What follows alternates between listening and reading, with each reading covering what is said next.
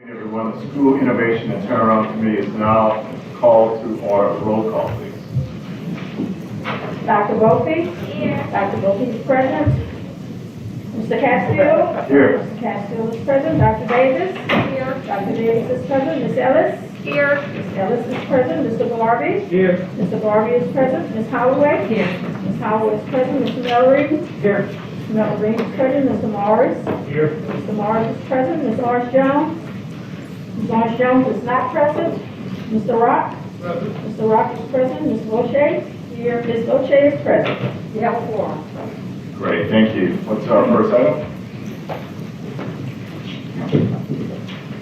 The first item is on page 1, item 2.1, consideration of a status report regarding types 2, 4, and 5 charter schools. The department recommendation is to receive the 2020-2021 annual report. Is there a motion? So moved. Been moved by Dr. Gopi, seconded by President Holloway. Is there a report? Any objections to the motion? Any discussion? Seeing no discussion, motion passes. Well, government? Correct. All right, we have 2 for public comments as it relates to item 2.1. Dr. James Finney opposes the recommendation and wishes to speak. And then the next is Dr. Elisa Ross supports the recommendation but does not wish to speak. Dr. Finney. And we're going to limit, you need to take a look around, folks. We got a lot of folks here today, so we're going to limit public comment to 2 minutes as opposed to 3. We'll put that up on the screen. And Dr. Finney, again, just introduce yourself for the record. You may proceed. I'm James Finney, a resident of Baton Rouge. Confirm that your mic is on, please. Is that better? Yes. Okay. James Finney, a resident of Baton Rouge. The reason I oppose the recommendation is that this report looks awfully thin, but you're going to accept it anyway, so I'll be brief in my comments. I observed that of the 39 Type 2 charter schools, only 8 of them meets all recommendations in 2 categories. 8 out of 39 is a pretty lousy score. And so that calls into question something I saw earlier in this where it says charter schools agree to be held to higher standards of accountability. Clearly that's not true. Charter schools are accountable to no one, certainly not to this board. We'll see later just how awful the charter school can be, and you'll still approve it for another 3 years. Furthermore, of 6 Type 5 charter schools, only 1 meets all expectations in the 2 categories. If that weren't bad enough, there are 2 RSD schools that are completely absent from this list because they've probably intentionally fallen off the public radar by continuing to operate, continuing to spend public money, and continuing to pretend to educate students without the benefit of a charter or the oversight that comes with that or the transparency. So I find this report not surprising, but disappointing nonetheless. Thank you. Thank you, Dr. Finney. Seeing no other public comments and no opposition. All right, one more that's been turned in. Ms. Karanda Corley wishes to speak, opposes the recommendation.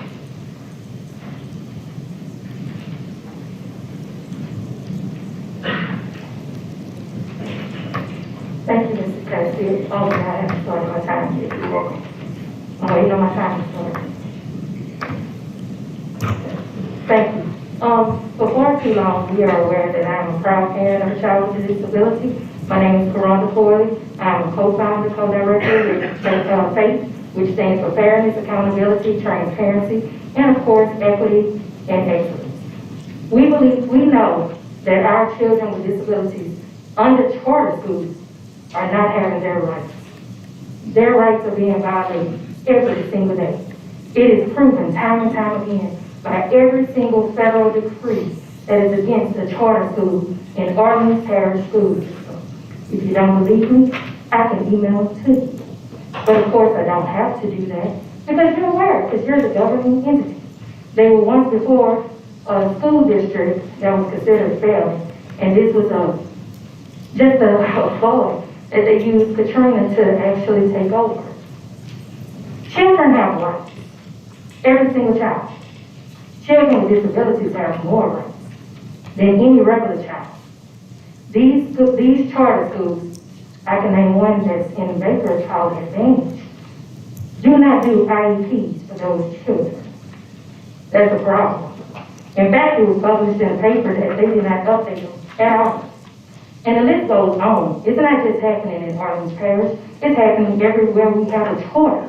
Because you're not doing your legal obligation to mandate and report, to monitor these schools.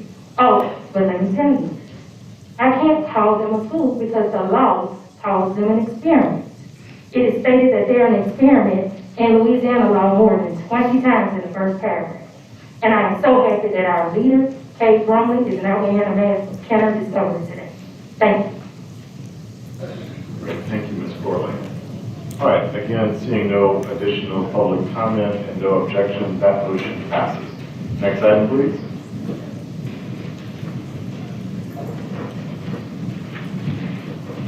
The next item is on page 9. Item 2.2, consideration of the extension and renewal of charter contracts for BESE authorized charter schools. The first department recommendation is to approve the one-year probationary extensions for Athlos Academy of Jefferson Parish and New Harmony High School as recommended by the LDE with contingencies. Great, thank you, ma'am. Motion to approve, Mr. Garvey, second. Mr. Mellorin? Mr. Mellorin, seconds. Presentation by Mr. Day. Excellent, thank you. Can you all hear me? All right? Yes. Great. Good afternoon, my name is Max Day. I am the Interim Assistant Superintendent for the Office of Equity, Inclusion, and Opportunity, and I'm here today to talk to you guys about the charter extension and renewal process. Today is what I'm hoping is the third and final leg of this journey that we've been taking together this fall. You have seen the image on the screen. This is the flow chart that has governed our extension and renewal process throughout this year. Before we jump into the actual recommendations, I want to ground us in some of the context surrounding this cycle. About a year ago, starting in March, we brought together groups of authorizers, as well as a focus group of charter leaders to help us begin crafting what will become like the renewal policy and strategy over the next year. But at that time, when we began this process, we didn't know what spring 2021 testing was going to look like. We also didn't understand fully what the ESSA waiver would look like and what impact that would have for schools.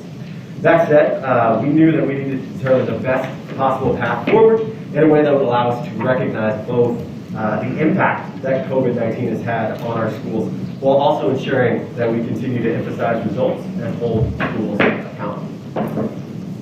The result is the process on the screen.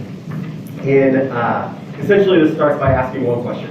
Would the school have met renewal standards using 1819 SPS? If yes, they were considered under that top pathway, in which the renewal term was recommended based on the 1819 SPS. If they would not have met the renewal standards using 1819 SPS, or if we had additional concerns, we would put them through that second pathway where the answer was no. They would enter the comprehensive evaluation process, and from there, one of two outcomes or pathways was likely.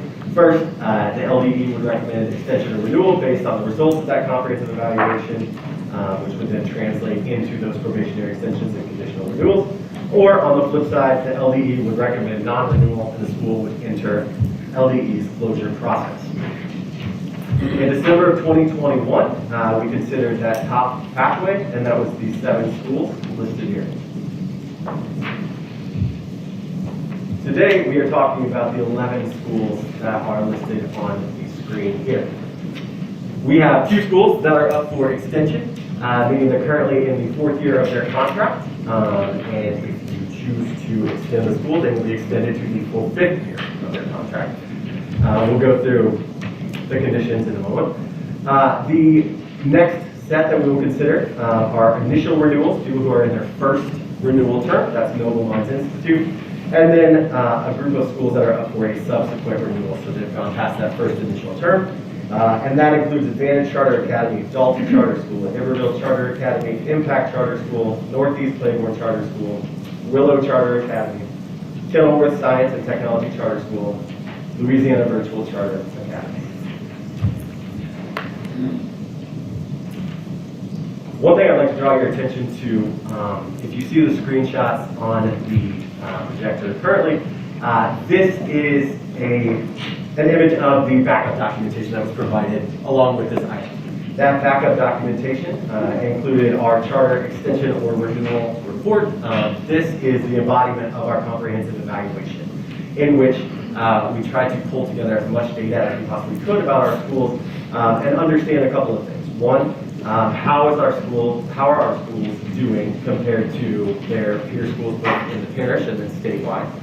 How are these schools doing compared to themselves? If we look at their spring 2021 results compared to their spring 2019 results, are we seeing movement? And if we are seeing movement, are we seeing that movement within what the trends that we saw statewide? And then third, we were also looking at the school's performance in academics, finances, and organizational performance and compliance over their charter term. That information is also included in the backup documentation in your comprehensive evaluation report. Second thing I want to draw your attention to, they're about 15 pages apart. Once you get through the executive summary, you get through the backup information, and then you get through the graphs and what we're looking at our subgroup data. Then you arrive at the last page of the renewal backup report, in which we present our recommendations. Each school received a table that looks like what is on the screen that outlines how we will approach the oversight of that school in one of three areas: academic performance, financial performance, or organizational performance, should that school be renewed. Towards the bottom of that page, for each school that we evaluated using this process, we noted the areas of concern, so that as schools, if they are to be extended or renewed, as they're working on that school improvement plan, which is a component of this process, they would be required to address those areas of concern, as well as some common elements that we'll talk through momentarily. Brings us to our first set of recommendations. Again, we are going to be considering, actually let me pause. Mr. Castillo, are we going to take these one at a time, or how should we do this? We're going to take them as a group. So the first group that you have that's listed on our agenda, A and B, it could be AFLOS and New Harmony. Those will be taken as a group, as a single action item. So let's take those up first, and then we'll move through the agenda based on the way it's laid out. Okay, great, thank you. All right, looking at these two schools, we have AFLOS Academy of Jefferson Parish. It's a type 2 charter school in Jefferson. And we are also considering New Harmony High School, a type 2 in Orleans Parish. 2018-2019 was the first year of operation for AFLOS Academy of Jefferson Parish. So when you are looking at that performance data, realize that is also the first year of the charter school's operation. And since then, we did not generate SPS in 1920, and then our 2020-2021 SPS, as you all know, is not for evaluating persons. So essentially, AFLOS has 1 year of data for which we can consider. New Harmony High School started also in 2018-19 with a 9th grade class only of around 45 students. They did not generate enough testing needed to generate an SPS, so that's why that data is not available. Kind of going back to what I said at the top of this, the amount of data that we have to make these decisions is somewhat limited. That's where the terms probationary extension and conditional renewal become very important. As a portion of the probationary extension that we are recommending, the school will be required to do 3 specific things. First, demonstrate required annual growth or sufficient overall performance as measured by the spring 2022 administration of LEAP 2025 to satisfy initial charter renewal requirements as outlined in Bulletin 126 charter school. The second is to fully cooperate with any school transformation efforts initiated by LDE up to and potentially including voluntary relinquishment of the school charter in the event that the LDE has determined with sufficient evidence that there is no viable pathway to renewal.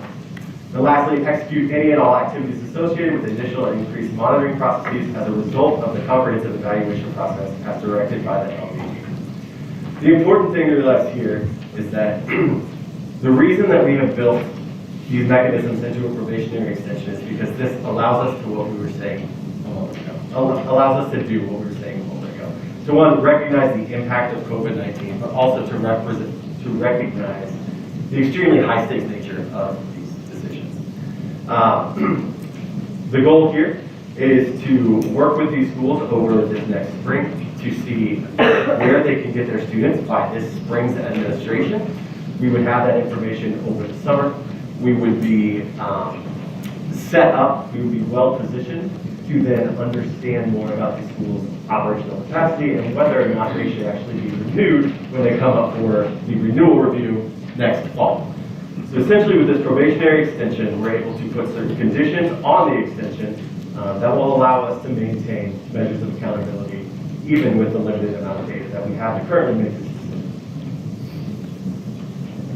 With that, the recommendation, our first recommendation, is to approve the one-year probationary charter school extensions for Athlos Academy of Jefferson Parish and New Harmony High School as recommended by the LDE and contingent upon one conditional monitoring by the LDE and the development of school improvement plan to address deficiencies identified during the evaluation process to facilitate that standards for renewal are met. With that, I will pause. All right, thank you, Mr. Day. First, with respect to these two schools only, any questions, comments from the board? Ms. Borchett. I just want to get this clear in my mind. These three recommendations that you're going to have with the extensions, initial renewal, and subsequent renewal, based on the 2019 scores, none of them satisfy actual extension or renewal. However, we haven't had 2 years of data since then. So these recommendations fall under the second part where they didn't meet it because of all these extenuating circumstances without any data. You're recommending extensions or renewals with conditions just to monitor and make sure you're correct. Yes, correct. Thank you. Mr. Watts. Yeah, I'm looking for some clarification on, from a timeline perspective, when they'll be coming back to us for review, given that we're January 22 right now. Yes. All right. So we had next steps here on our projector. If you guys approve the extension and renewal recommendations today, then we will spend February through May working with the schools to finalize the school improvement plans, and then those school improvement plans would be executed as part of the renewal contract or the extension in July, and then we would bring back an update report on these probationary extensions and conditional renewal schools to you guys when we bring next year's extension and renewal as well. It would be another item, kind of like we're just doing. From a performance perspective, though, get the other two bullets, but from a performance perspective, when will they be held accountable? Depending upon the results of this spring's assessment administration, we would use that information to determine whether or not they're going to be renewed in the fall. Okay, so basically for the 2021-22 school year, that's what they'll be held accountable for.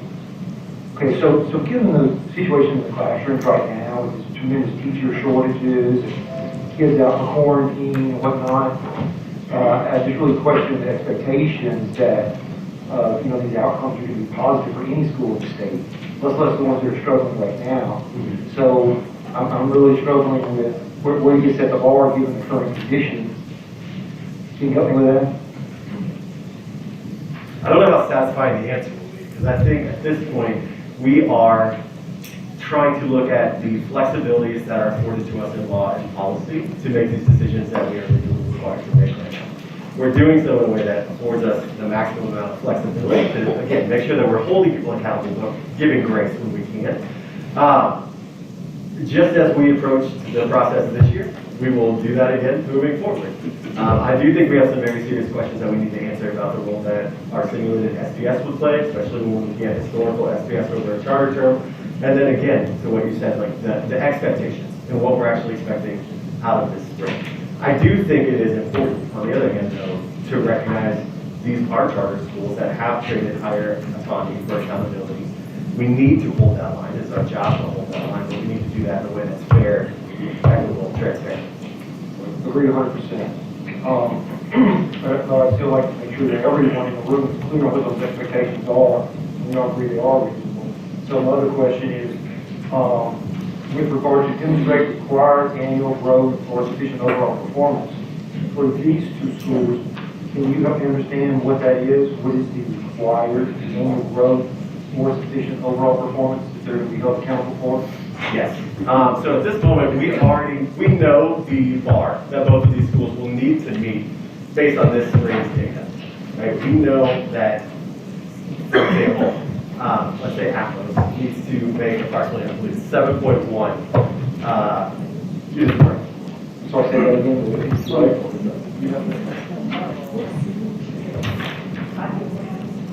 While he does that, Mr. Morris, one thing I also want to make fairly public here is that if a school does not meet the requirements that's set forth in the condition, that does not necessarily mean that it is an automatic non-renewal. We would be coming back to this board because these schools are authorized by this board with a recommendation to do so. So asking today that if they do not hit something, it still requires the action to come back before the board. It's not automatic. That's right. I just want to be clear on what these expectations are. I want to get everyone in the room. Yes. All right. Sorry about that. How am I doing? All right. So based on Atlas's 2019 school performance score, they're at a 43.6, which is an F.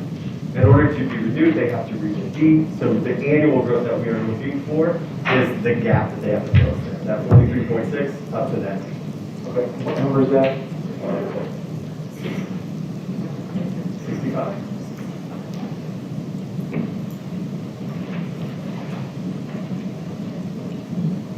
I'm blanking. This is 65, 65. I think. 65, is that right? Okay, thank you. All right. That's all I have. Thank you, sir. Thank you. Sorry about that. Great. Other board members? All right. No questions or comments from board members, public comments with respect to this item?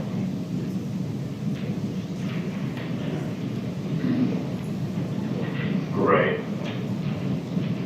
Okay, I have a number of cards here. I'll first read those who support the recommendation, do not wish to speak. That's Mark Gamble, supports the recommendation, does not wish to speak. Stacy Brunet. That's for one later. They still don't need to speak, so they can make it up to speak. Okay. All right. Just for clarity, I saw Mr. Luce commenting, so this relates to your particular action item, so you'd rather read the record when we get to that one? That's correct. Okay, great, thank you.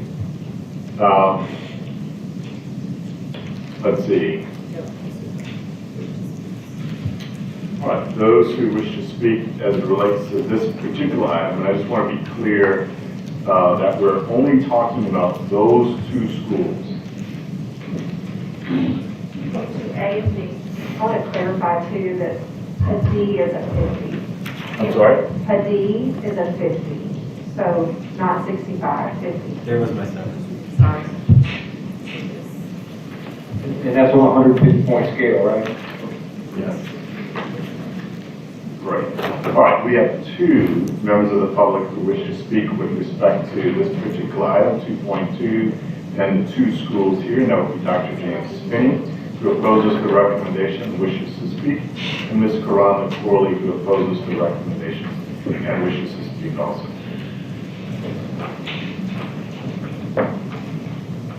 Thank you.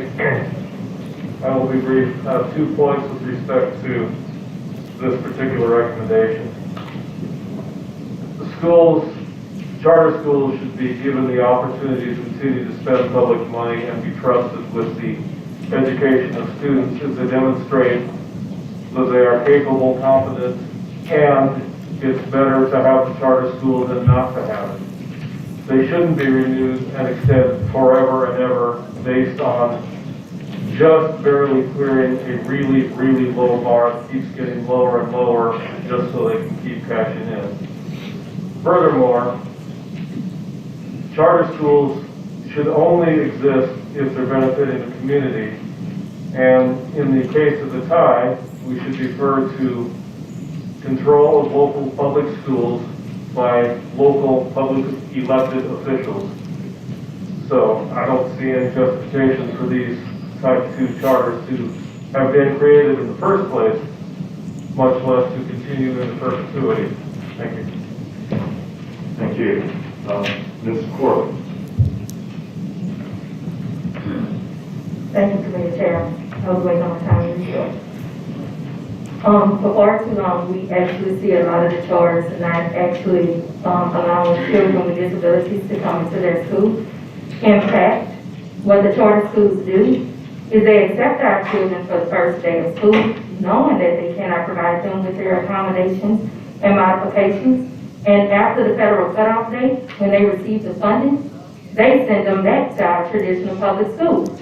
Our traditional public schools are then forced to have to educate children without the funding. First and foremost, I recommend that this board, this governing body, actually put into existence a policy that says when the children come back to the traditional public school, so does the money. Number 2, we have to embrace that there should never be discrimination.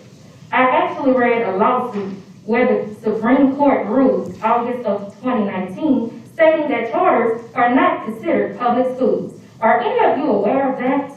That's a problem because we have a whole entire parish that is nothing but charters that continually, day in and day out, discriminate against our children with disabilities. They do not allow them into the brick and mortar building. They do not allow them access, accommodations, and the list goes on and on and on. We have filed multiple Office of Civil Rights violations as well as federal and state lawsuits. It is your job, yours, as a governing body, to mandate and enforce the policies and the mandates that are handed down from the Senate and House committees.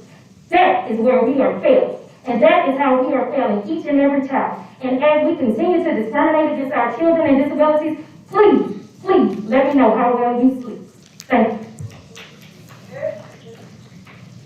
Great. Thank you, Ms. Corley. I don't see any other public comments, no other comments or questions from the board. Any objections to the motion? That motion passes. Next item. The next recommendation in item 2.2 is to approve the initial charter renewal of Noble Minds Institute for a renewal term of 3 years with contingencies. All right, thank you, ma'am. Is there a motion to approve? Mr. Morris? Mr. Morris moves. Mr. Garvey seconds. Mr. Day, the floor is yours. Sure. And just so we all have it, an A is a 90 to a 150. B is 75 to 89.9, C is 60 to 74.9, D is 50 to 59.9, and F is 0 to 49.9. Please forgive my slip. All right, Noble Minds Institute. This is a school that's up for their first charter school renewal. It's a type 2 school in Orleans Parish, and much like some of the other schools that we considered in December, Noble Minds did not receive a school performance score over the charter term due to the limited number of testers and testing units in the grades that they served at that point in time. So again, this is a situation in which we would look at the rest of the data that we have available to us in the comprehensive evaluation. But then again, going back to what we talked about earlier, setting very clear goals and standards for what progress needs to look like over the next 3 years if this renewal is granted. We're going to do that by recommending conditional renewals. Minimum, the SIP shall include 4 things. 1, an internal evaluation and assessment of the internal and external factors affecting student and school performance. 2, specific measurable goals and targets to increase performance annually and over 3 years of the proposed renewal term. Academic performance goals shall include both internal benchmarks as well as state assessment targets. 3, detailed actions to improve performance and the specific outcomes to be realized by each action. And 4, the person and positions responsible for implementation of the school improvement plan. Additionally, there are 3 other bullet points that would be in terms of this conditional renewal.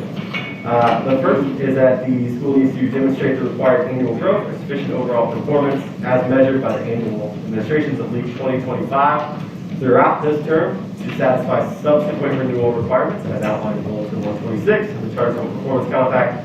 The second, much like we heard earlier, is fully cooperate with any school transformation efforts initiated by the LDE up to and potentially including voluntary relinquishment of the school charter in the event that the LDE has determined with sufficient evidence that there is no viable pathway to renewal. And third, execute any and all activities associated with initial and increased monitoring processes as a result of the comprehensive evaluation process as directed by the LDE. So with that, our second recommendation, the LDE recommendation to approve the initial charter renewal of Noble Mines Institute with contingencies as outlined. Great, thank you, sir. Any questions, comments from Mr. Morris? Yeah, same questions for the previous group. And can you go back to that previous group and help me understand? Is your mic on, Mr. Morris? Sorry? Is your microphone on? Yeah, okay, a little closer, is that better? Yes. Okay. The bar for the previous group, for the Aqua group was 50. For the New Harmony group, there is no available current data. So where's the bar for the evaluation next year for that group?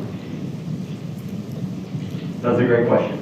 I think in this term, or in this situation, the data, the most recent data that we have available is the evaluated SPS, or the simulated SPS. I think because that is our only option, the only data that we have, we would build our targets around that. So what we said right now, we don't know what the target is? I'm sorry, we're trying to walk this line between the non-evaluative portion of a simulated SPS and realizing that's our only data point. We could go from 0 to the requirement that they have to hit, or we could go more realistic and look at that simulated SPS and say, this is the...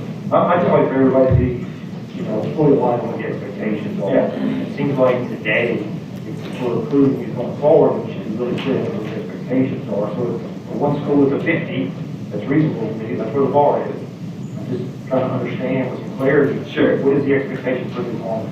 New Harmony Is it also a 50 or something different? It's a 50. Okay, that's all I need. It's all I need. And same question for Noble Mines, is that a 50 as well? Yes. Okay, thank you. Oh, thank you, Mr. Kelsey. Thank you, Ms. Busher.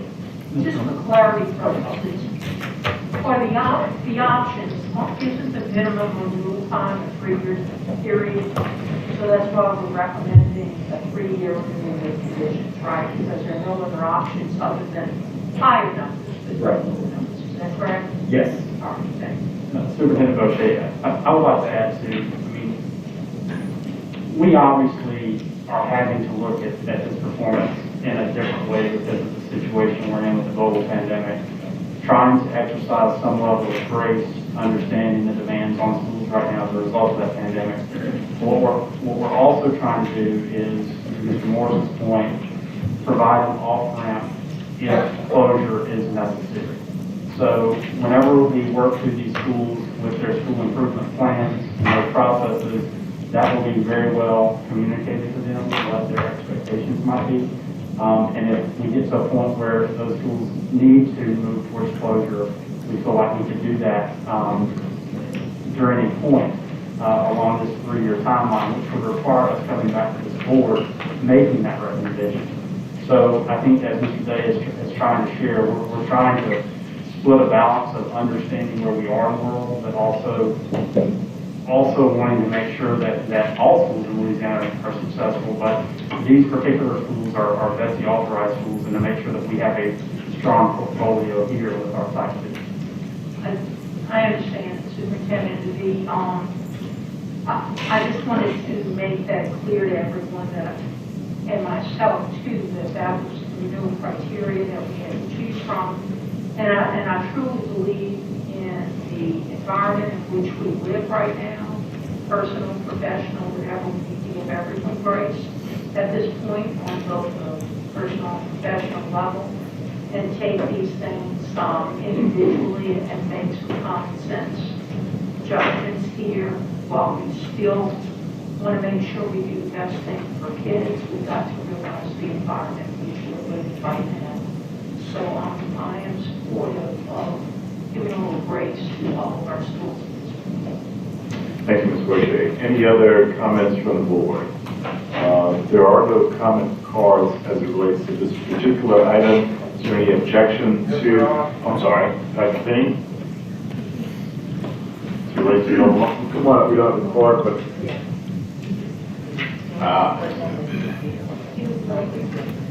Okay. Sorry, Dr. Finney, for resident. I appreciate that you're taking these in small groups. I'll be brief. This school has taken public money for 4 or 5 years, and there's no accountability, period. And you're gonna let us take, public money for another probably 3 years, because I don't think there's a ghost of a chance that you're actually gonna cut them short before those 3 years have gone.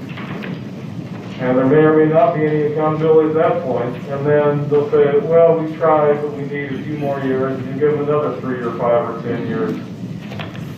Meanwhile, there's still no accountability. And the other point is minor, but this is in Orleans Parish. I'm disturbed that it is so hard and requires public record requests for somebody to find out how much of the funding is coming from Orleans Parish taxpayers and how much is coming from students coming in from other districts. Because if these students are all from Orleans, then there's no reason for you to be the authorizer. I don't think the Orleans Parish School Board has met a charter that they don't like, at least for a while. So you should limit your charter and authority and use of it to those charters that actually should be type 2s. Thank you for your time.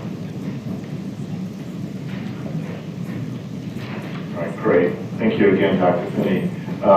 Seeing no other public comments as it relates to this particular item, is there any objection to the motion? All right, seeing no objection, this motion passes. Next item, please. The next recommendation in item 2.2 is to approve the subsequent charter renewals of Advantage Charter Academy, Dalton Charter School, Impact Charter School, Northeast Playground Charter School, Willow Charter Academy, Kenilworth Science and Technology Charter School, Louisiana Virtual Charter Academy, and Iberville Charter Academy for a period of 3 years with contingencies. The executive recommendation renewal conditions for Iberville Charter Academy have been updated and distributed.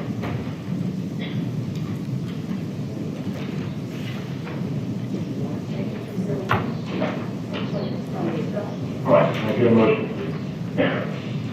Motion by Mr. Garvey, seconded by President Holloway. Mr. Day, the floor is yours again. All right. Moving on to our subsequent charter school renewals. Let's just take the first row, Advantage Charter Academy. To put some real numbers with this, Advantage will be coming up for a subsequent renewal.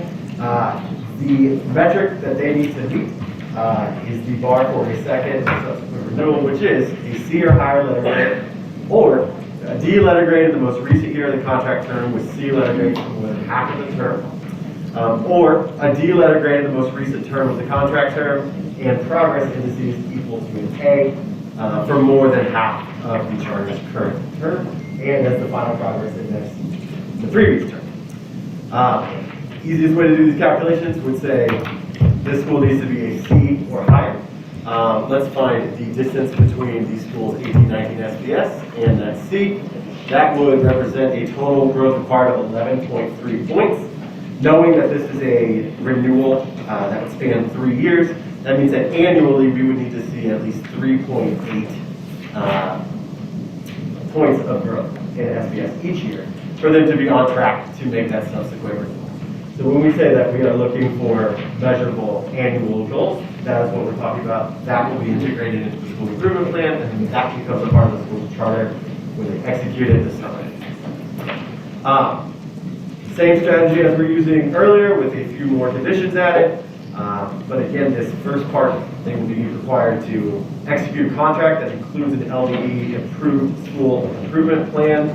Same conditions before. I won't read to you anymore. The next three set, the school again, they are required to demonstrate annual growth, we just discussed. And then the last two bullets here, fully cooperate with any school transformation efforts, as Dr. Bromley described earlier. And then lastly, we've talked about needing to have a mechanism in place to potentially escalate if after this first year of monitoring, schools are still not on track. They could move into an increased monitoring phase, at which point we would then have the ability to require different corrective actions. So with that, we come to recommendation number 3. The LDE recommendation is to approve the subsequent charter renewal recommendations with contingencies as outlined.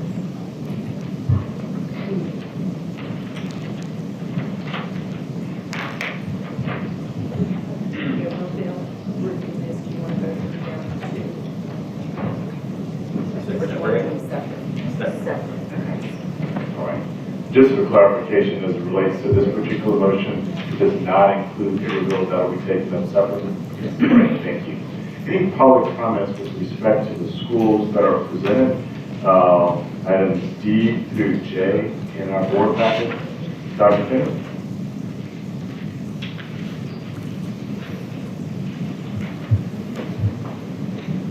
Thank you. Again, let me observe that bad charter schools apparently never die.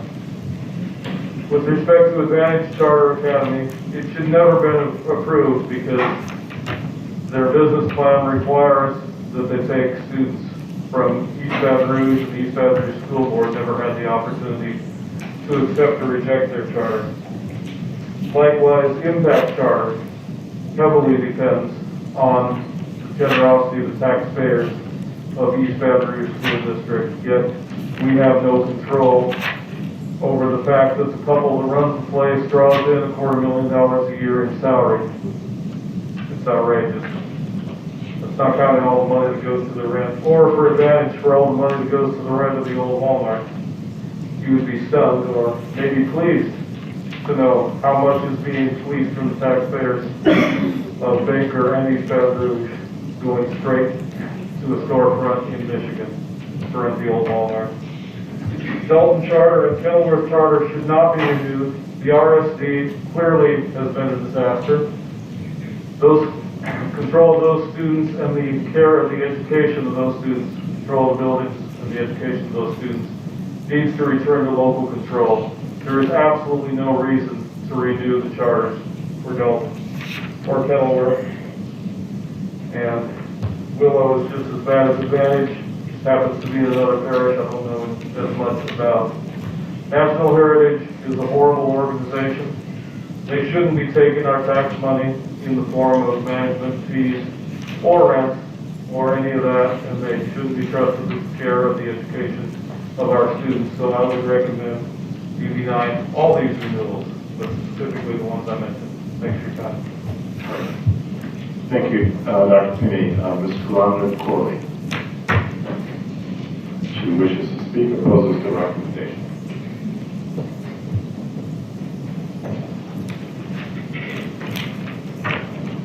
Thank you, Mr. Chairman. You're welcome. My name is Kawana Corley. I'm a co-founder, co-director with Faith, Fairness, Accountability, Transparency, Equity, and Excellence. It pains me to actually have to come to the microphone right now because during this meeting I just received a text message from a parent of a child with a disability who is currently surrounded by police. It's a problem. It's a problem because this child just had a manifestation of his disability, and the problem is our school systems and our staff are not equipped to actually help our children. The problem is because the people that are in the classroom, the teachers and the paraprofessionals, are provided the training, such as the training that we spoke about in the academic goals under Act 353 from First Lady Edwards. That's imperative, and that's important. And it's hurting our children, because now I'm going to have to go to juvenile detention on behalf of this family. These schools, charters, that are on this list today, Advantage is one school I'm going to point out particularly because you have them as the first one. That one has been listed in the news multiple times, and I've come here multiple times speaking about them relinquishing their charter. They was in the news for failing over half of the population, even though those students received the grades to be promoted to the next grade level. They also was in the news for failing to update the IEPs for over half of the population of children with disabilities. And unless just go on and on and on of federal laws that they are constantly violating. When we wake up and start thinking about the children? When? Should I bring my child here so he can develop a relationship with each of you, which he already has, so you can understand what it means as a parent? We don't want this. We didn't ask for this experiment, and we want it to end. End it today. Thank you. Thank you, Ms. Corley.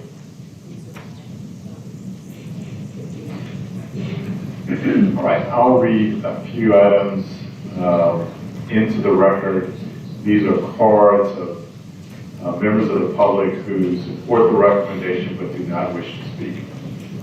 First is Stephanie Jones, supports the recommendation but does not wish to speak. Melissa Grand supports the recommendation but does not wish to speak.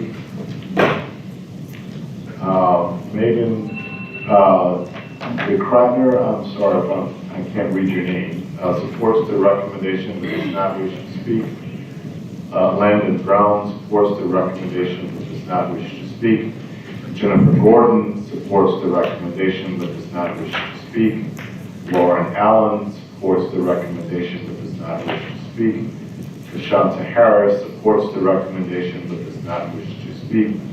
Mr. Suzuki supports the recommendation but does not wish to speak. Ms. Hazel Regis supports the recommendation but does not wish to speak.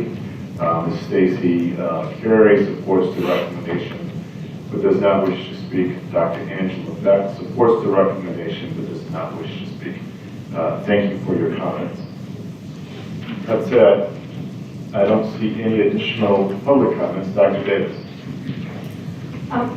So as I read the packet that was provided for us and read the department's rationale for the renewals and also the letters from the charter operators themselves, there was a lot of emphasis on the progress index and the need to focus on student growth. And I absolutely agree that student growth should be a priority when we assess schools, but I would be remiss if I did not mention that the state of Louisiana has not always valued growth to this degree. When the state took over Dalton and Kenilworth, for example, in 2008, the two type 5s on this list that we're renewing today, progress letter grades did not exist. I went back to Dalton Elementary's report card from 2007-2008. It's last year as a traditional public school in the East Baton Rouge Parish public school system. Roughly the same percentage of students scored mastery or higher that year as we see in Dalton in 2019. The student bodies then and now are virtually identical. A large percentage of students with special needs and nearly 100% economically disadvantaged students. I bring this up not to belittle the work that Redesign has done as the current charter operator of Dalton, but to recognize the hard work and the progress that was occurring at Dalton and other schools like it when the state declared it a failure. I'd like to thank the teachers and the administrators who were working at those schools and working very hard to move students, which is what we value today. And I'd also like to point out that Redesign is the fourth charter operator that Dalton has had in a 12-year period. As the previous operators failed to make progress, the citizens and the taxpayers of East Baton Rouge Parish had no way to hold this board, BESE, accountable for its bad choices. And this is a continuing problem with type 2 and type 5 charters in the state. Thank you, Dr. Davis, for those comments. Any additional comments from the board? Mr. Morris. Yes, Mr. Castillo, I just want to get clarification, the 3-year renewal, but it'll be subject to an annual review. Is that correct, Mr. Day? Yes. Okay. And then, same question for the other 6 schools on the list. Understand Advantage, these will achieve 3.8 per year. What about Dalton? What's the expectation there? And then the other 4, their SPS is within 1 or 2 of each. So if you could just speak to one of those, I think you covered all 4. I just want to clarify again what those expectations are. Sure. So taking Dalton as an example, they would be up for their 3rd renewal. The total growth that they need to make in order to meet that subsequent renewal bar is 20.1 points total. Spreading that over 3 years, that would be an annual growth target of 6.7 points each year. Okay. And in the other 5 schools, what could be under SPS is 1 or 2 points different, so one example would be sufficient. What's the expectation for them for performance? So for like Willow Academy, again, 13 points of total required growth. Spreading that over 3 years, we're looking at 4.3 points of growth realized annually over the charter. Okay, so Great. Seeing no additional public comments, no more comments from the board. Any objection to the motion? The motion passes. Next item, please. The final recommendation in item 2.2 is to approve the subsequent charter renewal of Iberville Charter Academy for a period of 3 years with contingencies. Can I get a motion, please? Mr. Lawrence. And a second from Mr. Garvey. Great, thank you both. Mr. Day, the floor is yours again. Excellent. All right, Iberville Charter Academy has been split from the rest of the group in light of a number of questions regarding the enrollment practices, potential educational programming, and some of the affiliated partnerships that we're seeing at Iberville Charter Academy. I want to be very, very careful and very clear. Right now, these are just questions, and we need some additional time to find the answers to these questions. As such, you will see as part of this recommendation the beginning components that you've seen throughout the rest of the subsequent renewals in terms of the school improvement plan. They will also be required to demonstrate annual growth, cooperate with any school transformation efforts, and execute any and all activities associated with initial and increased monitoring processes. However, we've added 3 additional stipulations. The first is that as a condition of this renewal, the nonprofit board would be required to operate Iberville Charter Academy as originally outlined in the initial application and in accordance with any BESE approved material limits. The second is to participate in a third-party review of the organization's enrollment practices, academic programming, and affiliated partnerships. And then lastly, fully cooperate with and implement recommendations outlined in the third-party review as directed by LDE and BESE. Again, we have more questions and answers right now. So what we are doing with this, these conditions is attempting to find those answers. And so that is why we have included a review and cooperation with a third party as a component of this renewal. That said, we also realize that this is a school that needs to understand its future and where they lie in terms of renewal. As we work to finish this review, we want to make sure that we're not holding up a charter renewal should we get to the end of this and our questions are answered satisfactorily. Should that not be the case, we will come back to you and we'll bring you the results of that third-party review. However, at this point, given the fact that we are just continuing to ask ourselves questions and review some of the practices at ICA, we are recommending that the school receive a charter renewal recommendation with contingencies as outlined. Great. Thank you, Mr. Day. Any questions or comments from the board first? same question, just want to be clear on the board. Great. 58.2, sorry. Iberville is at a 58.2, I believe. So their total growth required would be 6.8 points. Spreading that out over the 3-year term would be 2.3 points. Thank you, sir. Great. Dr. Davis. Can you tell me the timeline for the third-party review being completed? Yes. We are currently in conversations with an organization to complete this review. And what we are receiving in terms of scope of work is putting that around 4 to 5 weeks. And if it comes back that there are serious more than irregularities associated with the practices of the school, when is the next time we will be able to review and go over those irregularities? Yeah.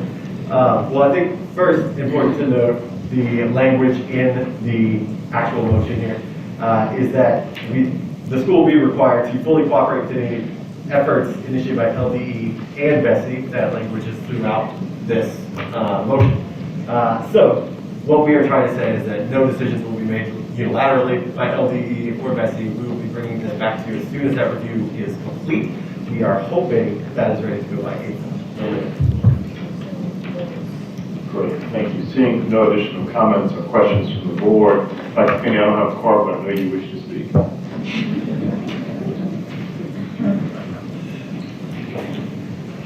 Thank you, I commend you for your typing ability. We still need a card.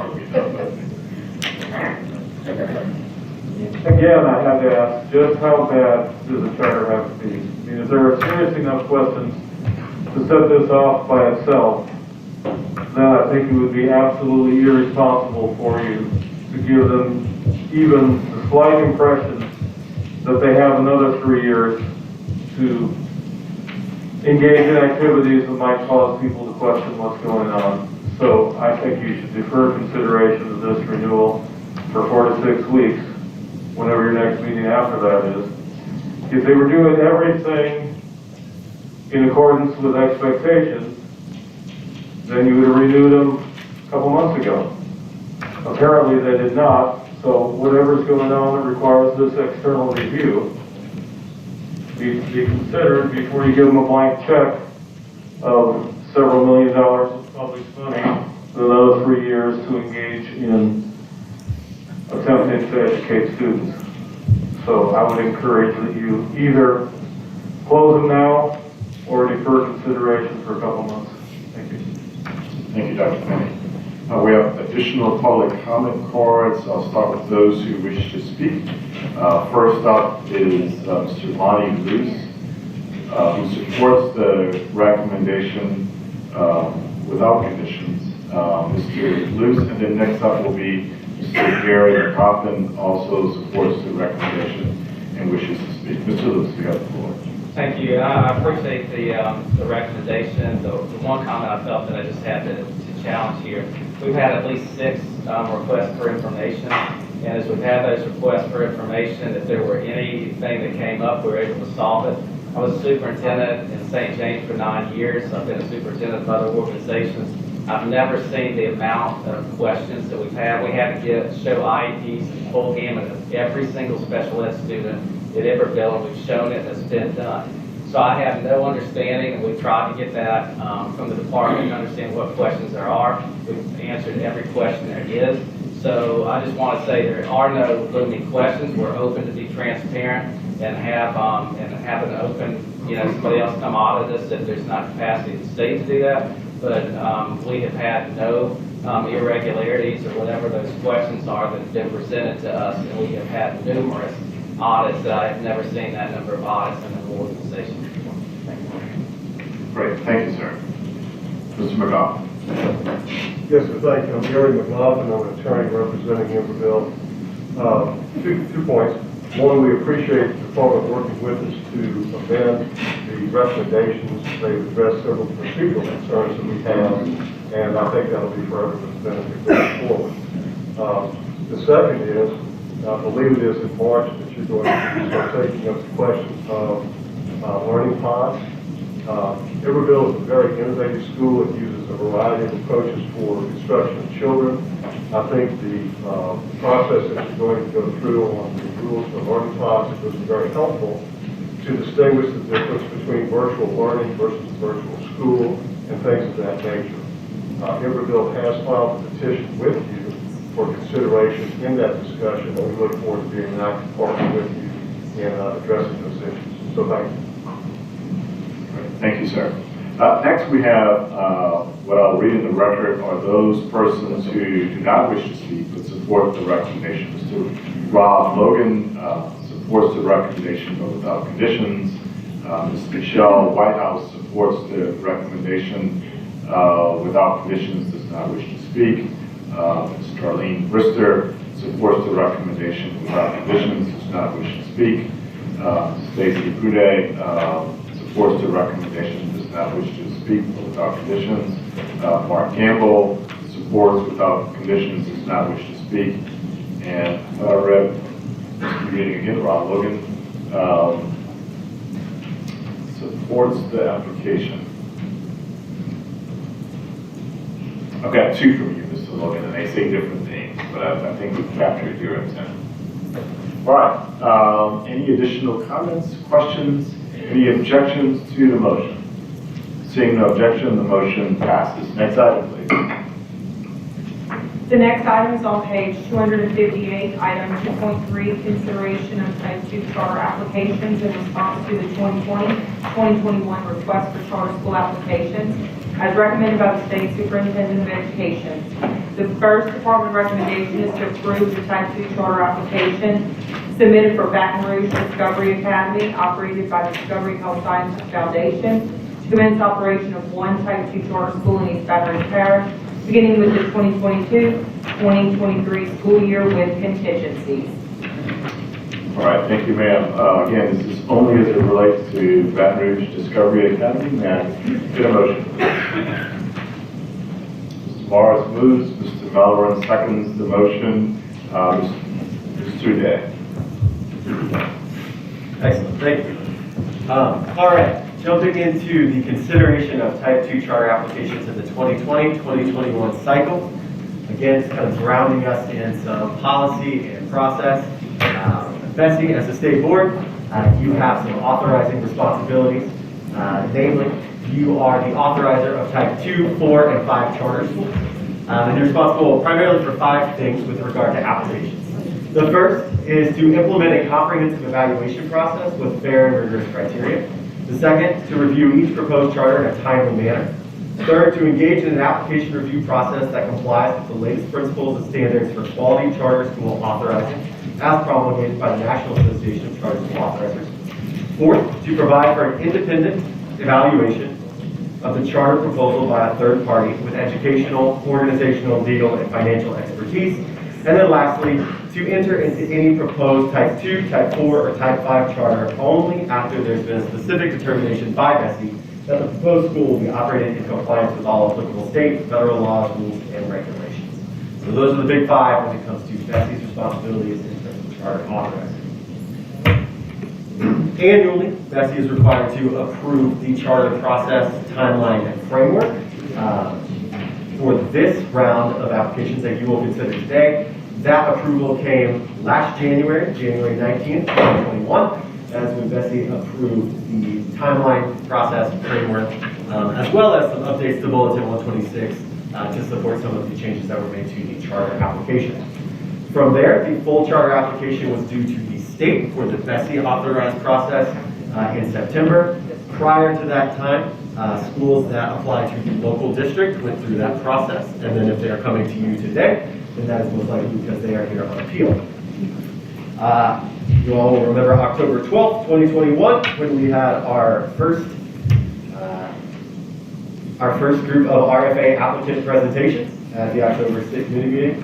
Following that, Schoolworks issued the initial draft recommendations to the applicants. The applicants then had a week to review that initial recommendation and provide a 7-page written response. Based on the standards that had been met both with the application and then also after the written response, then we roll into capacity interviews in which the capacity of the board as well as the school leadership team is evaluated, and then applicants also have the opportunity at the end of those capacity interviews to specifically address any unmet standards that still remain at that point. Following capacity interviews, Schoolworks took a step back, reevaluated the application based on both the results of the initial memo, a 7-page written response, and the capacity interviews, and they issued the final third-party evaluation. That went to our applicants on December 8th, 2021. Charter applicants were then given the opportunity to submit just a 2-page written response to the final third-party evaluation and recommendation. To be clear, at this point, these really should be correcting any factual inaccuracies or just expressing agreement or disagreement with the recommendations. That's not a substantive response, I would say. And then lastly, the final recommendations are being presented to this board January 18th, 2021. The column on the right side refers to all of the policy that is driving these actions. Lastly, you just heard me mention schoolworks a lot. I want to be very clear on the role of the third-party evaluator. As we just covered with BESE's authorizing responsibility, one of the things that we are required to do is to provide for an independent evaluation of the charter proposal by a third party. The third party that we work with is Schoolworks Incorporated. They are a national organization that works with schools, networks, districts, state departments in a number of different areas, including third-party evaluation, in addition to a number of other things. The way that they approach this work is they do it in 3 distinct stages, and that's what you see on the screen here. During that first stage is that initial application review. So the reviewers are conducting a desk review of the application and supporting documents, and they're documenting those findings in the initial memo. From there, they move on to stage 2, where reviewers conduct a desk review of applicants' 7-page responses, and then they add the evaluative comments to that recommendation report based on the evaluation. And then stage 3, like I mentioned, is the capacity interviews, where reviewers will conduct capacity interviews designed to inquire about the unmet standards and gauge the applicant's capacity to successfully execute the proposed model. So after that interview, reviewers then take all of the evaluative comments to the recommendation report based on their findings, and they make a final recommendation. From that final recommendation, we send it to the charter applicant, and then we take that information as well as other components of this charter application process to arrive at our final recommendation, which is what we are presenting today. Quickly, I know that the third-party evaluators can look different based on different authorizers. We believe very strongly that review teams are consistent. They are just that. They are teams. They are more than one person. They consist of the schoolworks team that reviewed our applications. Always consisted of at least one primary reviewer, one person that would review the finances, and then one that would go back through and make sure that there is a level of quality control and cohesion both across the entire application, but then also to ensure that what we were saying about one application actually still came through on another application. We were holding the same standard across applications. 3 people would review each one of these applications. Again, it was a team. It is a third-party independent evaluator. We are required to do that by law, and that is something that we lean heavily on when we create these recommendations. So with that, we'll go right into Baton Rouge Discovery Health Sciences Academy. Right back in. We have 5 schools to consider today. That's this list here. I believe we're going to take them one at a time. And that first one is Baton Rouge Discovery Health Sciences Academy. Max, just one moment. I wanted to indicate and recognize for the board that we had other applicants beyond these applicants, but through the process, a number of applicants decided to withdraw their applications, and so these are the applicants that remain. That's right. In October, 8 groups presented to you. We are down to 5. Folks realized, I think that they had a little bit more work to do on their application and decided to pull those applications, work on those for the next year, and then try again. Baton Rouge Discovery Health Sciences Academy is in a different position today. They are a part of the Discovery Health Sciences Foundation, a nonprofit that is currently operating a school in Jefferson Parish. One thing that is slightly different about this type 2 is that this, if approved, would be our first corporate partnership charter. What that means specifically is that a corporate partner has essentially agreed to make a significant investment in this school. In this particular circumstance, that is coming in the way of at least a facility, either a renovation or purchasing a facility, to our understanding, as was outlined in the MOU. Other characteristics of this applicant, they were evaluated using the experience operator track, given their track record in Jefferson. If approved, they would be allowed to serve students statewide. They are requesting to start their application, their charter term, serving students in grades pre-K through 4, and eventually growing to scale with students in pre-K through 8. They would start with 430 students, and they would grow to 1,444. The mission of Baton Rouge Discovery is to provide a rigorous learning environment where students achieve academically, develop intellectual curiosity, and practice environmental responsibility while exploring health science topics and careers. The Discovery Health Sciences Foundation Board of Directors' vision is to establish a pre-K through 12th grade charter school network that grows future healthcare professionals and healthy citizens for our community who are college and career ready. Throughout the third-party evaluation, after all 3 rounds, Schoolworks determined that out of the total number of standards that were applicable to this application, that total number was 228, that this applicant group met all 228 standards, leaving no standards unmet. After review of Schoolworks evaluation, as well as our own of the application itself, the department agrees, and that's why our recommendation is to approve the Type 2 charter application submitted for Baton Rouge Discovery Health Sciences Academy, operated by Discovery Health Sciences Foundation, to commence the operation of 1 Type 2 charter school in East Baton Rouge Parish, beginning with the 2022-2023 school year with contingencies. Great. Thank you, Mr. Day. First, questions or comments from the board. Dr. Davis. Can you tell me which pathway this charter operator is coming to us through as a type? In terms of the appeal pathway? Right, so are they coming to us because the district is a DRNF? Are they coming to us because the school board rejected them? Like the path that they're getting to BESE? Yeah. So I'm glad you did. They were brought before the EBR school board as Type 1 and not approved. And this is an appeal. Okay, and so as a corporate charter, so you mentioned that as a corporate charter, there would be a substantial donation, probably for building by Oshner. And in return for that, they get 50% of the seats at the school? Yes. Under the terms of a corporate partnership, the school can set aside up to 50% of their enrollment for dependents of employees of the corporation, which they partner. And so in exchange for that donation, essentially the taxpayers then use their MFP to pay for the 50% of the seats, right? So it's an exchange. And so the building is going to be, right, doesn't it have to be like an equal value or substantial value? The policy states that a corporate partner is any legal entity, whether profit or nonprofit, registered with the Secretary of State, that has acting individually or as part of a consortium of corporations donated 1 or more of the following to the school: land, school building, major renovations, major investments such as hardware, software, internet access, internet hardware, enterprise systems, smartboard technology, or audiovisual equipment, or the major renovation of an investment of technology that should be equal to at least 50% of the per pupil allocation of state funds by the MFP. So whatever building they're donating is going to equal that 50%.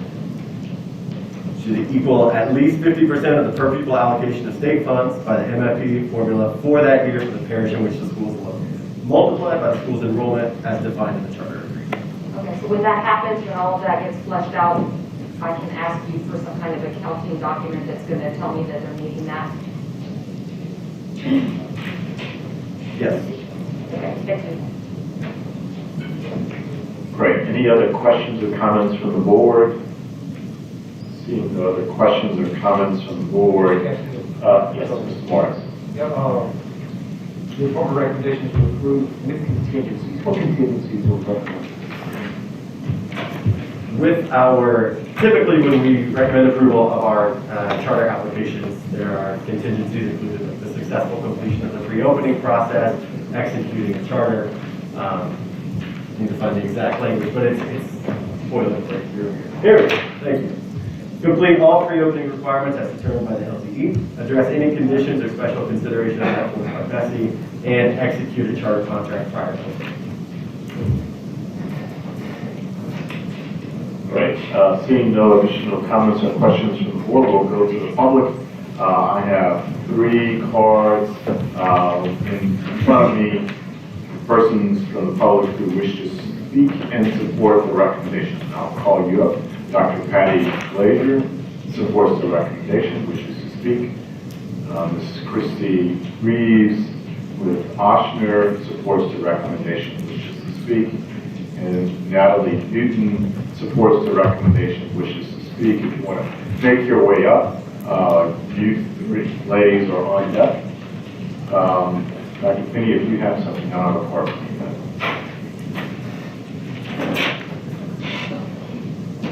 Good afternoon. I'm Dr. Kathy Glazer, the founder and CEO of Discovery Schools. We've been involved in this application process for 2.5 years. It's been a long and winding road. Our board and team have made multiple visits to Baton Rouge despite the global pandemic. We've met with Baton Rouge stakeholders, and we are ready to replicate in Baton Rouge and to give students in Baton Rouge the opportunity for discovery and optional discovery education. Discovery was founded in 2013 and in 2018 awarded a 10-year renewal due to excellent academic performance, strong school culture, robust subgroup performance, and sound fiscal responsibility. We currently educate 2,767 diverse students with 324 employees and retention rates that exceed 94%. We have a long wait list for admission. Discovery is a wonderful working relationship with our current authorizers, Jefferson Parish School Board, and we look forward to a similar partnership with the state as a Type 2 charter. Once again, we're proudly partnering with Ochsner Healthcare to offer students an Ochsner Discovery Health Sciences School experience. With assistance from our partner, New Schools for Baton Rouge, we worked tediously on a 5-year strategic plan to help us prepare for this expansion. We continue to work with New Schools for Baton Rouge for additional funding opportunities. We are Discovery proud and stand ready to open the Baton Rouge Ochsner Discovery Health Sciences Academy. Thank you. Mr. Castillo. Mr. President. I just want to thank Dr. Glazer for the invitation she extended to visit the campus. I really enjoyed my visit. Particular things that stood out to me, in addition to the fantastic facility, was the counseling staff, the time of students, the counseling staff. I thought it was very impressive. And then how you guys get a 97% teacher retention rate is beyond me, but you guys shared that with us last time, and just want to, again, give you kudos for that. You certainly set the model for the rest of us, so thank you for that. Thank you, Mr. Morris. Our students particularly enjoyed your visiting Mr. Castillo's visit. You showed them so much respect and gave them such voice. We appreciate your help.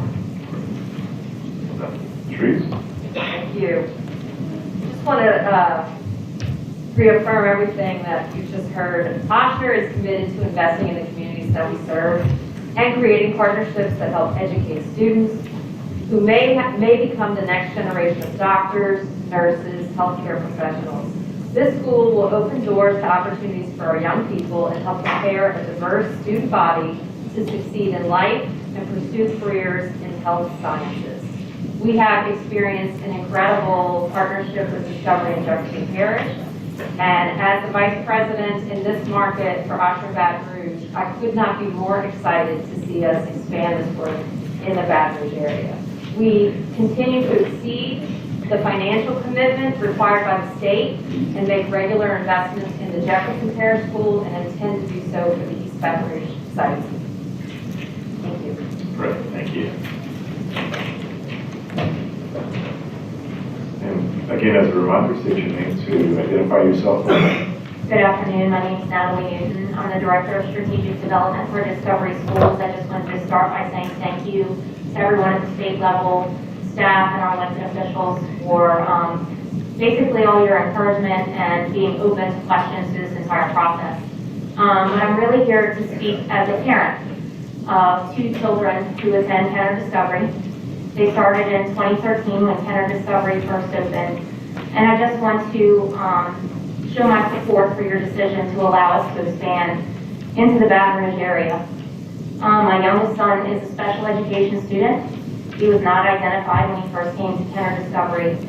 And I can honestly say I don't know where he or I would be without the guidance we received from the wonderful and amazing faculty and staff at Kenner Discovery and throughout Discovery Schools, and we continue to receive today. I look forward to continuing to partner with everyone in the Baton Rouge area as we allow more education choice for families. Thank you. Thank you, ma'am. We have 3 additional cards in support. Linda Nugent Smith supports the recommendation, does not wish to speak. Allison Shari supports the recommendation, does not wish to speak. Is there any other comment cards? Members of the public, Dr. Finney, I don't have your card, but come on up. All right, come on up, Ms. Corley.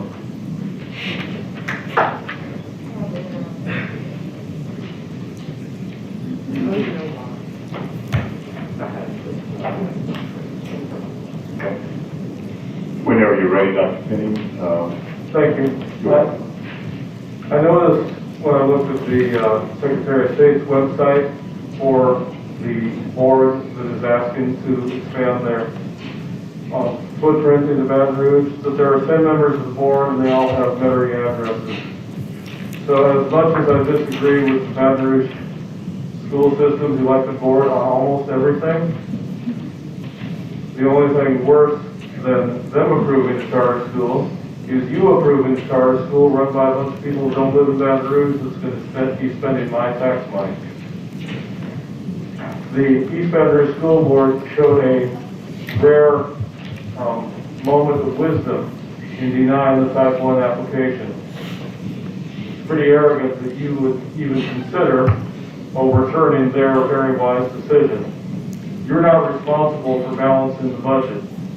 There are far too many charter schools affecting the budget of the Baton Rouge school system already. This one is not necessary. We don't want it. We deny it. Thank you. Thank you, Dr. Finney. Ms. Corley. Waiting on my time to start. And will I be receiving my 3 minutes, Mr. Garcia, since I asked you on behalf of the organization? Okay, 2. Okay, I'm reclaiming my 5 minutes. My name is Corona Corley. I'm speaking on behalf of FAITH, which is Fairness, Accountability, Transparency, and Equity and Excellence, on behalf of individuals with disabilities. And first and foremost, I would like to thank all of the individuals that came and spoke a few minutes ago on behalf of this Baton Rouge Discovery, also known as Kenner Discovery, for their alternative facts. So now you're going to get the truth. The truth is that they always come and read from their script, their manuscript. They don't know the information. They have never been able to educate children with disabilities. And when I talk about children with disabilities, I'm talking about children that are blind, deaf, autism, children with multiple disabilities, TBI, CBI, which is cortical visual impairment, etc. I am not talking about ADD and ADHD. This school is not going to work. If our school system stated that they did not want this, it was for a reason. Let me explain the reasons. Number 1, EBR school system already has multiple programs that exist currently for educating children in the healthcare arena. We have partnerships with Baton Rouge General, which is local. We also have partnerships with Our Lady of the Lake or Franciscan Missionaries of the Lake, whichever one you want to call them. We don't want this. It was stated multiple times at our board meeting, and I was one of those parents that spoke. Because when I asked these individuals, how can they educate a child like mine, they were dumbfounded, just like they are right now. So I tell you again, and I ask for you to remember what Cade Brumley stated, which is that they don't have the power to mandate and enforce, but he also stated that local school districts should have authority to make the decisions that they want in regards to their budget and etc. So leave that to EBR, and EBR said no. Thank you. Thank you, Ms. Corley. All right, Mr. Garvey. Yes, sir, thank you. I'd like to make a closing remark on a statistic that I think speaks volumes about Kenner Discovery, its potential, its future operations in Baton Rouge. Kenner Discovery, as was mentioned in the speeches given earlier, operates an almost identical facility in Metairie right now, a partnership with Osner in Metairie. It has been open 3 or 4 years, somewhere in that range. The statistic that I want to mention is the waiting list. The waiting list for that school is 1,500 students. A lot of students trying to get in there. Maybe some of them would be willing to move to Baton Rouge just to avail themselves of some of the new seats that might be available in Baton Rouge. So I would say, keep that statistic in mind when you're evaluating this proposal. Thank you, Mr. Garbett. Any additional comments or questions from the board? Is there any objection? Dr. Davis objects. Motion passes. Thank you. Next item, please. The next recommendation in item 2.3 is to approve the type 2 charter application submitted for Geo Baker 1, operated by Geo Academies EBR, to commence operation of one type 2 charter school in the City of Baker School District beginning with the 2022-2023 school year with contingencies. Great, thank you. Mr. Day? I'm sorry, motion please. Motion to approve, President Holloway, and a second, Mr. Morris. All right, Mr. Day, the floor is yours. All right. Geo Baker, the second organization to discuss. It had an interesting trajectory to get to this recommendation for you today. Originally, Geo Baker applied for 3 schools. That'd be Geo Baker 1, Geo Baker 2, and then Geo Baker High School. The Baker 1 and Baker 2 were originally planned to be 2 K-8s that would then grow up into a full K-12 model. However, I believe that you all received the same letter that I did, but if not, there's a screenshot on the screen right now. At the request of the applicant came to us and said that they are very interested in being not necessarily the entire solution in Baker, but a part of the solution at this point, and wants to earn their spot in Baker. Because of that, they have asked to go from the 3-school application, which we as the department and SchoolWorks were ready to approve. Instead of that 3-school model, they have requested to just be approved for one type 2 school that would serve students in grades K through 8 and would launch in the fall of 2023 as per Ms. Johnson's letter. That means that our updated recommendation or amended application, again at the wishes of the applicant, is for one type 2 charter school that would be located in Baker. That is a school that's coming to you guys directly. The grade configuration at start would be K1, grade configuration at scale is K8, and again, they're starting with 200 students in Baker. The next screen gives you the mission and the vision. The mission of Geo Academies is to provide all children with a quality education, regardless of their race, income, and zip code. And to actualize this mission, Geo Academy's vision is to provide a student-centered, content-rich K-12 education model that provides a personalized and competency-based approach to learning necessary to close opportunity gaps, beginning in elementary schools and preparing low-income students to begin college coursework on college campuses as early as 9th grade. This next screen is the proposal summary provided by our third-party evaluator, SchoolWorks. Getting to the standard total, again, because this school was being evaluated on the experienced operator track, we had 240 standards that were applicable to this application. This applicant met all 240 of those standards, leaving 0 unmet.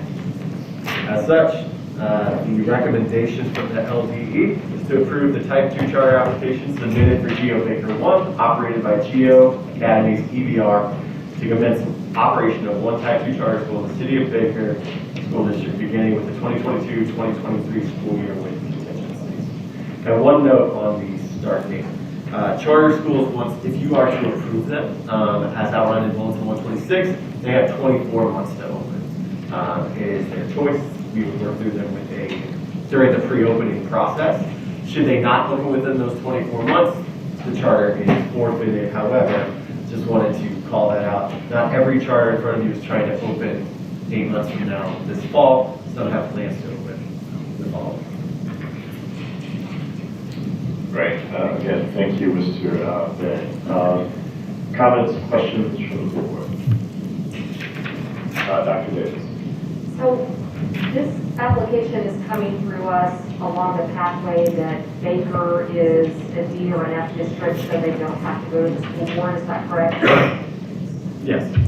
Okay, so I just realized, so has anybody ever asked questions about, so the school school board does not have to make a decision on this, but yet as a type 2, it operates statewide, right? And so,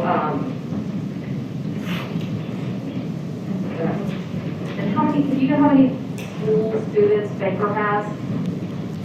And I guess I can ask the operators, like, what, are they anticipating marketing heavily in East Baton Rouge Parish in addition to Baker and Central and Zachary, like what their plans are for growing their students?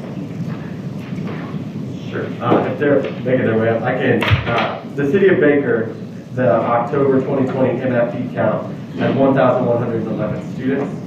There are also a couple of other charter schools there to consider. Impact Charter School is 383 students. Again, the October 2020 MFP count. The Advantage Charter Academy at 525, and Idea University Prep at 334, meaning the total enrollment in other type 2 charters there was 1,242.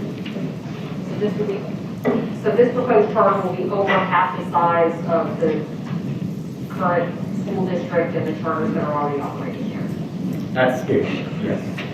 Initially, it's 200 students. And the applicant group is estimating that 60 to 70% of their population will come from Baker and the rest from DB.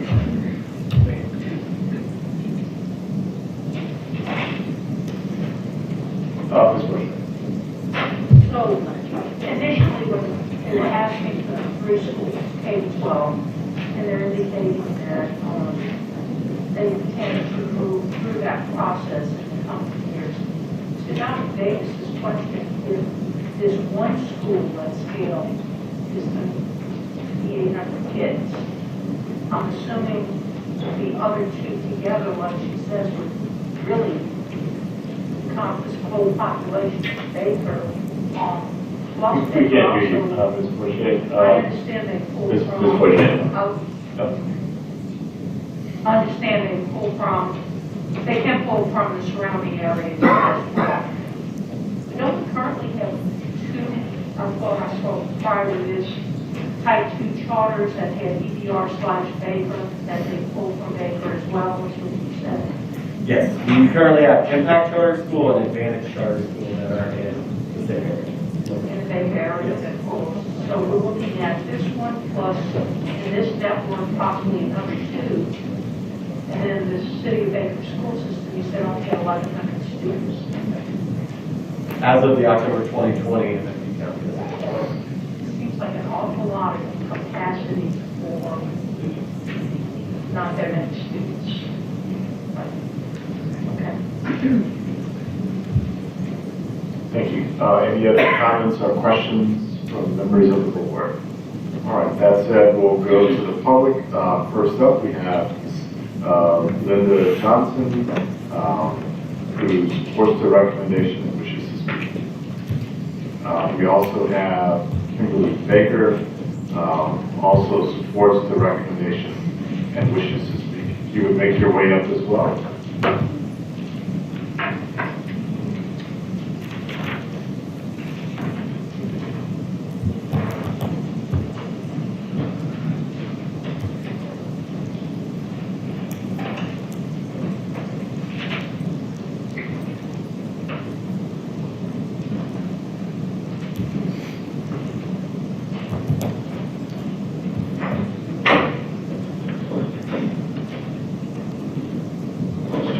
You may proceed when you're ready.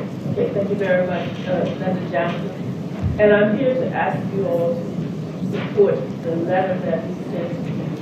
Is your microphone on? I'm going to take care of Ms. Johnson. We sent you a letter back in December when you were here.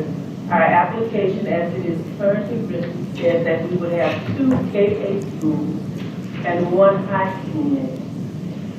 I have had numerous conversations with people from the community of Baker, and because Ms. Roche, I understand the numbers, and I understand that the population there did not justify us having starting 2 K-8 and a high school.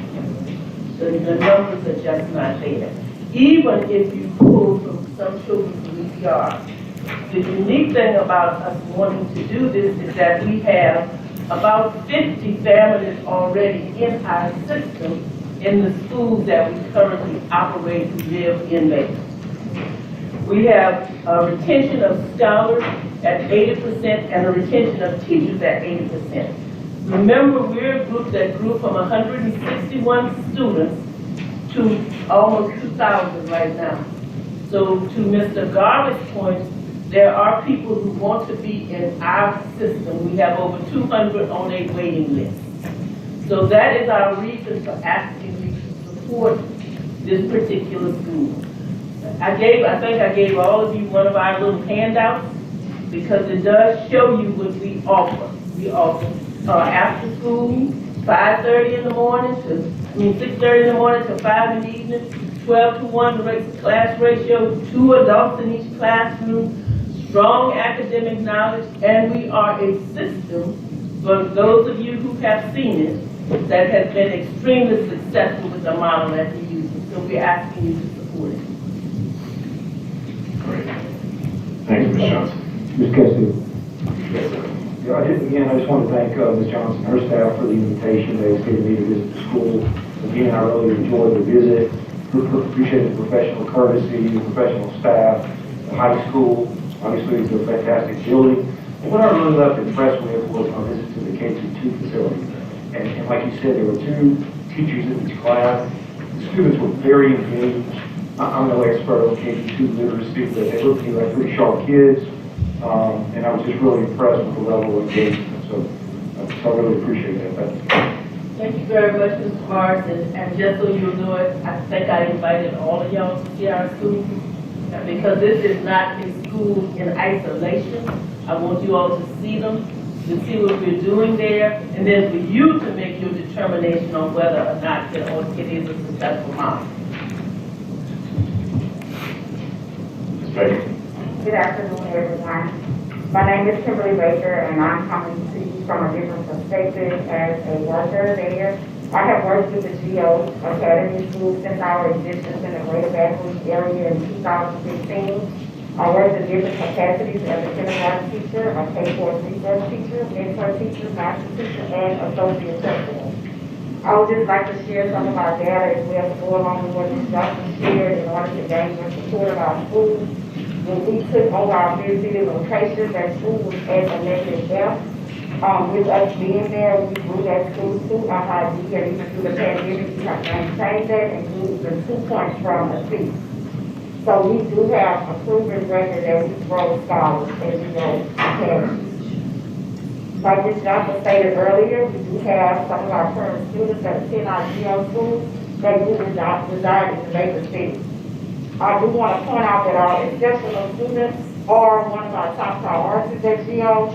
We do have an exceptional student service department that consists of a director and specialists to assure that our scholars receive their accommodations and their individual needs of their IEPs. Our counselors are a part of this process, and we conduct SDLC meetings that includes our parents to ensure that our scholars are getting what they need individually. Our ESS teachers are trained monthly on how to develop IEPs that will address those needs of our scholars and will be approved by the State Department of Education. I also want to share that we are a TAP district, and our teachers do participate in weekly professional development as well as weekly data meetings. In conclusion, I just want to say that GO Foundations believe that all children can learn, and we are ready to offer a quality education to any child that attends our school if we are offered the opportunity to have a school in the city of Macon. Thank you, ma'am. All right. Are there any other questions for Ms. Johnson before she steps away? All right. Thank you, ma'am. All right. I'll read into the record other members of the public who support the recommendation but do not wish to speak. Rhonda Williams supports the recommendation, does not wish to speak. Deborah Johnson supports the recommendation, does not wish to speak. Monique LaFleur supports the recommendation, does not wish to speak. Aaron Davis supports the recommendation, does not wish to speak. Hasinia Hutchinson supports the recommendation, does not wish to speak. Amici Trahan supports the recommendation, does not wish to speak. Sandra Douglas supports the recommendation, does not wish to speak. Next are persons who wish to speak. Dr. James Finney wishes to speak, opposes the recommendation. Next up, we have Shakisha Scott, who opposes the recommendation, wishes to speak. But Scott also make her way up to the microphone. And then next we'll have Ms. Boxey, who's president of the City of Baker School Board, who opposes the recommendation, does not wish to speak. If you start making your way up, Dr. Finney, you have the floor. The existing Type 2s, several of which you went through an exercise in deciding to renew or extend even in light of serious issues, probably all got stellar reviews by the third party if you were back in the original author of it. So I don't put much stock in that. Furthermore, I don't like bait and switches when the background material for this item says that GEO wants to enroll several thousand students in 3 schools. I'm inclined to believe that. I think that the reduction to 1 is temporary, and it's a deflection from what their actual intention is, which is to bankrupt and destroy the Baker school system, to supplant the authority of the 5 black Democratic women that happen to comprise the entire Baker school board, and replace it with an unelected board. And I looked them up on the Department of State's website, and I thought it was interesting that there's only 1 officer listed, and she lives in Indiana. So then I looked at the school board's website, and I found 7 officers, and then I found an additional a person named Barlow, who I don't know anything more about because they ran out of time. But there's an officer who lives in Plaquemine, one who lives in Baton Rouge, or at least he did when he last filed his ethics submission. One from Zachary, another from Baton Rouge, one maybe from Zachary, his ethics filing is not current either, another one from Baton Rouge, another one from Central. So how dare you even consider letting GEO take over the education of the mostly black, mostly poor children of Baker? Are the people of Baker too stupid, too poor, or too black to be in control of their own education? Thank you.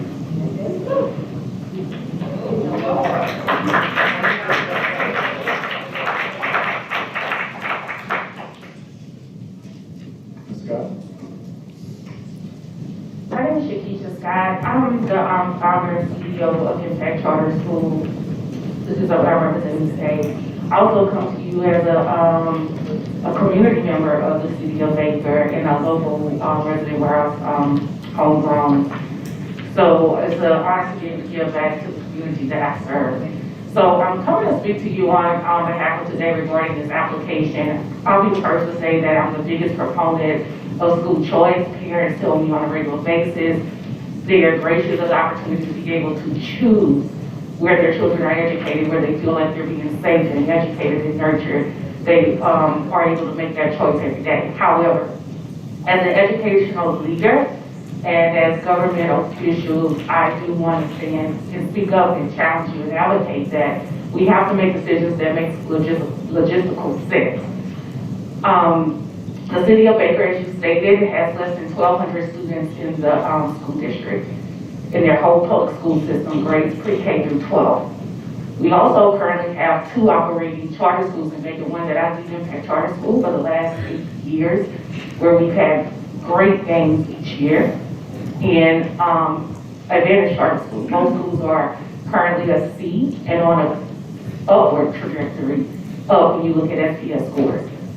Unfortunately, GEO Prep, they have 3 schools in East Spanish Parish. If you look at the data over the last 5 to so plus years that they've been open, in terms of SPS scores, it has been on a downward decline each year.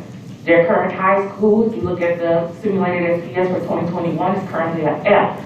Not saying that they're not doing great work, but it's evident that they have a lot of work to do with the schools that they currently have in East Spanish Parish, which is the same parish neighboring school district. So as educational leaders, I encourage you to look at the data points before we create more classrooms, deepen the human capital issue with putting high qualified teachers in our classrooms, which is going to impact whether our students are successful or not when we create more classrooms and can't keep up with the demand of teacher pipeline. Thank you. Great. Thank you, Ms. Scott. Ms. Boxer? Thank you. I'm sorry, that was broken. Can you run through that? Thank you. Thank you. My name is Shauna Boxey, and I am the president of the Baker School Board. And we oppose having GeoPrep being in our school system, well, being in our area.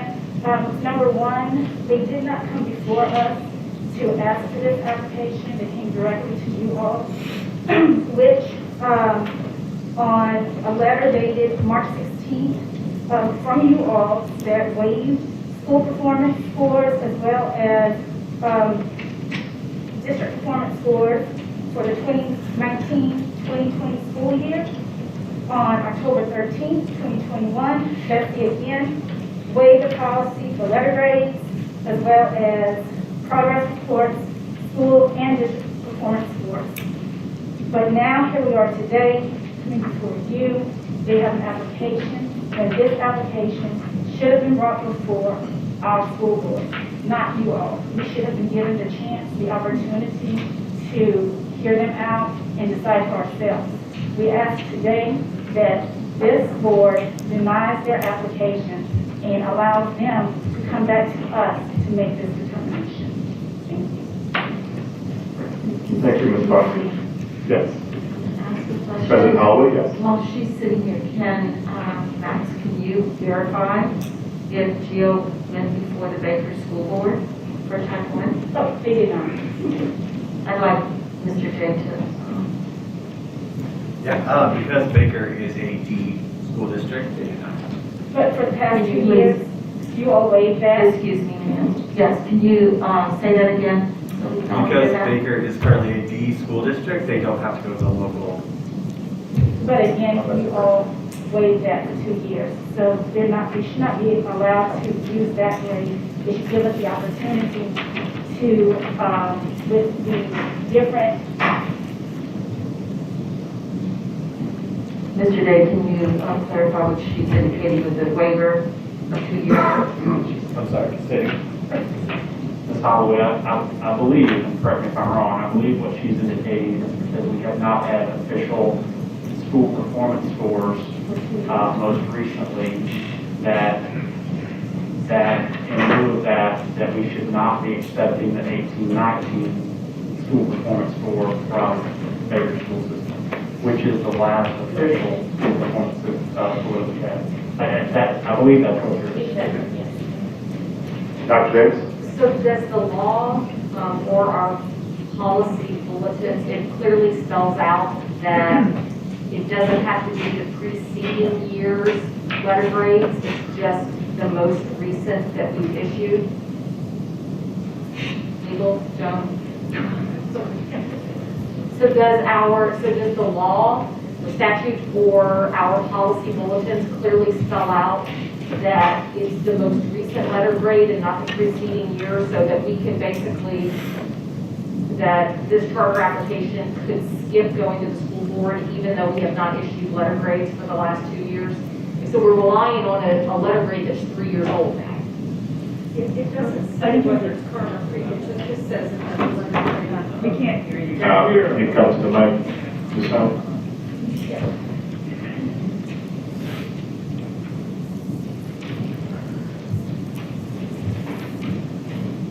It doesn't say current or most recent, it just says a letter grade of DRS or less. Wow. Okay, so in your opinion, then it is within the legality, it's legal for us to rely on a letter grade that's 3 years old to allow this charter operator to skip over the school board? Yes. That is not fair. That's treating Baker very unjust to rely on a letter grade that's 3 years old. and not giving us the opportunity to see what we have today.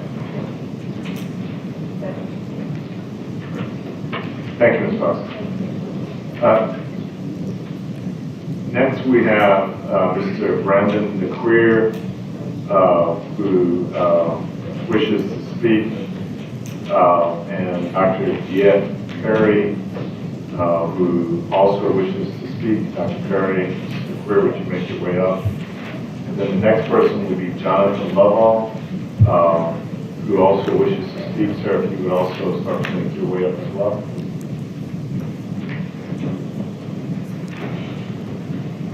Good afternoon. I believe there was a question that was on the floor that was directed to Ms. Hunt that I'd like to further elaborate on, which is in reference to the school performance score. I believe Dr. Davis was on the right path in asking, does this score that's 3 years old make it applicable for the current charter application? And I think by If you speak into the microphone. Sure, and I think by evidence of what this board has done with its previous applications and renewals and extensions, it indicated that those school performance scores would be waived, and we would grant extensions. Certainly yields some measure of responsibility to this board to consider a 3-year-old score and what we're going to do with it when it comes to an actual district.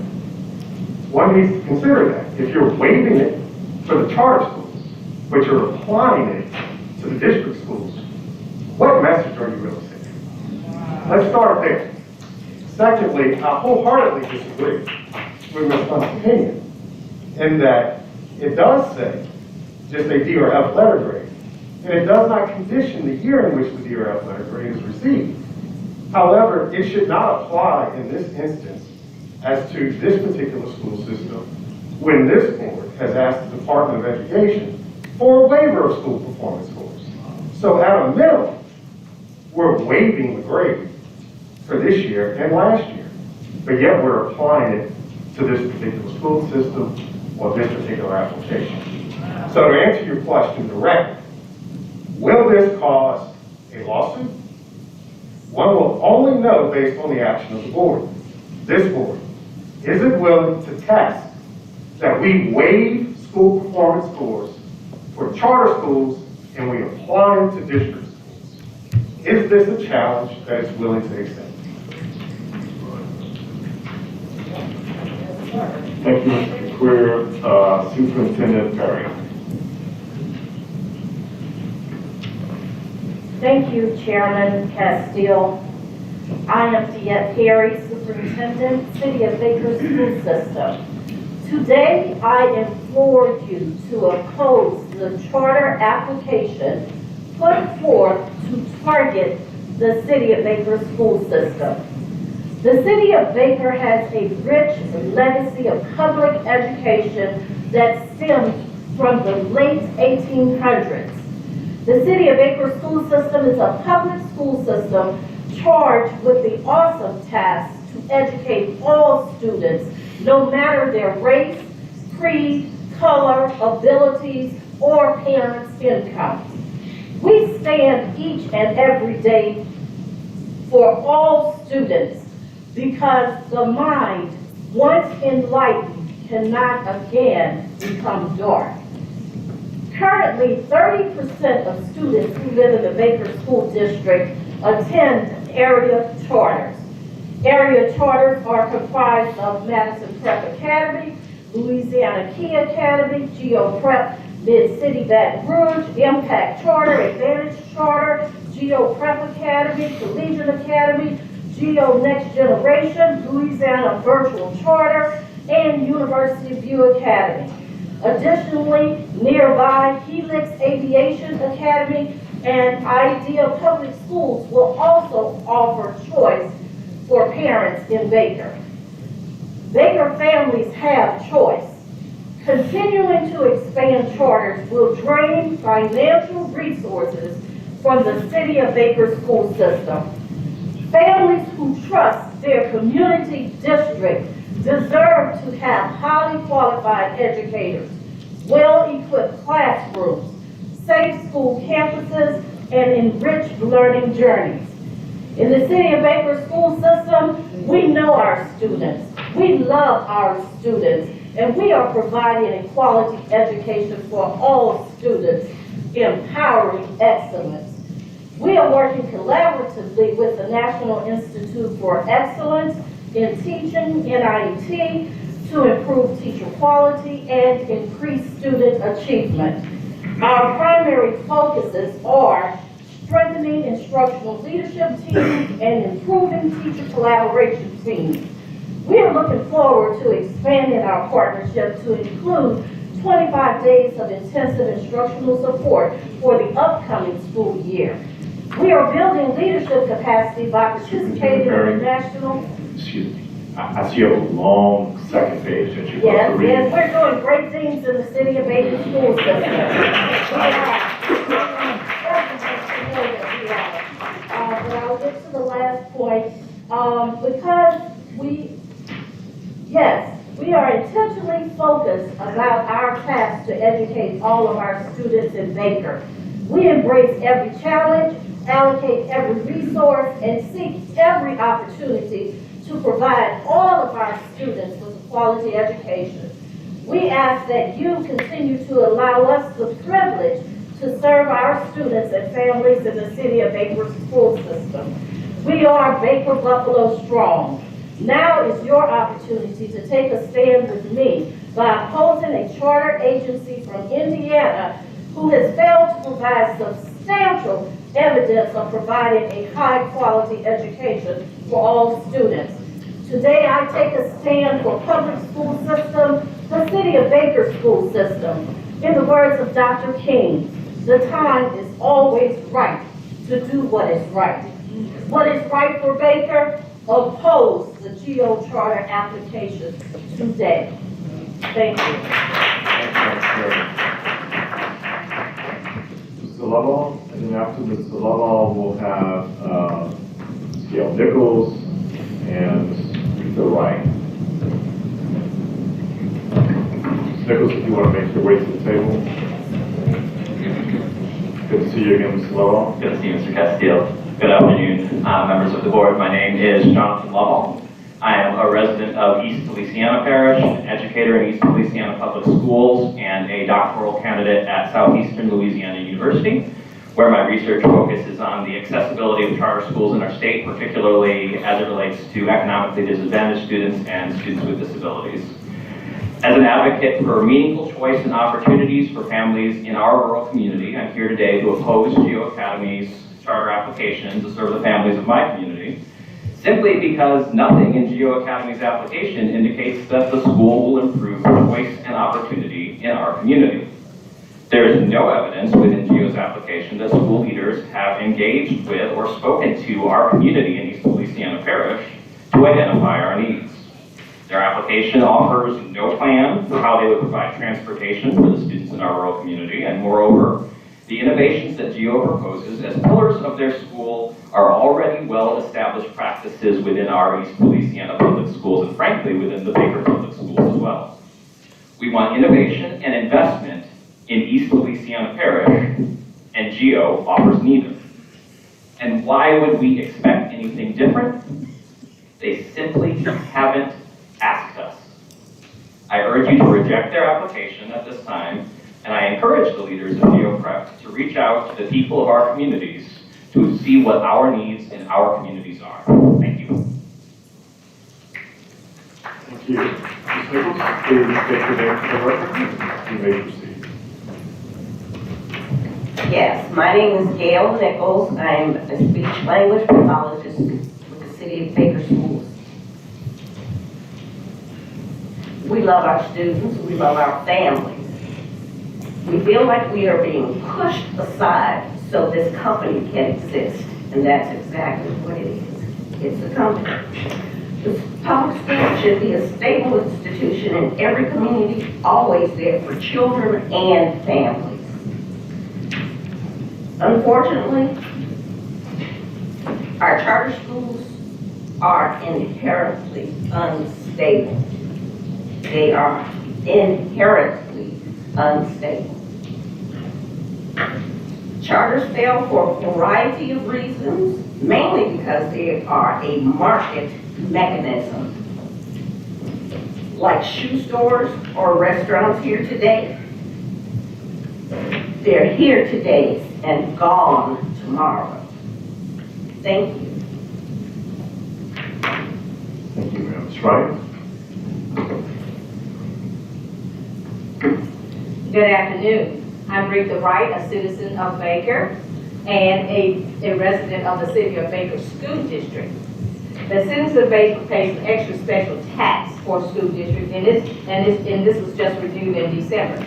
So those tax dollars that the citizens of Baker choose to pay is to support the City of Baker School District, not a charter school district. And we do not want our dollars to be going to Mr. Kevin Teasley, who lives in Indiana. So this is what you do to our school district and our community when you engage this type of involvement with charter schools, and we didn't ask for it. I had an opportunity to review those support letters that were submitted with the Geo Academy application, and those are evidence of misrepresentation. Those letters use unique wordsmithing for the letters. They were characterized by false pretense of addresses. Out of the 15 or so letters that were submitted, only 2 of those people actually live in the City of Baker School District.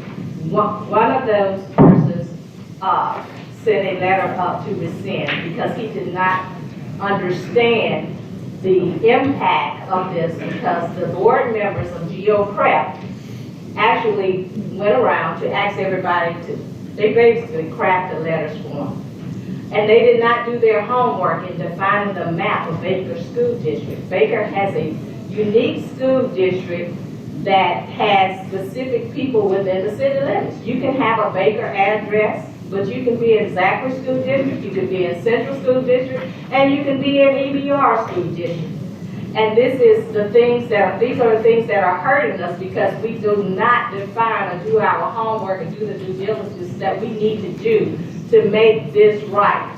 We spend billions of dollars with the State Department of Education. Why can't you fix the problem here? That's where it needs to be fixed.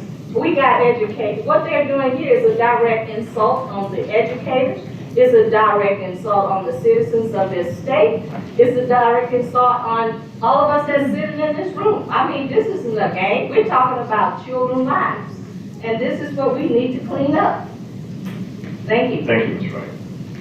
Oh, additionally, I have 2 packs. I have a packet here. These are support letters from citizens of Baker, and it's supported, I've taken opposition of the charter school. Do you mind handing those to Ms. Davis?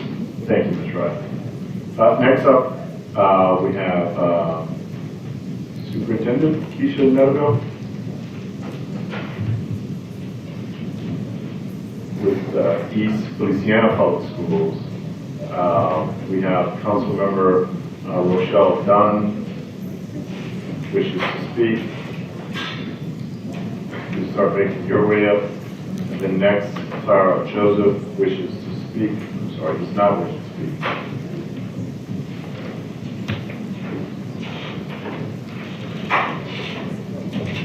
Superintendent, if you would state your name for the room. Good afternoon. Keisha Netterville, Superintendent of East Louisiana Public Schools, here to speak on behalf of our local school board, faculty, staff, families, and students of East Louisiana Parish. I'm compelled to let you all know how important it is for me to speak to you today and urge you to oppose the proposal presented by Geo Charter Academies, which also makes mention of allowing students from East Louisiana to enroll. I'm compelled to speak on behalf of the citizens of East Louisiana Parish who believe in our community, our public school system, and our homegrown product. As superintendent of East Louisiana Public Schools, it is my commitment to ensure that East Louisiana Public Schools continues to grow in excellence, both academically and as a nurturing community whose sole mission is to serve our students both equitably and effectively. As I stated in the letter that I personally sent to all of you in November of 21, Geo Academy's application mentions 4 pillars that are already outlined in our 5-year strategic plan as part of the Strong School Systems Initiative through the Louisiana Department of Education. A plan which we are truly invested in. A plan that outlines the needs of our staff, our students, and the surrounding community. We are committed to ensuring that the comprehensive needs outlined in our strategic plan are addressed and that we continue to grow in unity as a school system, a public school system, a community, and a parish. There is growth and change already occurring in East Louisiana Public Schools. We are currently a C school district, very close toward becoming a B, and our community has seen a shift in our leadership in our school system. We now have leaders who are visible in our schools and committed to making change for our students. Our community is not in support of a charter school located outside of our community, proposing to educate our children in East Louisiana Parish. I can attest to this because through our strategic planning process, we've spoken to and continue to speak to hundreds of parents, school members, community members, and students through our focus group surveys and community forums. What our people want to see, however, is growth and investment in our traditional public school system. The words that I'm sharing with you today are not mere speculation or words from a few. They are in fact words from a community that wants to remain as such and keep our children within East Louisiana Parish. In unison with the members of the East Louisiana Parish School Board. I have to hurry you along, just pass you 2 minutes. Yeah. In closing, I would like to say this. Not only am I superintendent of East Louisiana Public Schools in direct opposition, I am also a product of Baker High School, a 1996 graduate. So I stand in unison with the City of Baker Schools in opposition of this charter proposal. Thank you. Okay. Councilmember Dunn. Good afternoon. Thank you for giving me the opportunity. My name is Rochelle Dunn, Councilwoman of District 2 in Baker, Louisiana. I oppose the charter schools, and my daughter, I have 2 children that have graduated from the Baker High School system. And I would love to see our school system stay the way that it is with our, instead of investing into a charter school. Our children deserve better. And in order for them to get better, we have to be able to come together and be on one accord and work together. So I'm just going to be brief and just say I oppose the charter schools coming into the Baker school system. Thank you. Thank you, ma'am. Then the next 2, I think the final 2 who wish to speak would be Ms. Clara Joseph and Ms. Karonda Corley. Would you come up? No? Oh, Mayor, I was looking for you. I'm sorry, I didn't see you, and I don't have a card for you, Mayor. So for anyone who if I haven't called your name because I don't have a card in hand, just wave your hand and I'll invite you up. Okay, come on up, sir, and fill out a card, and be happy to hear what you have to say. Have a cheek like this, it's out there all them going out.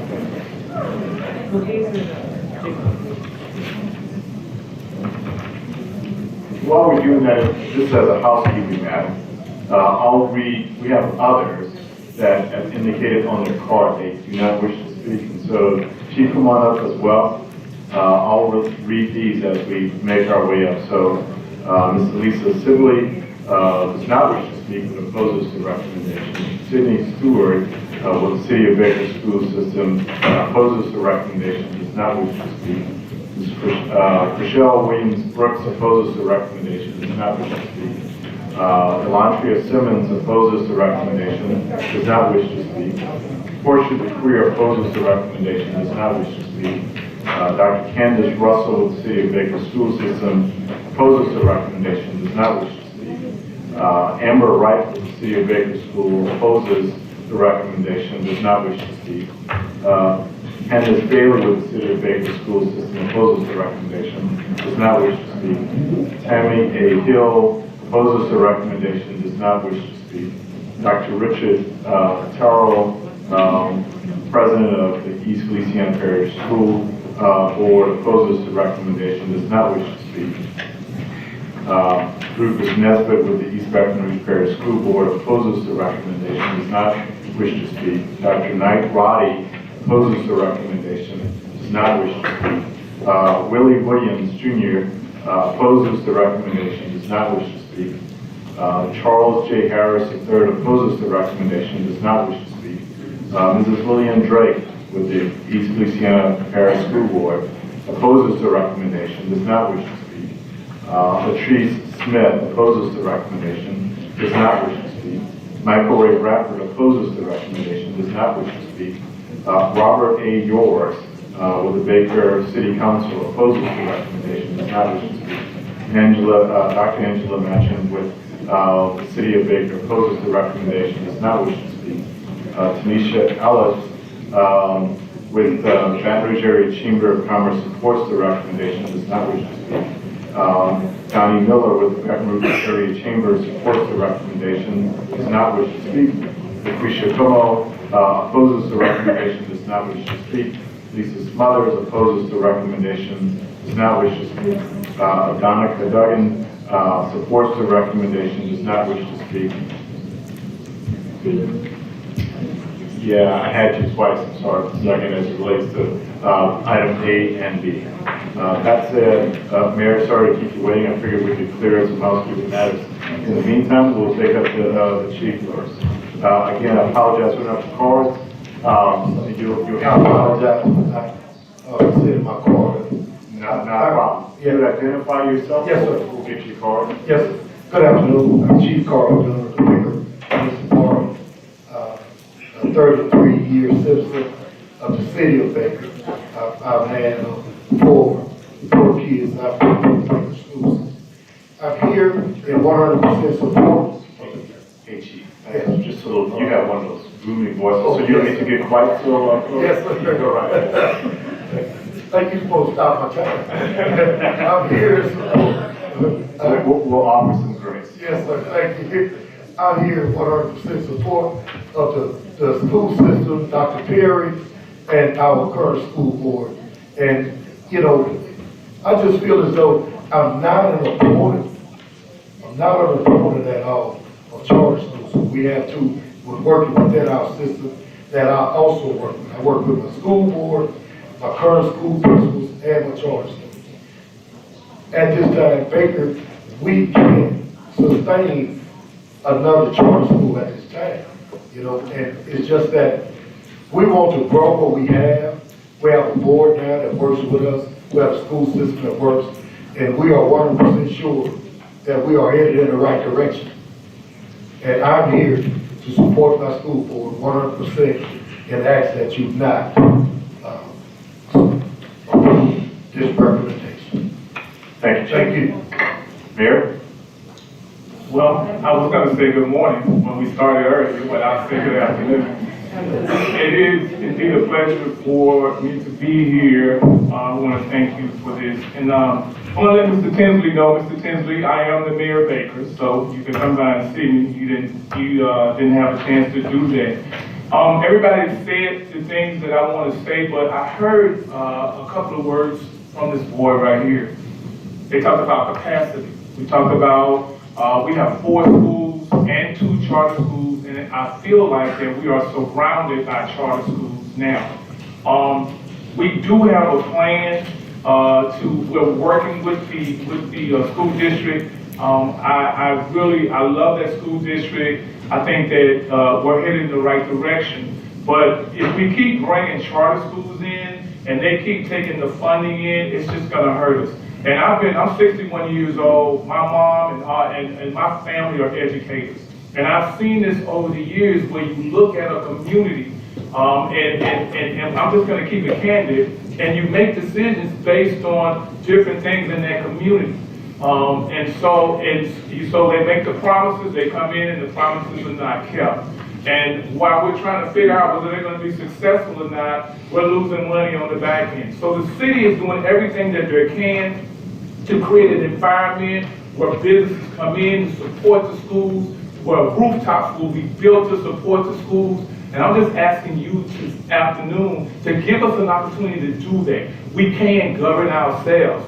And one of the things that I want to say that the model that they have is not in the interest of democratic system of government supporting self-determination. This body is not engaged with local government. It doesn't matter whether they're D-school or not or who you talk to. If you come into somebody's city, you should come by and say, hey, look, this is what I'm trying to do. Give me an opportunity to talk to you. Because we're not just going to lay down and let you come in. And I just think it's just kind of disrespectful to do that, but I respect you guys.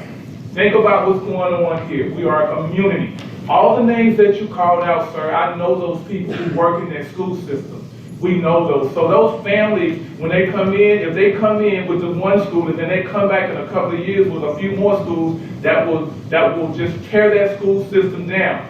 And I don't know whether that's the plan or not, but it's going to happen. So I'm opposed to that. I ask you to hear me. I am the executive of the city of Baker. Nobody that came up here to oppose that lives in my city because they have not come to me. So I'm telling you, we do not need this school. Thank you. Thank you, Mayor. Also, we have a letter in there from Senator Regina Barrow, and we also have a resolution from the governing body, the council of the city of Baker. Thank you. Great, thank you again. We have two more. Clara Joseph. Ms. Joseph, she had to leave, and Ms. Corley. I thought it was one of the first ones. Did I miss anyone? All right. Wait, no, start with them there, 3 at a time. We've been very generous. Go right ahead, Ms. Corley. Thank you so much. My name is Louisiana Corley, and I'm speaking on behalf of FAITH, which is Fairness, Accountability, Transparency, Equity, and Excellence. I applaud the mayor of Baker and everyone from Baker School System for speaking against G.O. Baker. And it's quite simple. G.O. Baker does not adhere to the law. One of the things I would like to say is the G.O. prep right now is bipolicious. Their alternative facts have been nothing but real today. It is a problem when we continue to allow these charters to not adhere to the federal laws. That is what would happen if G.O. Baker come into existence. It's no different from any other charter. I agree with the mayor that it is extremely disrespectful. As a person that believes in democracy, we have a democratic duty to allow the citizens of those communities to actually state whether or not they want that charter to be in their community. Respect what these people are saying. We don't want them. We are tired of being a part of an experiment that we did not give our consent or authorization to be a part of. It is a proven fact and it documents that G.O. Prep cannot adhere or deal with children that are English language learners as well as children with disabilities. And when I say children with disabilities, I'm talking about cerebral palsy, spinal bifida, CDI, autism, the list goes on and on. Their building is not in ADA compliance. And I can speak about many other charter schools like that throughout the city of Baton Rouge and around our state of Louisiana. And Dr. Brumley has had the pleasure to actually tour a lot of these buildings and know that they're not in ADA compliance. But we have to think about the children. And there's a lot of federal laws that embraces the children with disabilities. Title IX, Title II, Title III, the Rehabilitation Act, the ADA, which is American Disabilities Act, IDEA, which is Individuals with Disabilities Education Act, and the list goes on and on and on. We continue to violate these children's rights, and these children have a right to due process. And when I say they have a right to due process, that means depending on how you vote today, I will not only aid the lawyers for the city of Baker, but I will ensure that everything dealing with children of disabilities rights be addressed in that lawsuit against each and every last one of them. Because under IDEA, we do have that right. So I do ask that you do not approve another one short. Thank you, Ms. Corley. In the spirit of giving additional grace and time, Ms. Johnson? She didn't use all of her time.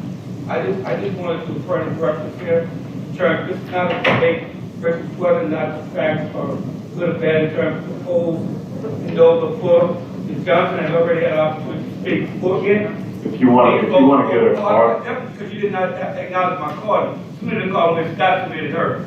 I gave 2 calls. Scott did hers, but I get that. But I'm just saying, it's not a debate. Not a debate. This is about those who oppose and those who for. Ms. Johnson had an opportunity to address her support. She did that. You given her granted another opportunity to disregard what these individuals say about their support, and that's unfair. Take a question. Not fair. Not fair. Ms. Johnson, go right ahead. I'm not here to speak against anything that has been said. What I'm here to speak about is you all get a copy of this. There's something on it that is incorrect. And that is what I want you to be aware of. Our high school has 9th and 10th graders, and it has 11th grade this year. So we do not have a school performance score. That's the first thing. The second thing is, when you all weighed the grade, you did not weigh everything. You still give funds based on the title fund. You still give those funds based on that particular grade from the from 2019. So you did not weigh everything. So I think you ought to be aware of what has been said here, so that I'm not here to debate nothing that has been said, because I am a citizen of a town and I would be like they are. If I want to oppose something, I give it. All I want to do. We can't hear you, Ms. Johnson. There's a request that you speak into the microphone. All I'm asking you is that do not accept information that is not absolutely correct. And that's what's on the form that I think all of you have. That's all I'm saying to you. Nothing else. Thank you. Thank you, Ms. Johnson. Thank you, Mr. Jones. I'm not here to debate. You got a chance to speak, so now I need to speak. All you got to do is put in a card, sir. Well, That's pretty cool. here's one. I'm glad that I've got one filled out. Glad you filled it out. I filled the first one out. You got that.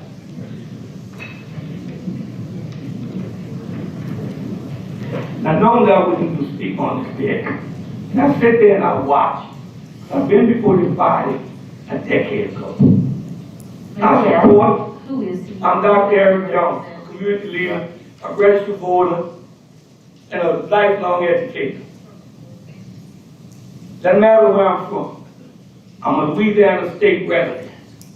With all these schools impact me, my family, my children, and my community. And I've said for a long time, historically, I fought for a movement in this state a long time. I spent countless hours as it relates to what education should look like. I've given up my entire life. I've been criticized, ostracized, my family's been ridiculed. All of that has happened to me. And I still sit on the banks of just being quiet. It's enough. Enough is enough. This board has an obligation to adhere to what the public and the community has said. This is no false evidence based on these individuals' thought process.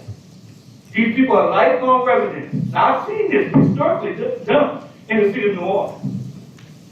And we get ready to do the same thing in Baker. And I'm asking y'all to listen to those communities. The mayor of the city of Baker spoke on the behalf of this community. The superintendent of the public school spoke on that behalf. The senator, the state representative said, and here's the key, there were false documents submitted.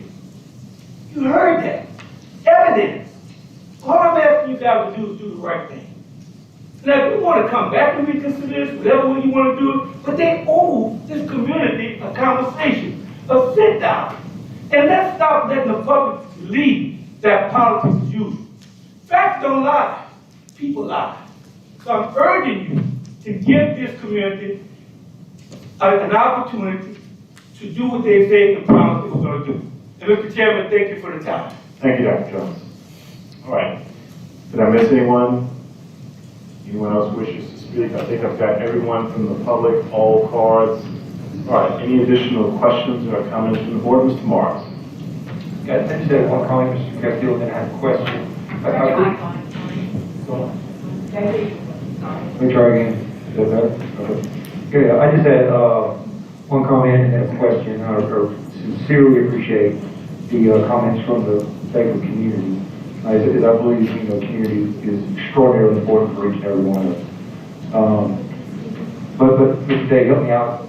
Isn't it ultimately going to be the parents' choice where they send the kids to school if this is approved? So parents could choose to send their kids to school or somewhere else, right? Ultimately, the parents' choice, right? Yeah. Okay, thank you. And then the other question I had, just curious, what is the Baker simulated SPS? Wow. We can pull it. Yeah, I did that with, Mr. Morris, I did that with some of my research in the recommendation. First of all, passionate discussion here that I truly appreciate. I appreciate Dr. Terry coming up, and you were one of the first superintendents and systems to have an approved Louisiana comeback plan, and thank you for that. Superintendent Netterville up doing some amazing things in East Louisiana that kids benefit from, and I think that your families will appreciate that, and your families know the degree of love and care that you have for their kids. But I'm getting to your point. I read something that recently came up, and the decisions that I made essentially anger half the people and maybe please half the people, and that's okay. But I read something that came up, and it just said, So that's why you get the big bucks, right? that's right. It says, whereas, it's talking about the city of Baker, the city of Baker school district is jeopardized. And it says the city of Baker is the primary employer. That doesn't resonate with me. What resonates with me is what's in the best interest of kids. If GEO's application is approved today, look, they have a lot of work to do. They have a lot of work to do in that community to gain trust, and that's the bottom line. And we have a recommendation to approve it.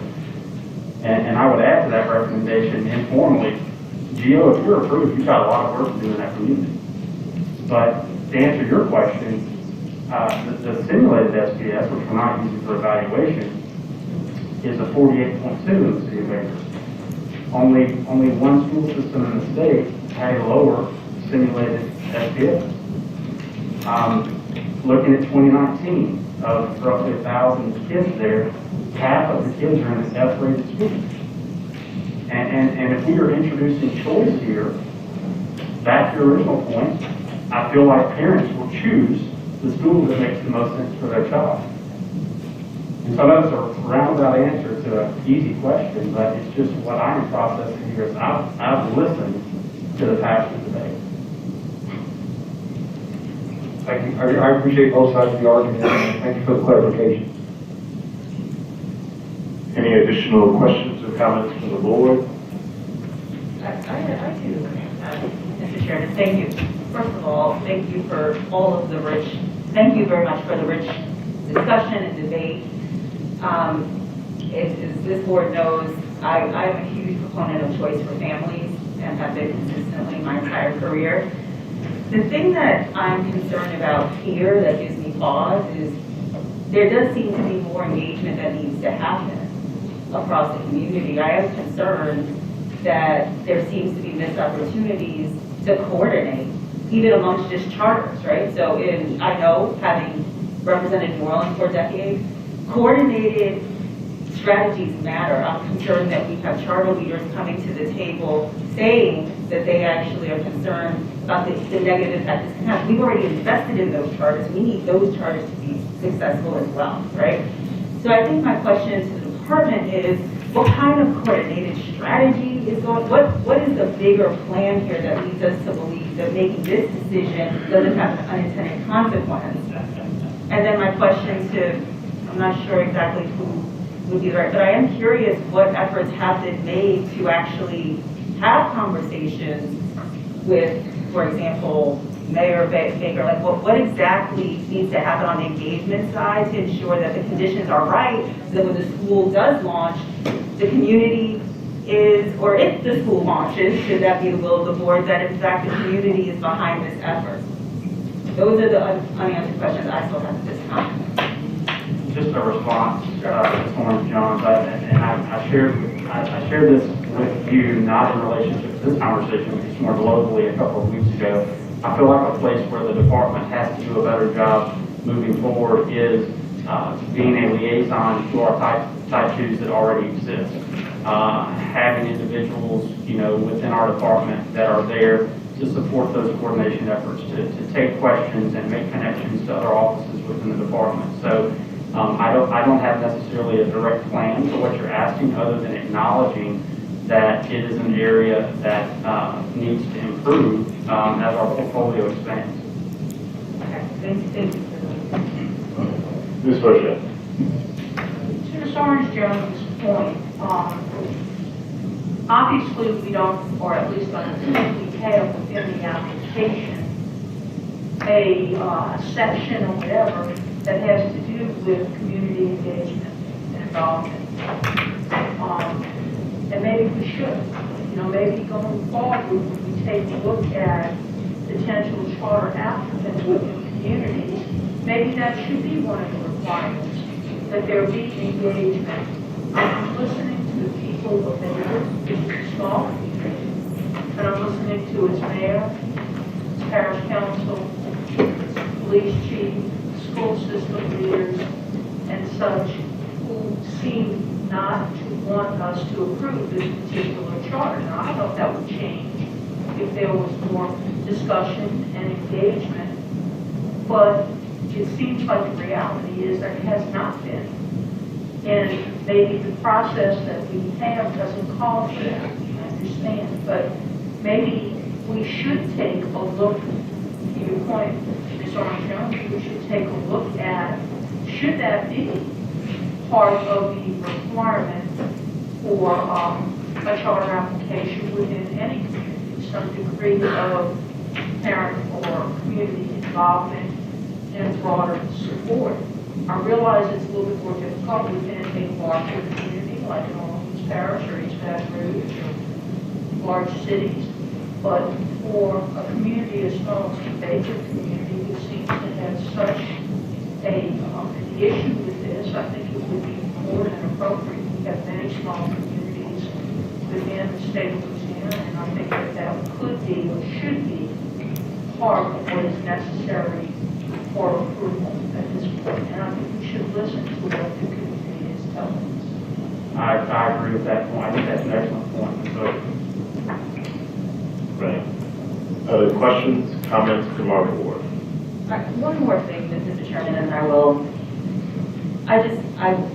while I think it was a rich discussion, I was disappointed by some of the sort of anti-charter sentiment that was expressed, particularly because we are a state that has embraced multiple school types. We have Catholic schools, we have our charter schools, we have our traditional public schools, and that is part of what makes Louisiana, Louisiana. That has been always the will of this board, to support a plethora of options for families, and I just think, regardless of how individual board members vote on this, I hope we can get to the point where we're not sort of saying that charters full scale or districts full scale are sort of not operating, and we understand the great work of educators and just how important it is to have as many possible options for our families as possible. So just want that to be said on the record. Well. All right. Seeing no additional questions or comments, sensing that there is some objection to the motion, roll call, please.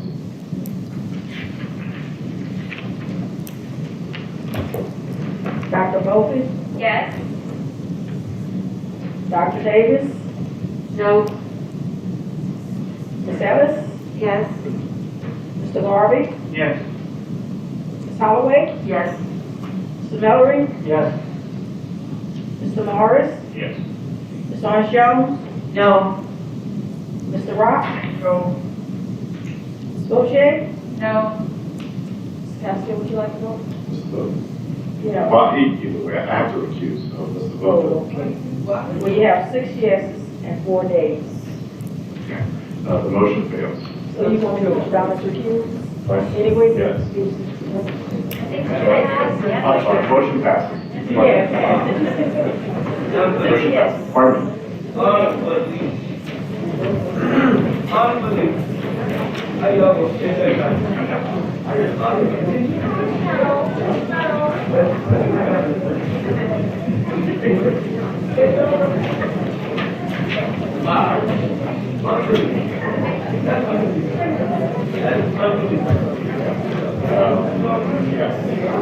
Next item, please. The next recommendation is to approve the Type 2 charter application submitted for Kenilworth Science and Technology Academy, operated by Pelican Educational Foundation Incorporated, to commence operation of one Type 2 charter school in East Baton Rouge Parish, beginning with the 2022-2023 school year with contingencies. A motion, please. Motion by Mr. Garvey, second. Is there a second to the motion? Mr. Armstrong.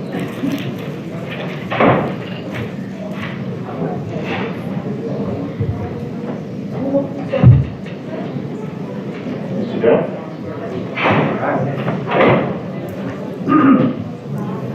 All right, the third organization that we're considering this afternoon is Kenilworth Science and Technology Academy. The nonprofit behind this organization is Pelican Educational Foundation, Inc. The interesting aspect about this application that you're considering is that Kenilworth currently has a Type 5 charter. They applied to EDR for a Type 1. They were denied, and they are applying to you on appeal. They are seeking to operate a K-8 when fully built to scale, but to start, they would like to be serving grades K through 1 and 4 through 8, and then growing to be in the middle. One thing that I would like to point out from the proposal summary, and something that is really driving the department's comfort with this recommendation, would be the beginning portion of the academic model, specifically midway through the paragraph, when it says the applicant group currently operates an existing school serving grades 6 through 8, and review the application, including the educational model and organizational capacity, indicates that the applicant is demonstrably likely to succeed in serving students in grades K through 8. The reason I'm pointing that out is because Kenilworth and the ability of this school to grow has long been a source of discussion and debate. We have an Attorney General opinion that makes us believe that because Kenilworth was cited as a Type 5 in grades 6 through 8, that grade span needs to remain static, and the school is not allowed to grow up or down. Also in the background of this has been the conversations about returning some of our Type 5s back to EDR. We have not made headway in that regard, or with those discussions. And I believe that is that's created the context that has brought this application before you. Again, I think it's really important to focus on the fact that when this was reviewed, the application that was reviewed was for a K, and our third-party evaluators felt that this was a strong application, and that this group was going to be demonstrably likely to succeed in serving those students. In that regard, there were 221 standards that would have applied to Kenilworth. They met all 221 of those standards, leaving 0 standards unmet. As such, our recommendation is to approve the Type 2 charter application submitted for Kenilworth Science and Technology Academy, operated by Pelican Educational Foundation, Inc., to commence operation of one Type 2 charter school in East Baton Rouge Parish, beginning with the 2022-23 school year with contingencies. All right. Any questions? Mr. Mark. Yeah, Mr. Canfield, I went to bring this up before when folks started to testify, so maybe we can get some clarity on it. Given that this school is currently a Type 5, they're applying for a Type 2, my understanding is that if the Type 2 are approved, then they would potentially be giving up the building, and they have to relocate. So I want to make sure we get some clarity on a scenario where if the board did decide to approve the type 2, what the timeline would look like with regard to potential transition out of that building, so that it was a smooth transition and the organization had a chance to settle in that new building. We just want to make sure that whenever the discussion we have coming forward, that we get that in the discussion. Thank you. Great, thank you, Mr. Day. Yeah, in terms of just basic mechanics and the timeline, sorry, go ahead. No, I'm good, because that was the question I was going to ask. I wanted to see the layout of the plan, because I'm concerned of the renewal with the 6th, 7th, and 8th in that particular building. And then here, they're asking for K-8. How does this look? And when do they give up the renewal after 3 years? There's a lot in play here. Help me understand. Yeah, absolutely. I think that we would go back and look at the pre-opening timeline first, right? And say if you treated this just as a standalone school that you were approving, they would have 24 months to open that type 2. We also know that they cannot have a type 2 and a type 5 charter contract executed at the same time, be operating both. We should defer to the applicant to come up and tell you about the facility plan. However, it is my understanding that the applicant group is going to take the next year to do a really strong facility closeout process, work with EVR as they exit that building, or try to come to an agreement with EVR, because as a type 2, they would not be cited to that building as a type 5. That's one option. But then also, they would be taking this next year to close out the type 5, and then procure a private facility as well. I think I would like them to just kind of roll out what the plans are. I just want, I want to see it, to be able to understand.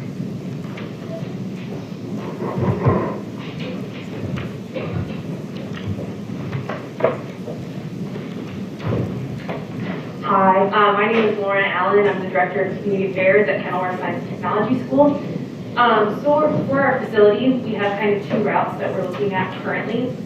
We have the new build, which we're in the works for, and a model location. Both are contingent upon the approval of the Type 2, so the exact construction timeline cannot be determined until we have the Type 2 and say we can continue with those construction projects. But our intention is in the fall of 2023, or August, I should say, would be our start timeline because of the delay in this process. So because the December meeting got pushed to January, construction with COVID, it just doesn't allow the timeline to do it in this August. We wanted to, it's just the building and construction supplies are just not there. And so our intention is August 2023 to open our Type 2, and we will turn in that Type 5. They will not be running like at the same time. And if I could just add, Because on this paper it says K-1. I'm just going to speak to the timeline real quick. This was backed up 2 weeks due to Hurricane Ida. We moved the application deadline back a couple of weeks at the request of the applicant. So yes, this was in December originally, came back to January. Go ahead. So August of 23, you will operate as a K-8 in the new facility? Yes, it'll be a K-8 in the new facility, but we are a slow grow model, so we will kind of grow together. So we'll have our 6-8 students and K-1, and then the next year it's K-2, 5 through 8, we're like growing together. It is a slow grow, but it's over a 3-year period. And then you close out the building you're in 6 to 8. The day that we start that Type 2, the 6 through 8 building is returned to the department to determine with EDR what the process is. So I think it's a little bit new for the Type 5. We have to figure out that smooth transition with the district and the department to figure out those logistics, but we will not be keeping both. That is not the intention. So Mr. Day, can you help me out? Maybe it's a legal question. I'm not sure. From a contractual perspective, how does that work between the 2 parties so that you're sure that you do have a smooth transition so that the folks in EDR are clear when the building becomes available to them, and at the same time, the Kenilworth folks are clear when they need to be out? How does that handle contractually, assuming the board were to approve? contractually, the charter that you'd be approving is just with this operator. I mean, because of the relationship, almost like triangular relationship between EBR, BESE, and the operator, those are just gonna have to be continued conversations. And I think that's also, again, while they are pursuing aggressively an alternative facility situation. So my concern is that, to the best of my understanding, the negotiations between Kenilworth and EBR, did bear any fruit, right? So I'm concerned about going forward, those conversations and how, again, how that would be addressed contractually, so that if neither party has any concerns about it, they've got a good plan going forward for both the EBR school district and the potential type 2, and we get maximum use out of that building for our students. Does that make sense? I think so. What is the ask specifically? Yeah, so the ask is, all this works out really well, it's in a contract, right? Okay, so I'm trying to understand, who's working together, put their contract together, what does the timeline look like, be sure there's nothing ambiguous about when the building gets turned over, assuming the board approves the charter. Yeah. Our team would start working with the EBR. We would revisit the conversations that we had in terms of the return of our schools to the local system, because we started making some facility headway there. Not necessarily the return of the charter to that way, but it's going to have to be just another set of conversations with EBR. From Kenilworth's perspective, they are a steward of that building, and they want to do a good job and turn this back over to EBR. But again, I think it's a partnership, and if EBR is not willing to meet us in the middle, as we've seen over the past couple rounds of these negotiations, I can't speak to this. So that's my specific concern, right? So I'd like to see if we can get some clarity on about how we're going to address that before we go forward. Okay. And maybe that'll come out of some of the upcoming discussion, I don't know, but that's my question. And I think that the biggest ask from EBR has been the request of our facility. And in these negotiations, I think the request of giving our facility back is not a question. We will give the facility back. So I don't think the negotiations that we've been having previous to this had that in mind. It was just the request for the building. And so with the type 2, we legally cannot keep our building. And so we do not intend to try to fight for that building. We will give it back upon the approval of our type 2. And so I think with the approval of our type 2, both parties win here. We will be able to serve as a K-8, and EBR will get the facility back. So I don't anticipate that the negotiations going forward with the type 2 will be contentious, because both parties are getting what they're asking for in this sense. And I think from a department perspective, actually thinking about this not necessarily as the circumstances surrounding Kenilworth specifically, thinking of this as another type 5 that you're closing out, we have a transformation process, or a school turnover process that we've used and we implemented successfully last spring. We would put Kenilworth type 5 through that transformation process to close out everything responsibly. That would be the formal mechanism by which we have the conversations, both Kenilworth and EBR. So the department would be basically the facilitator between the two parties to assure a smooth transition, and that the building gets maximum utilization for the benefit of students. To the extent that the RSD relationship allows. We can be a mediator, we can be a facilitator, we can work with these two parties, but at a certain point, our authority would stop, because this isn't our building and this is no longer our contact. Mr. Chairman. Yes, Mr. Garvey. Good. Address Ms. Fisher. My understanding is if the board felt it necessary, you would be in agreement with us placing a stipulation on the awarding of this charter that would require you to give up a type 5 when you get your facility, your type 2 facility up and running. Definitely. That's within our financial model. It is assumed that we would return the type 5 when the type 2 opens. So that is assumed in our application. Yes, so we would be okay with that contingency. Does the department have any experience doing this prior? Does anybody have the historical knowledge you to speak to that? Elementary, they were a type 5 that became a type 2 previously. Was that 7, 8 years from? University prep, I'm sorry. That was last. Up was previously a type 5 that became a type 2, and now they're going to be transitioning, I think, to a type 1. So they've gone through a couple of process iterations of that. Maybe I'm wrong. Caroline might be a better, maybe I'm wrong. We haven't had the 5-2 conversion because that pathway doesn't really exist. You have to go through the appeal route to your local district. If you're not in a C or F district, right, there is no way to switch from a type 5 just to a type 2.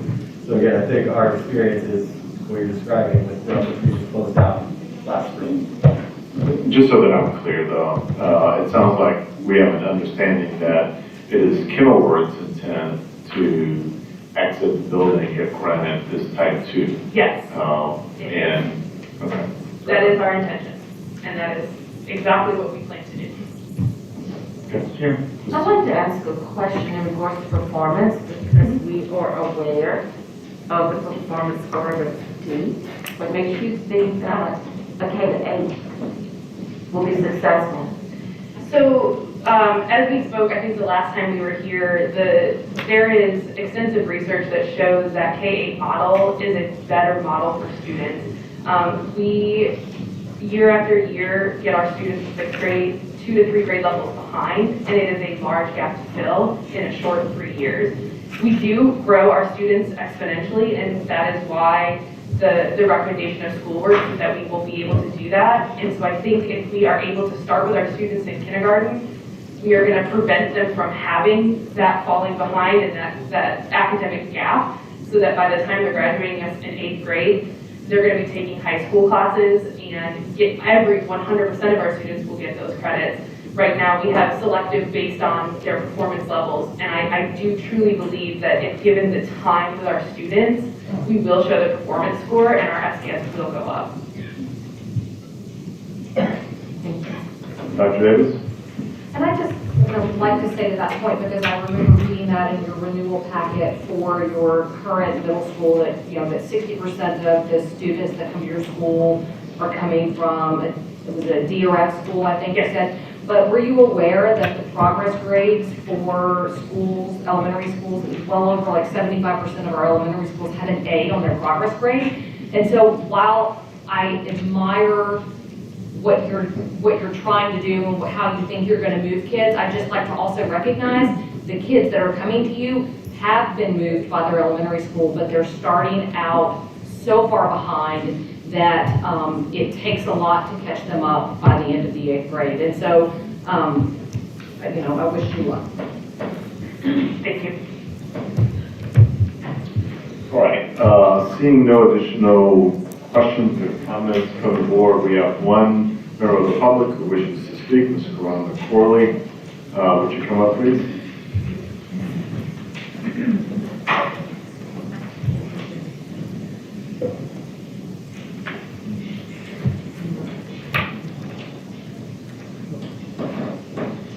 I wish we were on COVID protocol to actually clean and disinfect, but I guess we're not.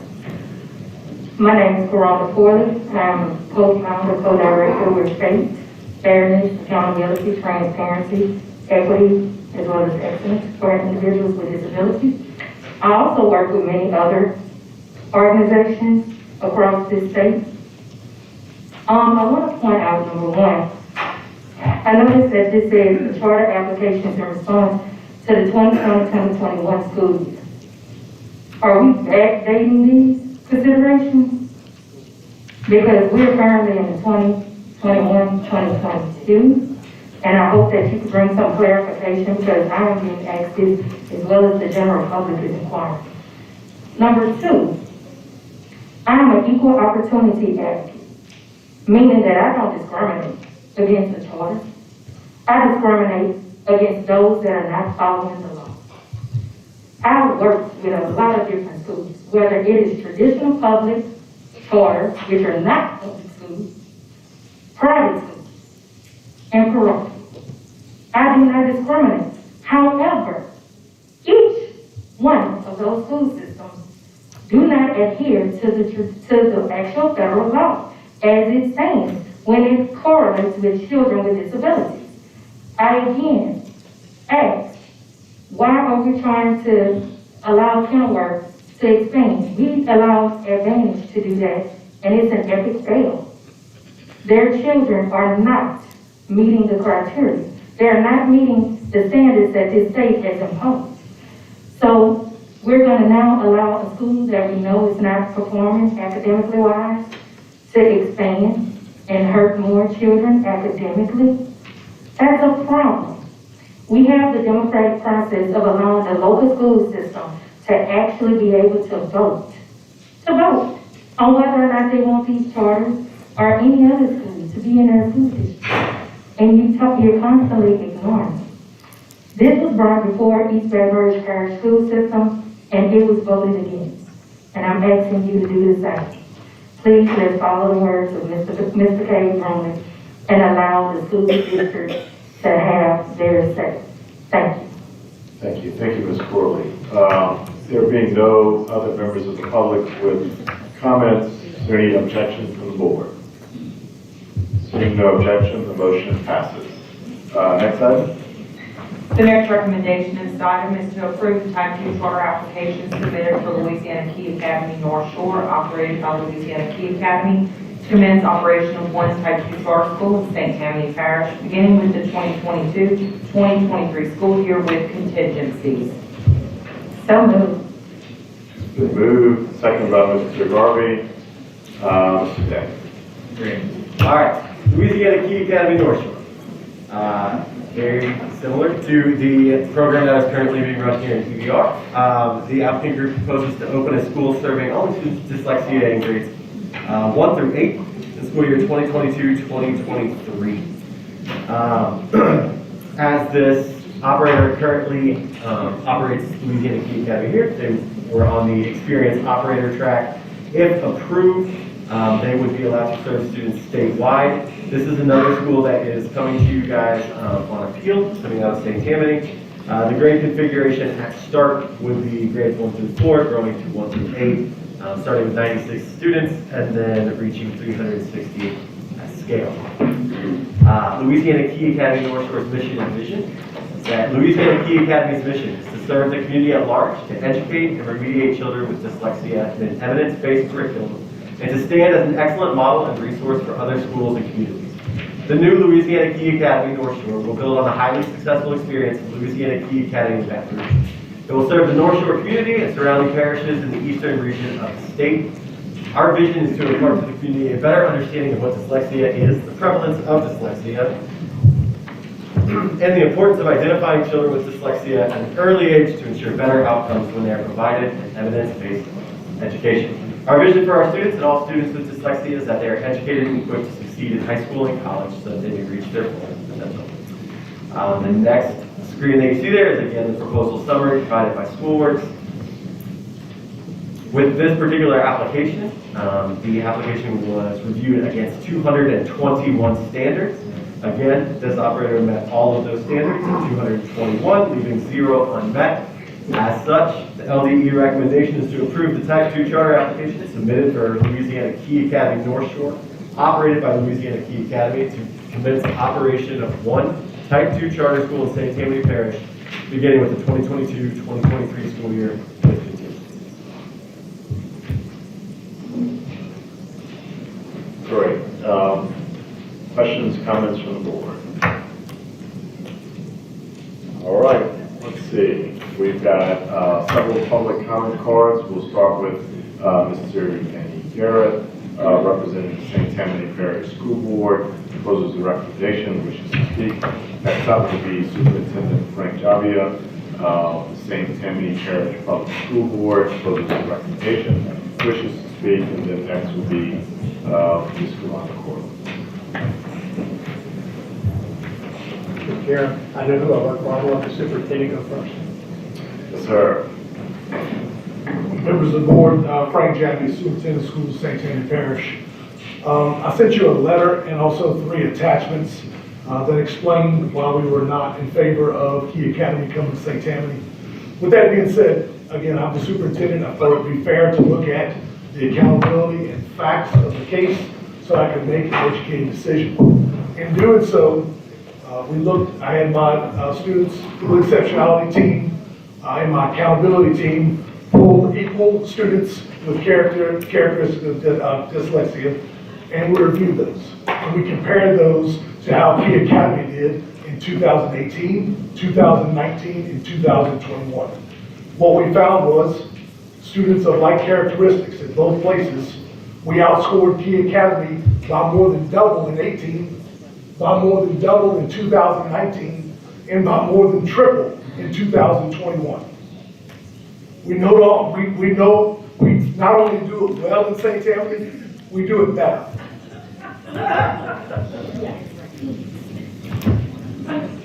And looking at everything that we had, I'm surrounded by an amazing group of teachers, interventionists, paras, instructional coaches, and students with exceptionality staff that do a tremendous job. And they deserve all the credit because they work very hard to meet the accommodations and to do what's right for the students of St. Tammany, and do that every day. The second point that I wanted to bring out was I came to you earlier, well, at the end of last year, to explain that the application was incomplete submitted by Key Academy. That did not come to our school board. It was incomplete. The assurance pages were not complete, so it didn't come forth. In review of the same materials, it was found after looking at it, as I explained to you before, this is the first charter school that has come before St. Tammany. This charter school applied for a type 2 charter. St. Tammany Parish School Board does not have the right or the authority to even entertain a type 2 charter. They did not apply for a type 1, did not apply for a type 3. We can't rule on students that don't attend St. Tammany Parish. We don't have that right or authority. With that being said, we could not even hear the case looking back at it. So I come to you with these facts. I provided you the information for you to take a look at with the accountability statistics that are there, and I hope you do so. And I appreciate you letting me speak before this board. Thank you, Mr. Superintendent. Mr. Garrett. Mr. Chairman, members, as the superintendent mentioned, you have reviewed the application that was submitted. Garrett, I know who you are. Yeah, I'm sorry, Danny Garrett, I represent St. Tammany Parish School Board. And I know there was a lot of discussion at the end of last year about, could they have done better about letting them fix a page or so forth like that. But if you will look at the application actually submitted, it is for a type 2 charter school. There was never an application for a type 1 or a type 3. With all due respect, Mr. Day, he mentioned that it was an appeal from a rejection by a school board, but the statute says it has to be an appeal from the rejection for an application for a type 1 or a type 3. It's black letter in the statute. So I don't know that this type 2 is properly before the board. Frankly, I was actually surprised because I didn't see the application initially. They sent me the application so that I could review what was discussed at your last meeting. And as soon as I opened the PDF, I looked at it, and it became absolutely apparent. And then if you look in depth at the application, it's not that they just checked the wrong box. It was a proposal always for a school that would accept students from multiple parishes. A type 1 or a type 3 cannot accept students from multiple parishes. That would not have been within the St. Tammany School Board's authority. I don't know why they submitted it like this, but it doesn't follow your process and it doesn't follow the statutory process. Combine that with the fact that there's some amazing folks in St. Tammany who are actually, under your metric, utilizing the LEAP scores that y'all set forth. They are outperforming the group that's seeking to come in. There needs to be a reason to award a type, and it needs to follow the process. And I would urge that you reject this application. Thank you, sir. Next up, any questions for these two gentlemen? All right, President Holloway. I do while you're here. Thank you for being here and speaking. Ms. Davis, I may need your help, support in the question I am going to ask. In regards to the application process, I can tell you I have been working along those lines for 12 plus years with charters and apps and what's necessary. And Ms. Davis, I'm almost certain that there is a policy that every district should have on their website the process of applying. Am I correct? Would you know the policy upfront? I can't remember, but I do know when we applied for type 1 in a district in Lafourche, on the onset of this, the support was there from the superintendent with our community of people. And it was after that, and that was back in 2010, when I knew that in 2011, it was a requirement that the district had the process labeled along with the application on the website. Am I right, Ms. Davis? Did you have that opportunity on your site with the type 1 application form? All I can tell you is that it's on our website, and how to apply and how to go about that process.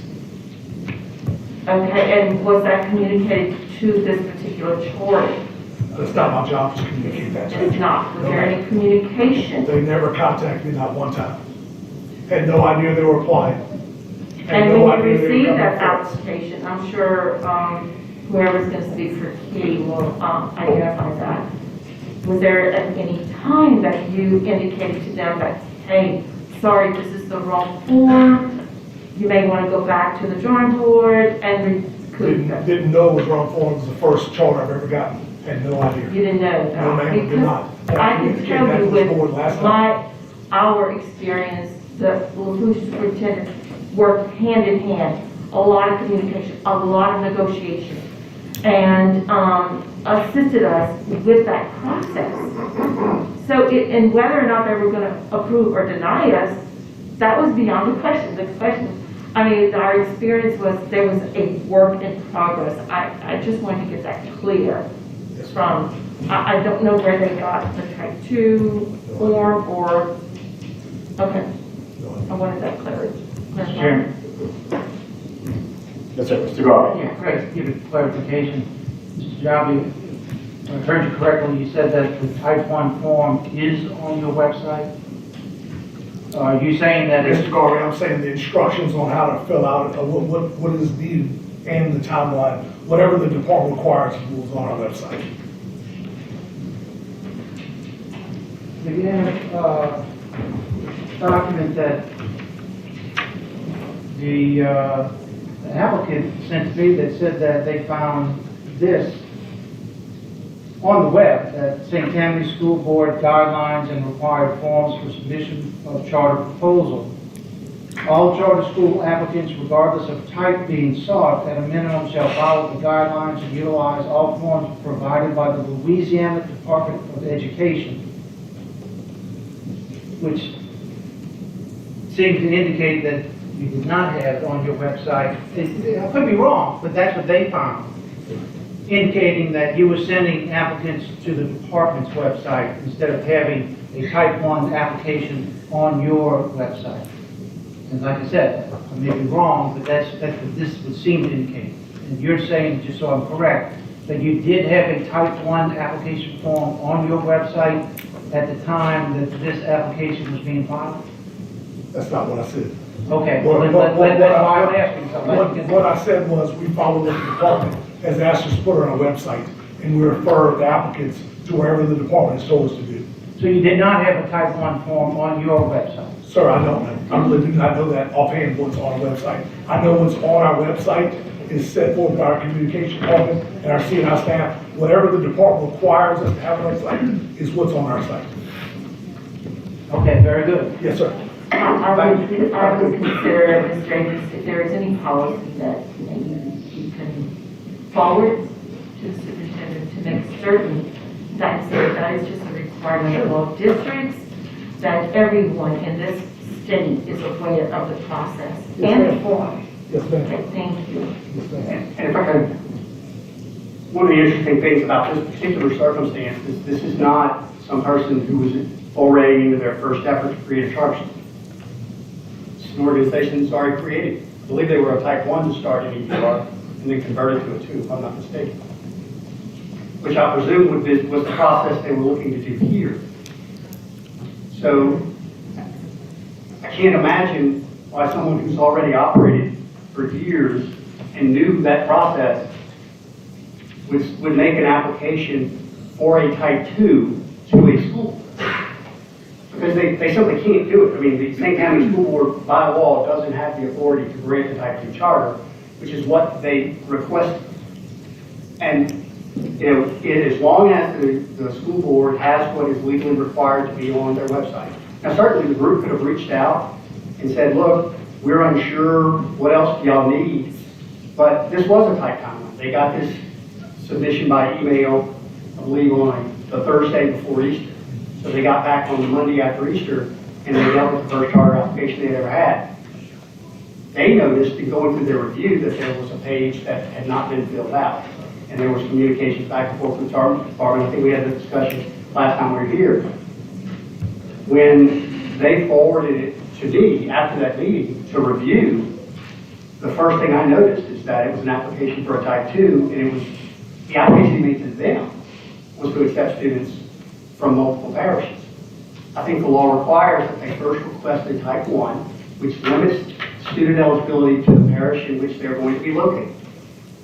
Then, if that is rejected by the school board, then they come to y'all for an appeal for a type 2. I think that's how the statute cleanly reads. I think it's how everyone else has done it. There's 4 pathways to get to that type 2, and I think they didn't exercise any of them. So, again, with all due respect, I don't think that they followed the process.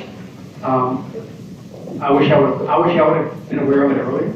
Maybe we could have let them know. I think they should have known. I think they've already done. But thank you for letting me address it. Mr. Mullen? Yeah, I've got a few questions. Mr. Day, you might be able to help me with this. There's a lot of confusion, it seems, as to whether that form was on the website, where they got it from. Your appreciation.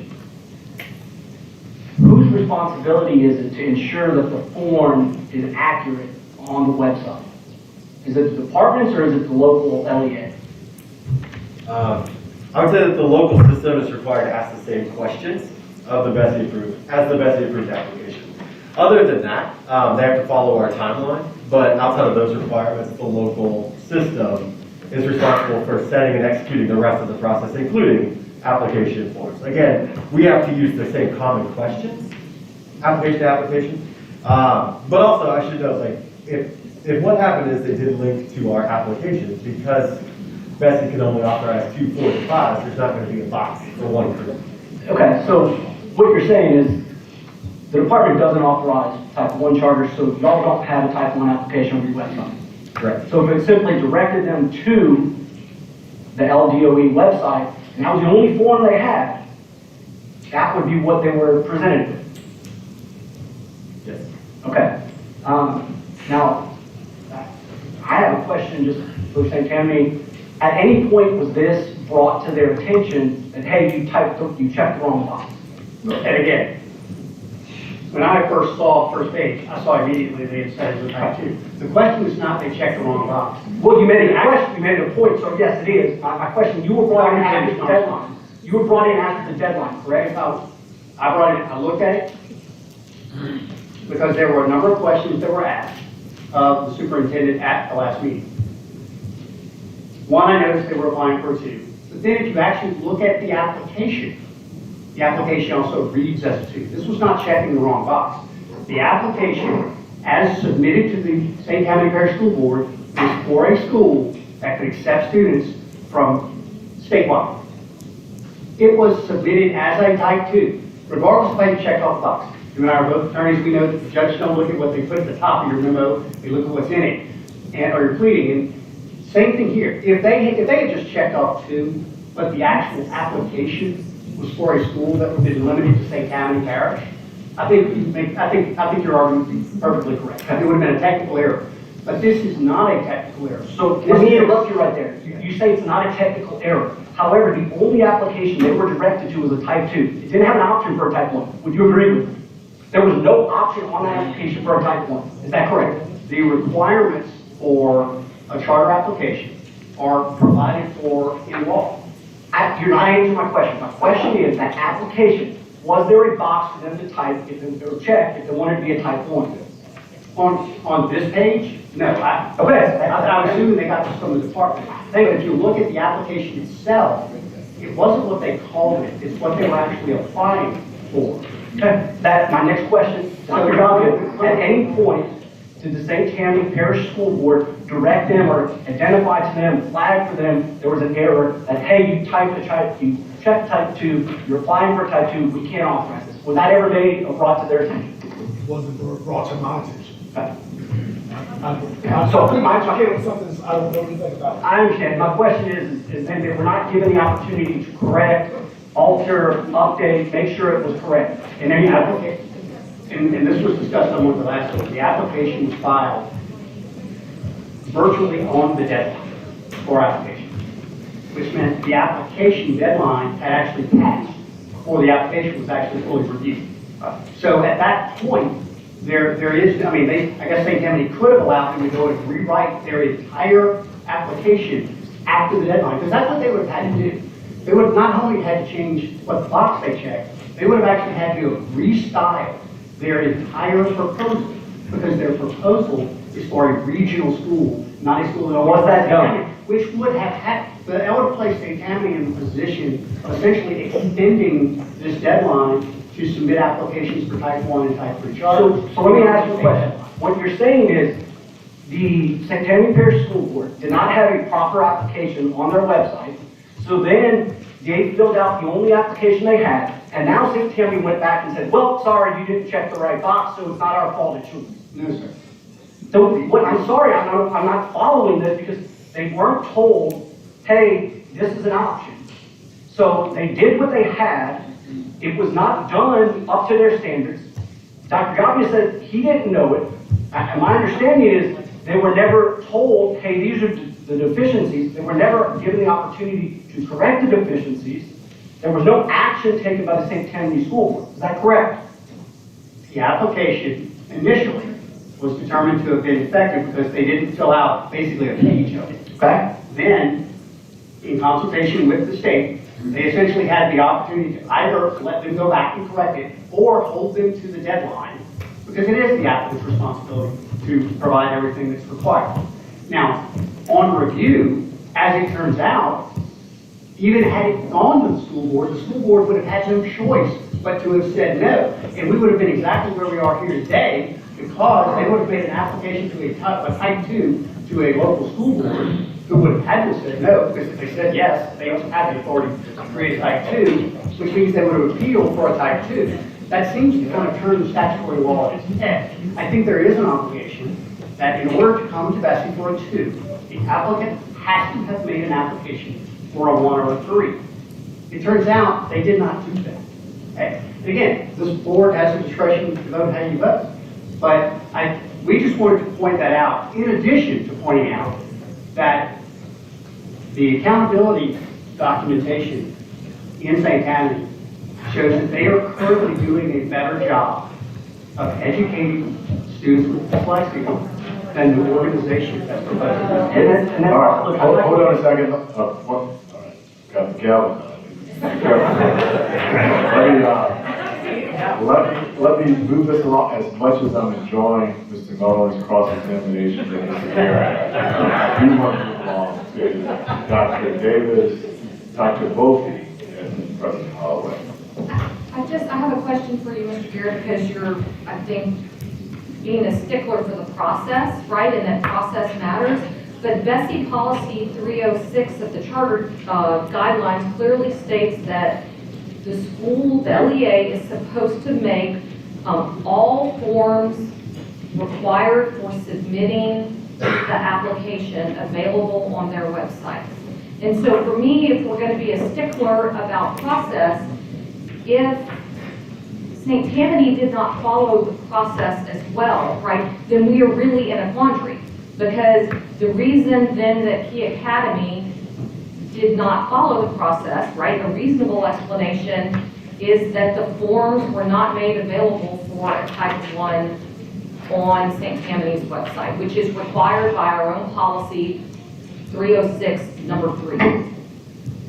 And I guess my response would be that, but that's not what they came to you and told you. They came to you and told you that they had applied, because the only way they can get you under the statute is that they applied for a 103 and it was rejected. That's simply not accurate. The actual application submitted is not in any way, under any reading, an application for a 103.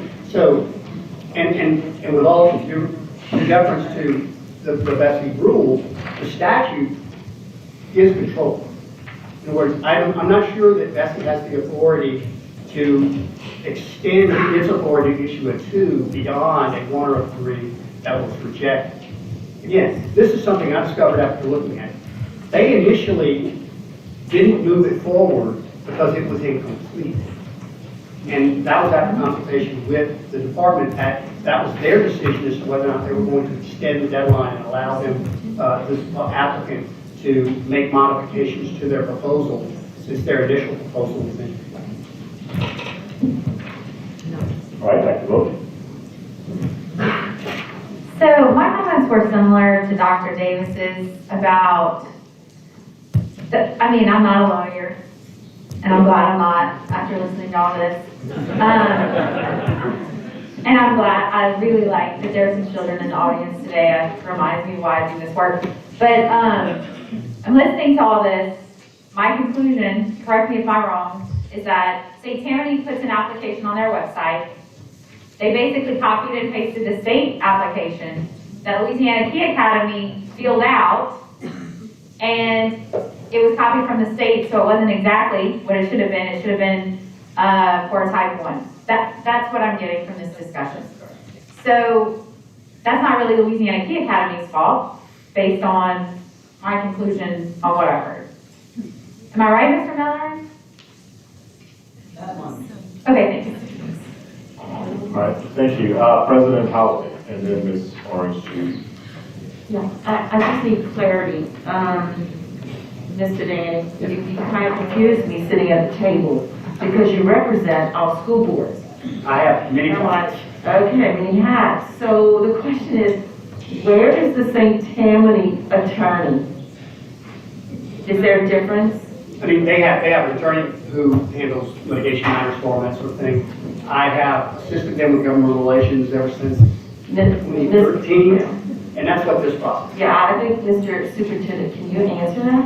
Yes, where's your attorney to help support?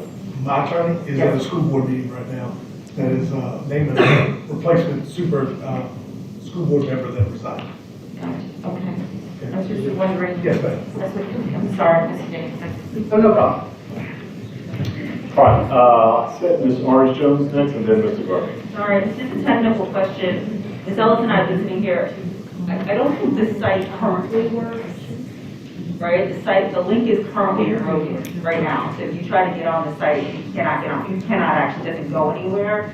So I'm just trying to better understand just how that is possible. Like, how can you just speak to like how it is possible that even now the site, if you click on it, it doesn't go on it. I mean, you can copy the link and then take yourself somewhere, but maybe it's just building. Sometimes the building does things that we can't, we can't access. I just pulled up the entire site. Okay, well, and your site, but from the site to the department. I think the concern was, did they actually come to a council meeting and were they actually denied? No. Okay. Why weren't they invited to a council meeting? This question was asked last meeting because their application was deemed incomplete with the information we had at that point in time. Okay. So we didn't move that application forward. And they didn't know that until after the deadline, because you're saying they turned it in late. They turned it in, but the deadline had passed by the time you noticed. They turned it in while the offices were closed on Thursday before Easter. We got back on Monday and started going through it. And like I told everyone last time I was here, this is the absolute first charter school application that we've ever gotten in St. Tammany. I've been the superintendent for now this 14 months. I was relying on Ms. Baker and the department, and she guided me as much as she could. We didn't have a third-party evaluator. We didn't know any of the process. We started from scratch as fast as we could. We tried to rely on the department and our council to tell us what we needed to do. No. Ms. Holloway, since you asked, this is a learning moment too, I think, for everyone, because I did Google some other school boards at charter application web pages, and they all refer to the LDE website to use the common charter application. So they all have links, or the ones I looked at, have a link to that application. But what I am very concerned about is that links change and they expire as they're here. And even if you do go to the department's website, it is a little difficult to find the correct application. And they do change annually. So I think districts should really, and we approve them annually, I think what districts should post is the actual application that they can get from us. Because links expire, and that's why we don't put links in your exec recs and all of your backup, is because if you go back in years down the road and you try to access it, it no longer works. So I think it's very important to not link the application to the department's website, but copy a PDF of that. Chairman. All right, thank you, Mr. Garvey. Yeah, I would like to start by saying that I think we're focusing on the wrong thing here. Superintendent Javia is saying that he determined that, or evaluated that the application was incomplete. The statute requires the school board to decide whether it is complete or incomplete. It's not the duty of the superintendent. The application should have been sent on to the school board and let the school board decide if it was complete or incomplete as the statute requires.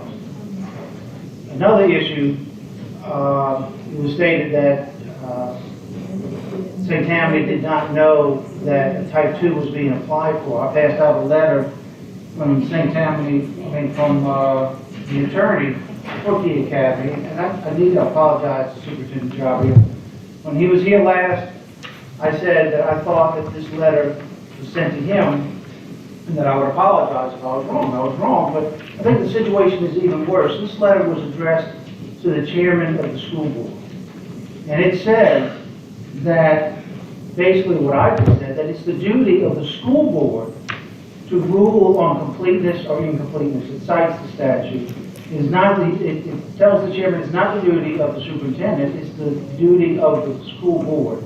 It also says in there that he is applying for a type 1. So the school board was notified that what he wanted to apply for is a type 1. It's in the very first sentence, very second line of this letter, of the June 3rd letter. The June 3rd letter, if I understand it right, was sent a month or more before the deadline for the school boards to rule on these applications. So there was plenty of time for St. Tammany to have ruled on this. I think the deadline was in July, if I remember right, of that year. It sounds right, Mr. Day, roughly.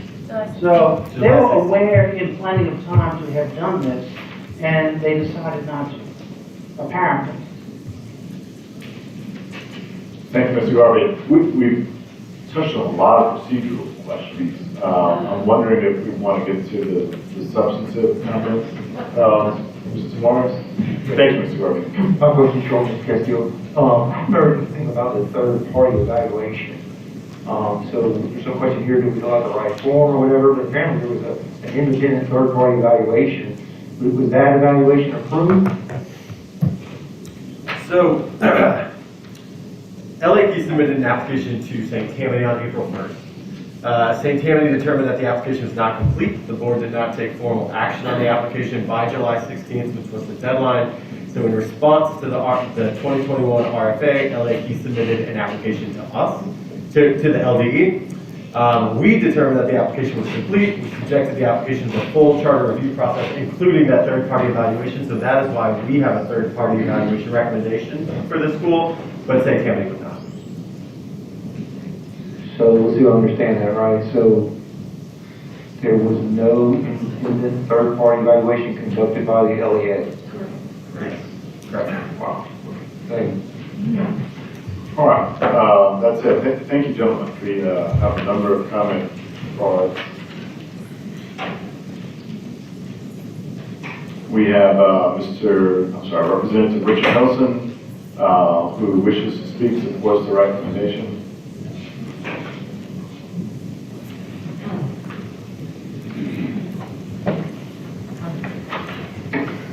Thank you, Mr. Chairman, members. I had about 6 hours to sit here and figure out what I was going to say, and it's changed the whole time. So I've been throwing off one, but I appreciate all your service. I know it's a public service, and you get paid probably about as much as I do, I'd imagine, so nothing. And as a volunteer, we do it for love. So I grew up in Mandeville. I represent Mandeville, parts of Madisonville, parts of Covington. So basically, the area where the school is going to go, supposedly. But I graduated from Mandeville High public school system. I have 2 kids currently that are not dyslexic, but are in the public school system there in Mandeville. This is not a question for me of public school, charter school, what's right or wrong. I think it's really just giving an option to the parents. And in the parents that I've spoken to, the parents that have spoken to me are my constituents. They don't care about the process. They don't care about, what forms or boxes were checked. They care about their kids learning to read. And I think I don't have to tell you the importance of that, especially in Louisiana, where we have something like one out of 4 kids in 4th grade cannot read on level, right? So this is a huge problem with our state, it's a huge problem with our future. And that's what the parents care about, that's what I care about, that's why I'm here, and I've sat through 6 hours waiting to come and talk. So I think that this, and reviewing what Key Academy, I've met with them, I've talked to them about what they're about. I think that it's very important that we focus on these dyslexic students to give them those options available. And I think that at least in my 2nd grader, I can tell you that there's something more than just having a specialist to help them read. Because I can tell you my 2nd grader's math curriculum is about 10% arithmetic and about 90% reading. So I think it's very important that you have a school and a setting where those things are played out, where you can really focus on these children that really need to have extra help to help them succeed in all these subjects. And so with that, I ask you please to consider approving this, and I would say that the process, one way or the other, we should really focus on the kids. And I think it sounds like there's maybe some lawsuits being teed up with this, and I would say as a parent and a taxpayer, I would rather my money go to educate children than to pay lawyers. And so I hope we can all keep that in mind. So thank you very much. Thank you, next we have Nancy Guzman, who supports the recommendation, wishes to speak. Lee St. Philip also supports the recommendation, wishes to speak. If you would like to make your way up as well. And then Bryson Izipoli supports the recommendation, wishes to speak. If you'd like to make your way up as well. We'll start with Ms. Guzman. Good afternoon. My name is Nancy Guzman, and I live in Charlotte, North Carolina. I am an educator with 47 years experience as a school principal and school turnaround specialist in 22 states. My grandson Gavin is a 2nd grade student at Honey Island Elementary School. He attended Cypress Cove Elementary for kindergarten and 1st grade. Gavin is dyslexic and I am his advocate. I flew here today from Charlotte, North Carolina through sleet, snow, ice, and rain to advocate for Gavin and for all dyslexic students in St. Tammany School District. In dealing with this district, I am convinced that this charter school is the only hope that dyslexia students have to receive the specialized instruction they need to learn in St. Tammany Parish. The St. Tammany School District is broken. Struggling readers are going unnoticed, unidentified, and undiagnosed. In securing the help that Gavin needed, I experienced numerous violations of federal and state special education laws. I experienced staff that treated these laws as optional suggestions and not as laws that protect the rights of students with disabilities. I have observed a district where educators put the needs of the system over the individual needs of children. where district staff stand in the way of doing what is in the best interest of children, and where educational neglect is commonplace. Working with hundreds of educators across the country, I can say that I have never worked with a district that has such blatant disregard for the education of struggling students. Nor have I experienced district administrators who work so hard to not do what is right for children. I want to comment on a statement the superintendent made, and I quote, "In St. Tammany, we address dyslexia across our school districts in all 55 schools, not just 1st through 8th. I have learned, and I am sorry to say, with my experience in dealing with this district the past 9 months, that dyslexia is not being addressed in all 55 schools. My grandson sat in classrooms in Cypress Cove Elementary for 3 years, including 2 years in kindergarten, and never received the specialized help that he needed to master early literacy skills. St. Tammany School District believes in the wait to fail model, where struggling readers are not identified until they have experienced prolonged reading failure. And like Gavin, too many times students are never identified. Interventions are consistently inconsistent. Many principals and teachers are not looking at data to identify struggling readers. The district refuses to use the word dyslexic when identifying students.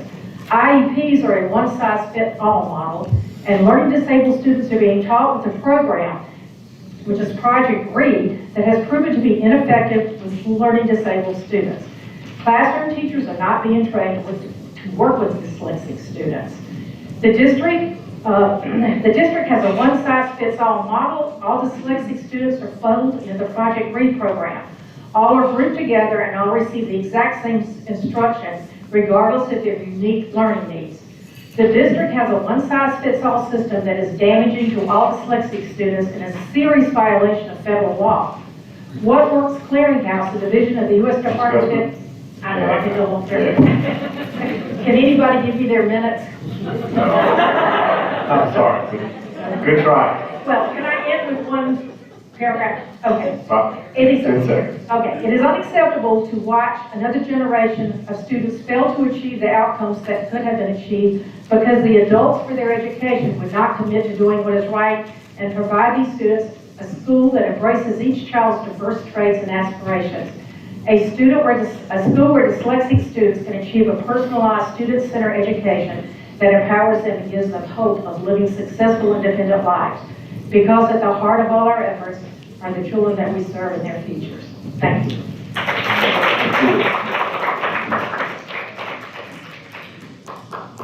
All right.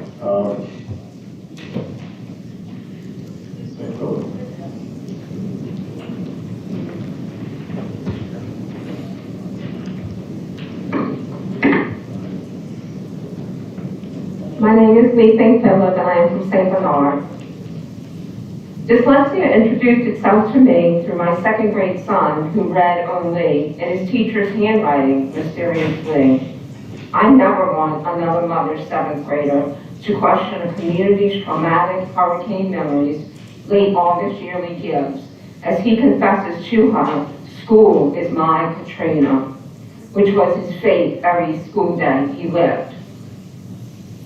I am the grandmother of a 7-year-old first grader who knowingly admitted at 5.5 she needed another kindergarten year to get smarter. Her private dyslexia diagnosis now will not be recognized unless failing grades are realized. At school, in class, they hold it all together. Defense is down at home, the scene is another. First grade, so soon, the point of no return, where every test in every subject is a reading test they learn. I am a teacher who graduated and greeted students without a clue if a child had a reading problem of what to do. 25 years pushing a population of second grade strugglers along, upper elementary and beyond revealed those for which phonics was not strong. An undreamt of early retirement became my reality. I embarked on my own dyslexia discovery. I am encouraged to become officially certified in the Orton-Gillingham way, which would be a delight but presently, life is busy qualifying me as I advocate on behalf of parents' plights and homeschool and tutor a dozen struggling readers throughout my days and nights. Many of my students are placed in special ed, with all subjects allowed to them read. But pioneers and pupils should not have to hope, pray, and wait for the implementation of Act 108. Recent new challenges and restrictions have been far from at ease, yet as one student's mom expressed, the fear of my child not learning to read is bigger than that of disease. For the dyslexic population, today we wear red. We stand up for them and speak the words that need to be said. Thank you.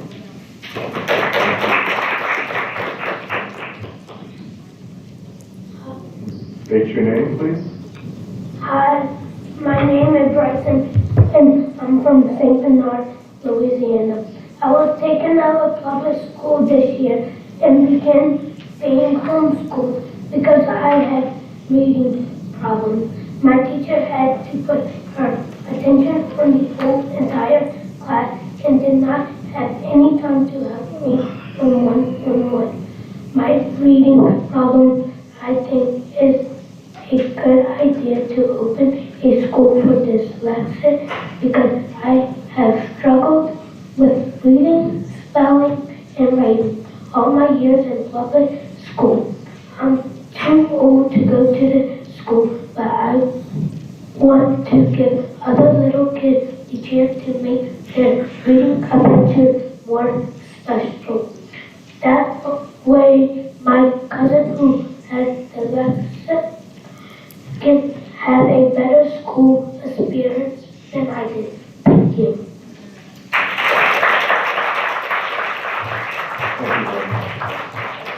Next up, we'll have Kim Carter, then Nicole Albrecht, then Shirley Griswold. You'll be next if you want to start making your way up.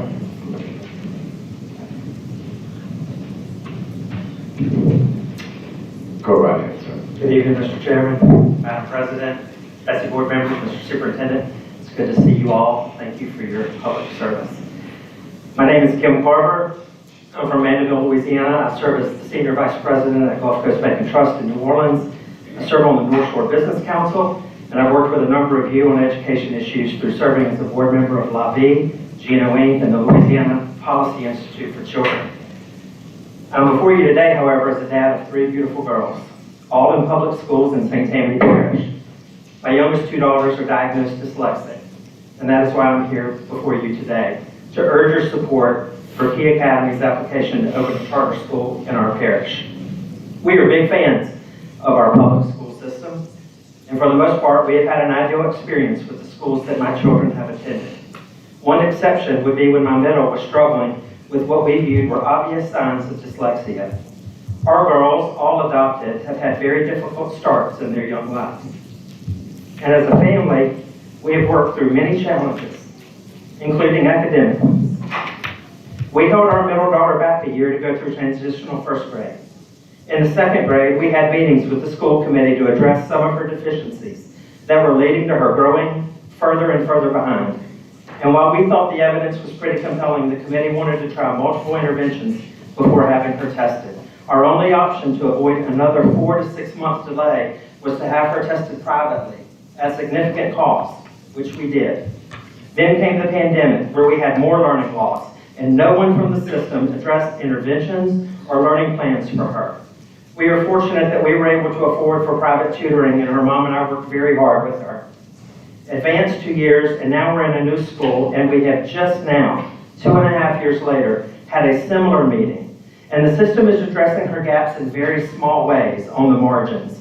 But last week, we literally begged the committee to assign a 504 plan for her, so that as she progresses to larger schools, where her teachers may not be able to focus on her individual needs, that she will have the resources for success. She is bright, determined, and works really hard for B's and C's.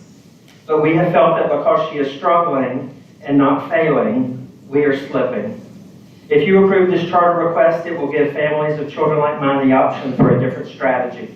While she will not benefit from it as she'll be older than the grades that the school will launch with, I speak on behalf of families like mine, taxpayers and contributors to our parish and community. We want options.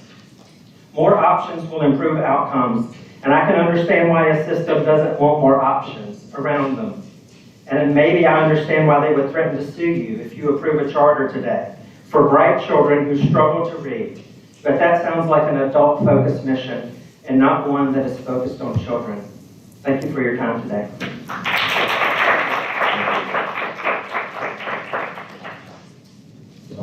Chairman. Yes. I just want to take a minute and say that, one, I appreciate your advocating for children, but also I just want to put a plug in for Louisiana and that we all need to get a little more serious about adoption. Thank you.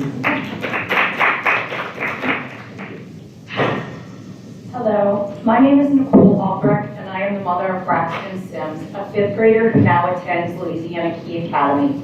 Braxton was diagnosed with, as we've heard, characteristics of dyslexia, because the schools don't like to give a diagnosis, because then they would actually have to do something about it.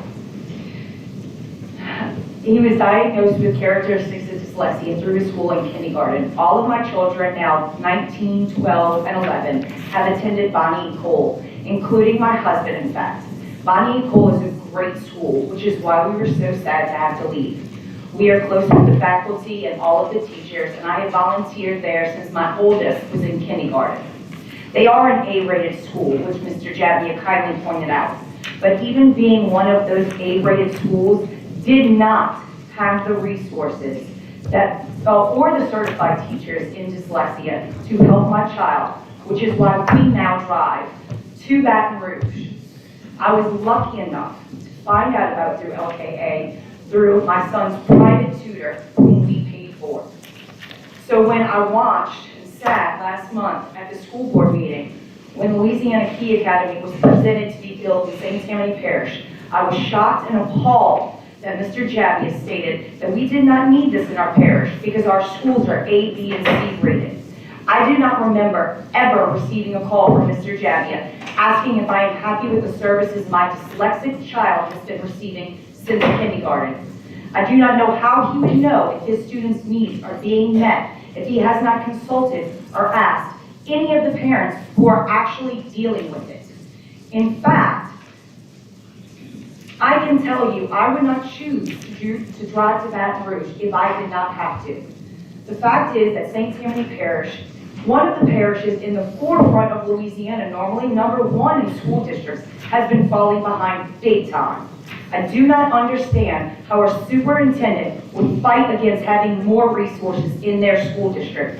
He has even gone as far as to block certified dyslexia teachers in our district who currently teach at Bonnie Cole, for instance, from being able to use their certifications in these schools. As a social worker in St. Tammany Parish, I fight to help other families find resources, not prevent them from being able to get them, which is exactly what is happening here. There is an opportunity for children in St. Tammany Parish. Thank you, but your time is up. Can I finish with one thing? One. Okay. All I ask is that you provide the resources that to every possible child, even the ones, even if it may only be one child needing the resource, that you do not prevent any child from having the resources they need to succeed, especially when it's based off of a grade of a school. Thank you, Ms. Nicole. Thank you. Thank y'all for your time. Yes. My guest is Ms. Debbie Griswold, and I will call Heather Verbrina. Verbrina, is close enough. And they have Gemma Verbrina and Liam Verbrina, Elijah Verbrina. I'll call all the Verbrinas up. If you could take seats right behind Ms. Jody Griswold. Yes, Ms. Jody, you may begin. Identify yourself in the... Jody Griswold. Thank you for the opportunity to speak today on behalf of my students. I am an elementary school teacher with 27 years of experience in the classroom. And for 22 of those years, I've had the privilege of teaching first grade. One of the greatest joys of working with first graders is teaching them how to read. Today I would like to speak to the subject of dyslexia. As many of you know, dyslexia is an unexpected difficulty in reading for an individual who has the intelligence to be a better reader. Scientific research has demonstrated that dyslexia affects 1 in 5 people and accounts for 80% of all learning disorders. The historic relevance of dyslexia begins with the first recorded case in 1896. Then in 1904, it was recognized as a need for schools to identify and establish appropriate teaching.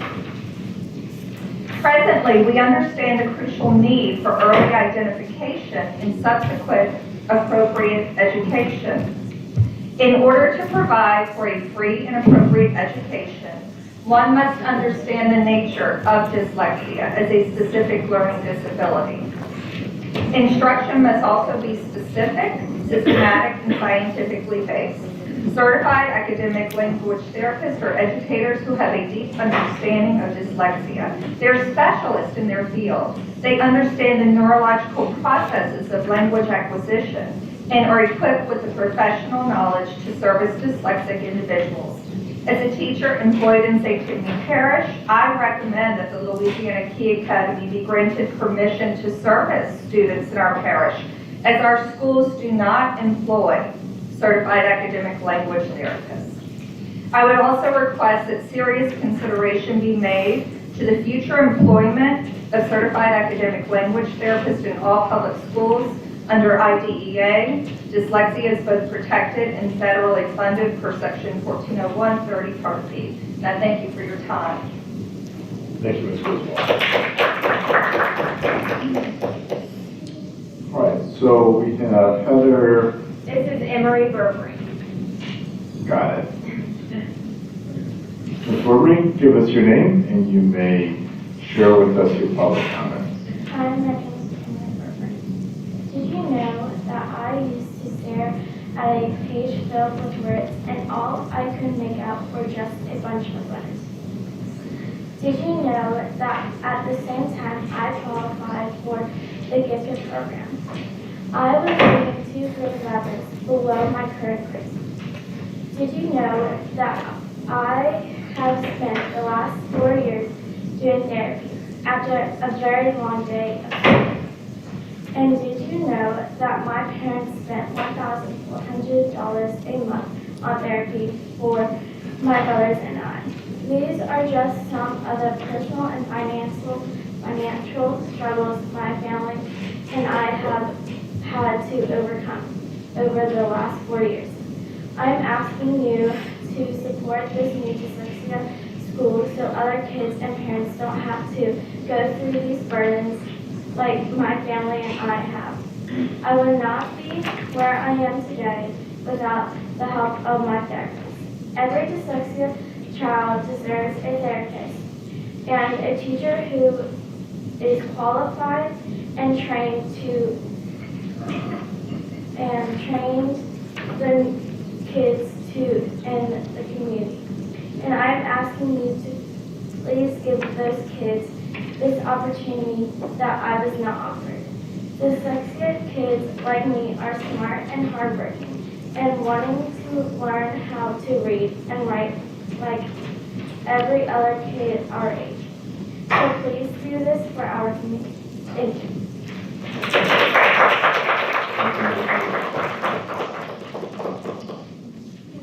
All right, which one is next? Okay, this is Leah Burberry.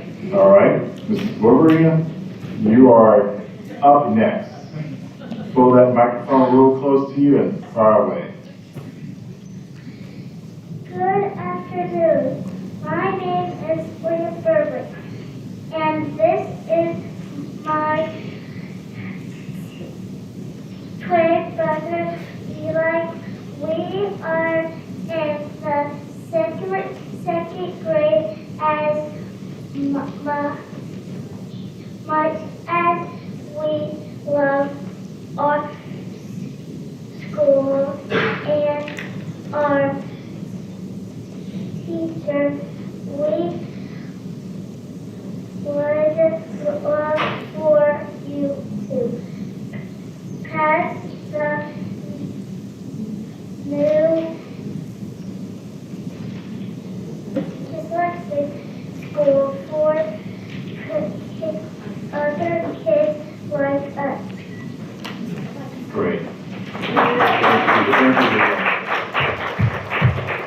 Lisa, I think you're up now. We would like to not have to do therapy before school every day.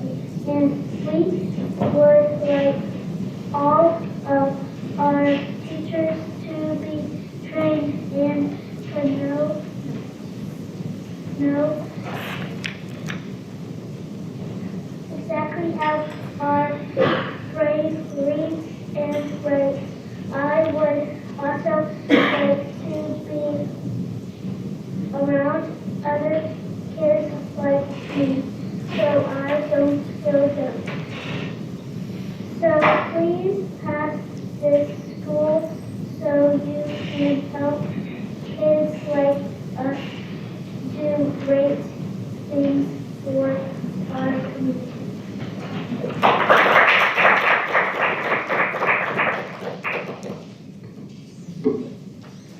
Hi, my name is Heather Burbrink, and I am the proud mother of these 3 kids and also 2 others at home.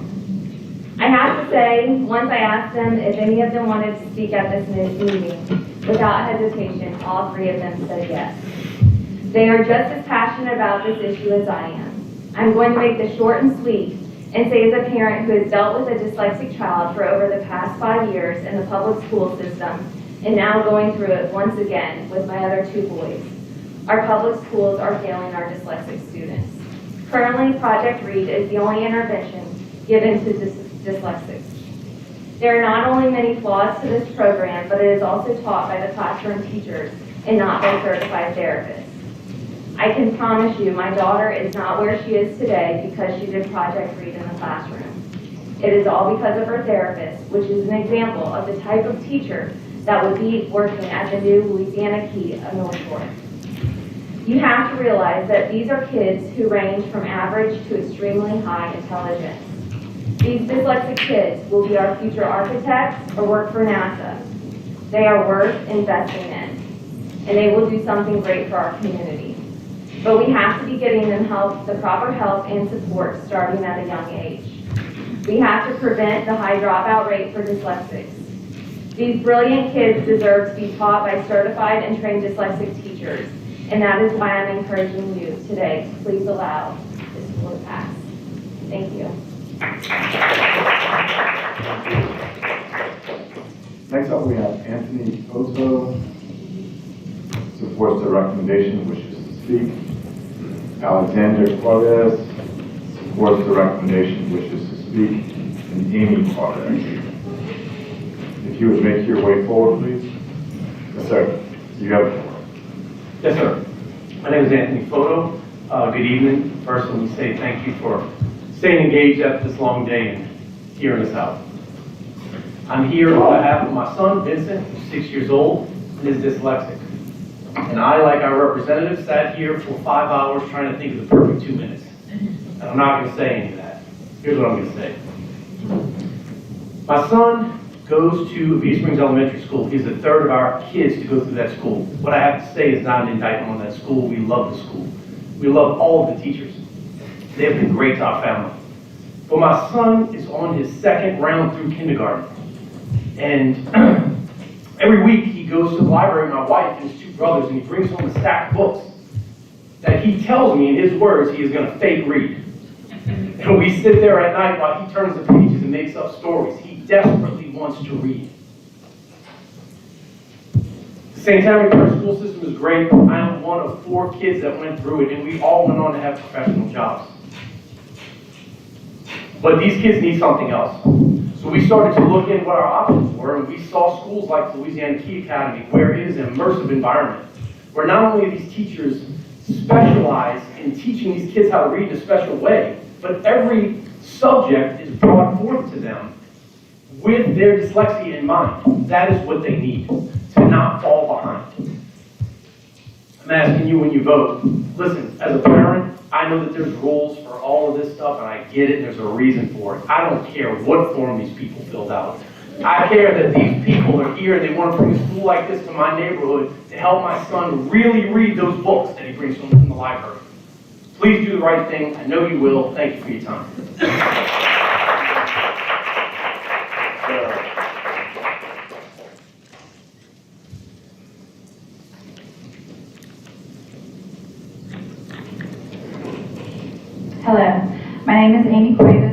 Covington, Louisiana, and my 11-year-old son, Alexander, here is dyslexic. Obviously, I'm speaking today in support of the Louisiana Key Academy, the proposed campus in St. Tammany Parish. Even though Alexander is now too old to attend Louisiana Key Academy, there is no doubt that had this been up for discussion 3 years ago, this is exactly where it would be. I, in fact, emailed all of you in October after watching the BESE meeting where Superintendent Pete Jabbia stated that dyslexia was being properly handled in all 55 schools in St. Tammany Parish. This could not be further from the truth. In fact, by St. Tammany standards, Alexander is not even considered dyslexic, but we know he is from an outside evaluation that we had to pay greatly for. Alexander was diagnosed with dyslexia in first grade, and I naively assumed that St. Tammany Parish Public Schools would have a proper way to teach him to learn how to read. Sadly, I was very mistaken. It quickly became apparent that our options were to commute him an hour plus each way from either Louisiana Key in Baton Rouge or to the former 3D school in Ocean Springs, Mississippi. Logistically, as two working parents and with another child, that was just not possible. So what we decided to do is keep him in St. Tammany and invest in him having dyslexia therapy every day after school. He did this for 3 years, 4 times a week, even through the summer. This cost him about 450 hours of his life that he will never get back, that he did not spend doing extracurricular activities or playing outside, which he greatly enjoys, and it cost us $10,500. If St. Tammany was properly addressing dyslexia, why would I have spent that money? I absolutely would much rather go on a vacation than spend that money on dyslexia therapy. However, it worked. Alexander is now a thriving 5th grader. He's still in public school. I myself am a graduate of St. Tammany Public Schools. I'm a big proponent of the public school system. But I will tell you, St. Tammany is failing dyslexic students. And I urge you to wholeheartedly support this charter. Thank you.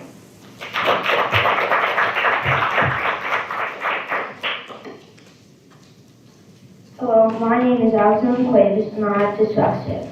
And this is why I think it would be a good idea to have school for kids with dyslexia where I live in St. Tammany Parish. It would be a good idea to have a dyslexic school because it would help dyslexic kids ease into learning instead of throwing it all at you at once like it was in school for me. When my therapist taught me, she made it easy by teaching things to us piece by piece, and we repeated things over and over so it's easier to learn. For example, there's this one story called The Soap that I can still remember because we practiced it so many times. Another reason it'd be good to have a dyslexic school is because it would have been much easier for me not to have to go to therapy every day to learn to read. It made me sad when my friends would ask me if I could play after school, and I'd have to tell them, no, I can only play on Fridays. We could have dyslexic therapy every day except Friday. Also, you're tired at the end of the day, and it's not easy to focus on what you're supposed to be learning, and a lot of other kids who have dyslexia also have ADHD, which means we're cooped up for so much longer and we can't go outside and play and get our energy out. So, if we had our own school, we could still play after school, and that would be much better for us. Also, it would be better to learn all of my subjects the way I learn, instead of just learning reading this way. It could help kids learn math, social studies, and science the same way, instead of learning the way other kids learn and then having to figure it out the way I learned. It would have been much easier to go to dyslexic school because I wouldn't have to worry about tests and I'd be confident that I understood the subject. This is why I think we should let the school come to St. Tammany Parish so dyslexic kids can get a better education. Thank you.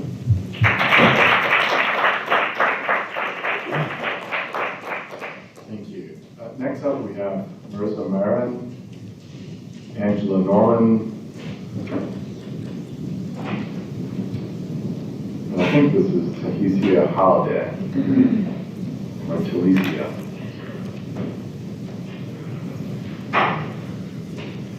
All right, you may start when you're ready. Hi, my name is Marissa Marine, and I'm a proud mother of a dyslexic 8th grader who attends public school in St. Tammany. My daughter was fortunate enough to receive dyslexia therapy for 2 years, beginning at the age of 8. 2 years where she received therapy 4 hours a week after school and 3 hours a week during holiday and summer breaks. 2 years where she couldn't participate in any after-school activities because of the time spent in therapy. 2 years where she received therapy outside of school because it wasn't available to her at the public schools she attended. Students at Louisiana Key Academy receive daily dyslexia therapy, the same therapy that enabled my daughter to learn to read, that helped my daughter to achieve her current 3.6 GPA, and that recently earned her an invitation to the National Junior Honor Society.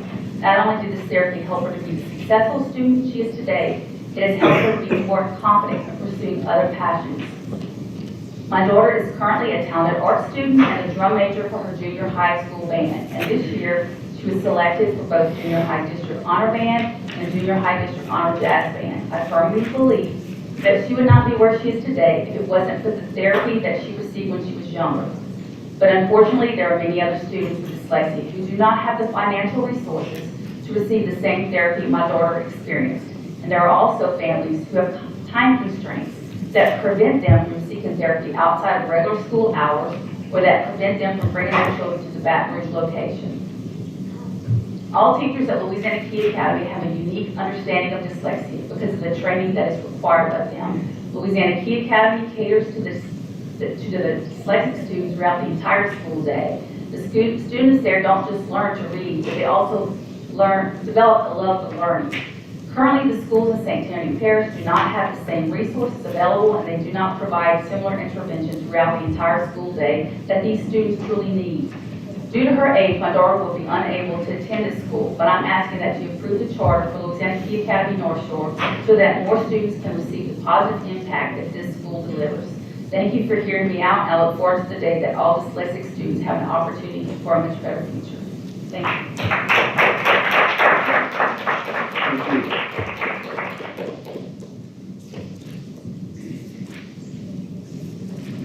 Ooh, I've been waiting on this time. Good afternoon, good evening. My name is Ty Holiday.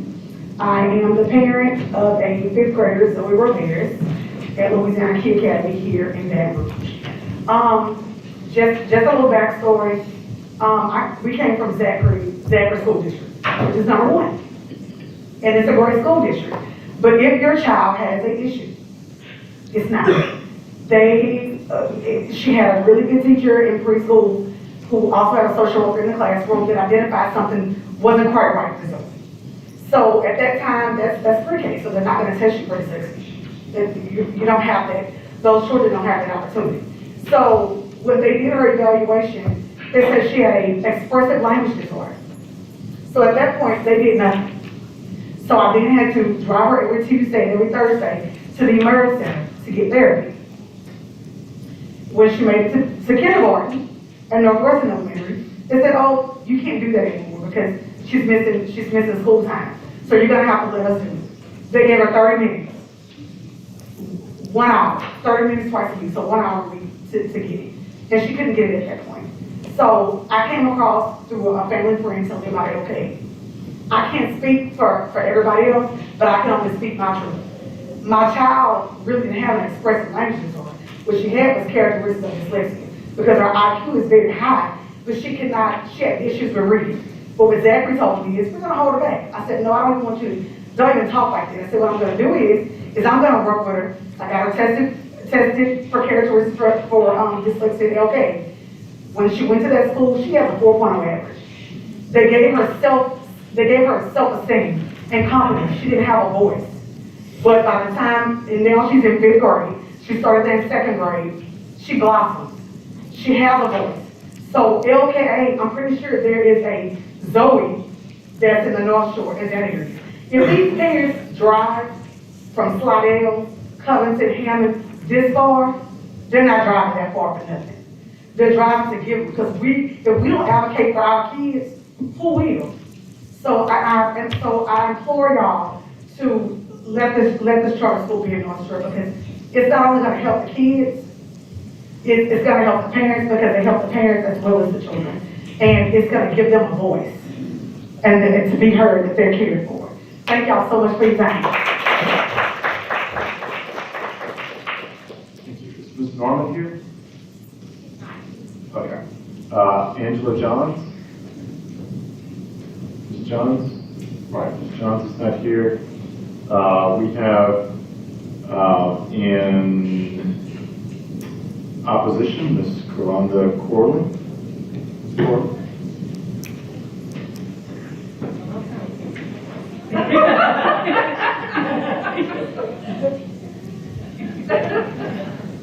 I have to tell everybody to calm down because they thought that I was in opposition. It should say that I want to speak to provide information. My name is Caranda Corley. I'm co-founder, co-director of BESE, Fairness, Accountability, Transparency, Equity, Excellence for individuals with disabilities. One of the things that I would like to bring up is, as a parent of a child with disability, I have faced what these parents are facing. Along with many other parents across this state, we have over 200,000 children with disabilities in our school systems as we speak today that are currently not receiving free appropriate public education because their needs are not being met, because IEPs are not individualized as they should. We have been giving these children templates. One of the things that I would recommend, because I see problems with it being a type 2 charter, and it's only because I don't see where it would allow the ability for mainstream. I know at LKA they do allow children to come in and they get diagnosed, but what about the children that don't have dyslexia, that actually have reading problems? Do we kick them out? We should not. Here's a friendly proposal. Ms. Rama, I know you're gonna love this. Have this school be a part of the special school district. The special school district embodies the school for the deaf and the school for the blind. This is a specialized school, just like them. It would allow our children with disabilities that have dyslexia, all children, whether it's a child that has multiple disabilities, such as autism and dyslexia, spinal bifida and dyslexia, to actually be able to go into this brick and mortar. Second, if that option is not going to be right, allow it to be semi-private. LDOE provides funds for children with disabilities to actually be able to go to a semi-private school, a private school. And I don't think that a lot of parents are knowledgeable of that ability or that accommodation that the State Department of Education provides.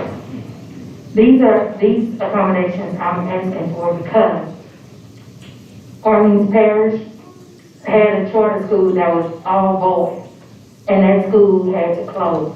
And it was because they were found in violation of the Civil Rights Act because they were discriminating against other sexes. They were only allowing boys to attend. So, as a parent of a child with disability, I just only ask that we do not allow it to be only children with dyslexia, but children that may have some type of problem with reading in any other aspect. Thank you. Thank you, Ms. Corley. Is Sharon Quaid and Colton Quaid?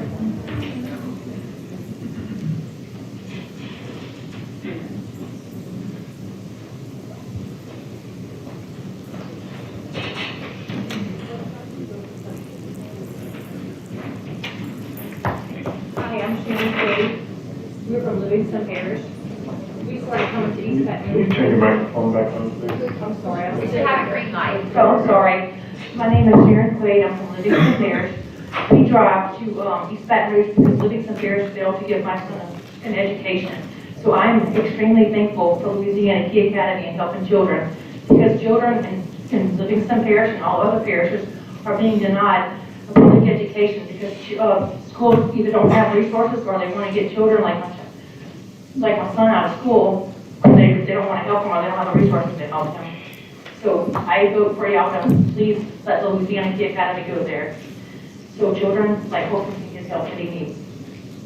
Thank you. Thank you. Colton?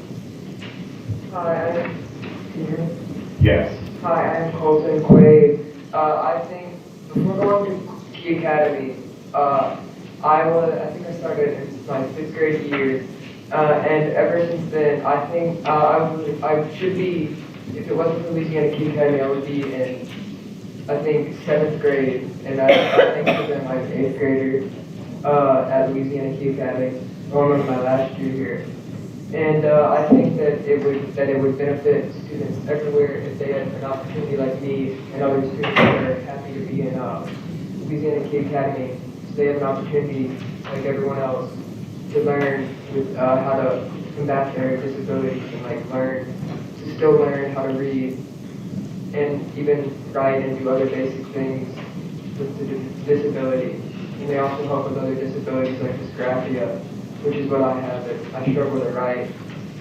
My writing looks like scribble scratch. They let us, all of us, type on computers to help us with that. So they do a lot more than just dyslexia.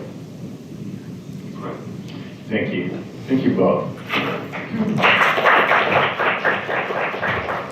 And the last public comment card I have on this is from Amy, I think it's a man, does not wish to speak but supports the recommendation. Dr. Davis. I'd just like to say as a political science professor, thank you so much for all of you who brought your children to speak. And I hope that it fosters in them a lifelong sense of political efficacy, which is a fancy way of saying that their voice matters. And I'd also like to say, I have a very narrow view of when charters are appropriate, and certainly this is one instance in which they are. And I'm happy to say that I was a community supporter, letter writer for the first Key Academy here in Baton Rouge. Thank you, Dr. Davis. For those who have not, or we don't have a card, or whatever. I apologize. I apologize. I didn't know your process, and I think we got them in, but. Not a problem at all. They're right there on the table. So go ahead and speak, give your name, but when you're done, just pull up. Sure, yeah, I'll be brief. Yeah, thank you for your time. My name is David McGee. I'm here supporting the LA Key Academy North Shore. Just like so many other stories that you've heard, this has made it pretty simple for me. I was going to add the only thing that I didn't necessarily hear anybody talk about is our story. In all honesty, I was getting teared up listening to some of that, and it's challenging having a child with dyslexia. I'm here because I'm Audrey's daddy. I love her. There's a gap here, and frankly, I was offended listening to the first two guys talk about process and making the claim that they are doing better at educating these children when I can't get his school district to even admit my kid. I've seen the same thing in Texas where the public school system said, not going to help you. We moved here, got the same thing, not going to help you. We've been doing the therapy stuff all around there as well. And yeah, trying to keep my emotions in check, but and keep my words right. But yeah, that was interesting. The only thing I wanted to add in here, a little statistics, going I hadn't heard. Dyslexia Center of Utah estimates between 15 and 20% of the population has a form of language-based learning disability, and dyslexia is the most common. Using some basic census information for St. Tammany, that means there's probably about 11,000 children under the age of 18 that have some of this going on. That's a good number. Take that a little further. Another important consideration is 62% of non-readers end up dropping out of high school, which not only impacts their future, but theirs around them. Another fact, high school dropouts typically earn $260,000 less in their lifetime than a high school graduate. So you want to take that economic impact and using some basic rough math and census information. For St. Tammany alone, that's probably $10 to $20 million of lost GDP opportunity per year. Pick the right numbers, right? But it's not just about, if there's budget things, stuff like that, there's an economic impact. So I think everybody else covered other things. Our story is basically the same. And I've been reading plenty of data points here that are kind of repeating some of what you heard earlier. So my ask of you is use some common sense. There's been a lot between IDA, COVID, trying to get stuff, and it's just been barrier after barrier, and I'm begging you, please support this school. Thank you for your time. Thank you for that part. Thank you so much. All right.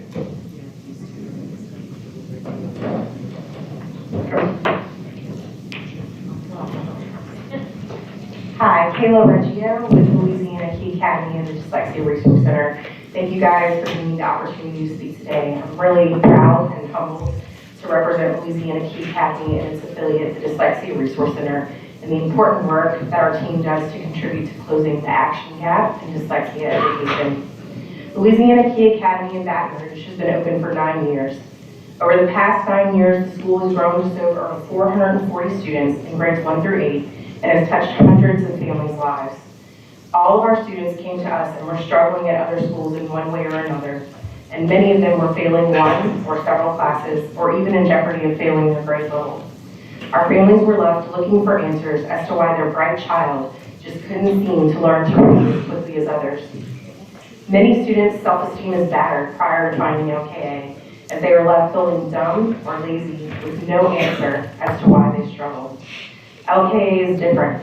We offer a full-day education for dyslexic students with teachers that complete a rigorous 2-year dyslexia therapy certification program. We offer a unique opportunity for families in our communities and surrounding areas. All of our students are identified as having moderate to severe dyslexia. We accept students in all grade levels up through 8th, despite the fact that many students come to us several grade levels behind. Because they are dyslexic, we know they are not fluent readers, which leads to poor performance on standardized tests. In fact, standardized tests assess dyslexics' disability and not their true ability or knowledge of a subject. We can look to the many successful dyslexics, such as Toby Cosgrove, the former chief of the Cleveland Clinic, David Boyes, an esteemed lawyer, Richard Branson, and Charles Schwab. Many of them speak about their failure to achieve on standardized tests. Despite difficulties with standardized testing, all of our metrics align with the science of evidence of teaching dyslexic students to read, write, and flourish continue to show growth each year. We offer the families we serve, regardless of the severity of their dyslexia, hope for our future through dyslexia identification and evidence-based education, and to prepare them for college with accommodations in their self-esteem. We are excited for the opportunity to serve North Shore and the surrounding parishes and continue the work of serving the 1 in 5 children with dyslexia and their families.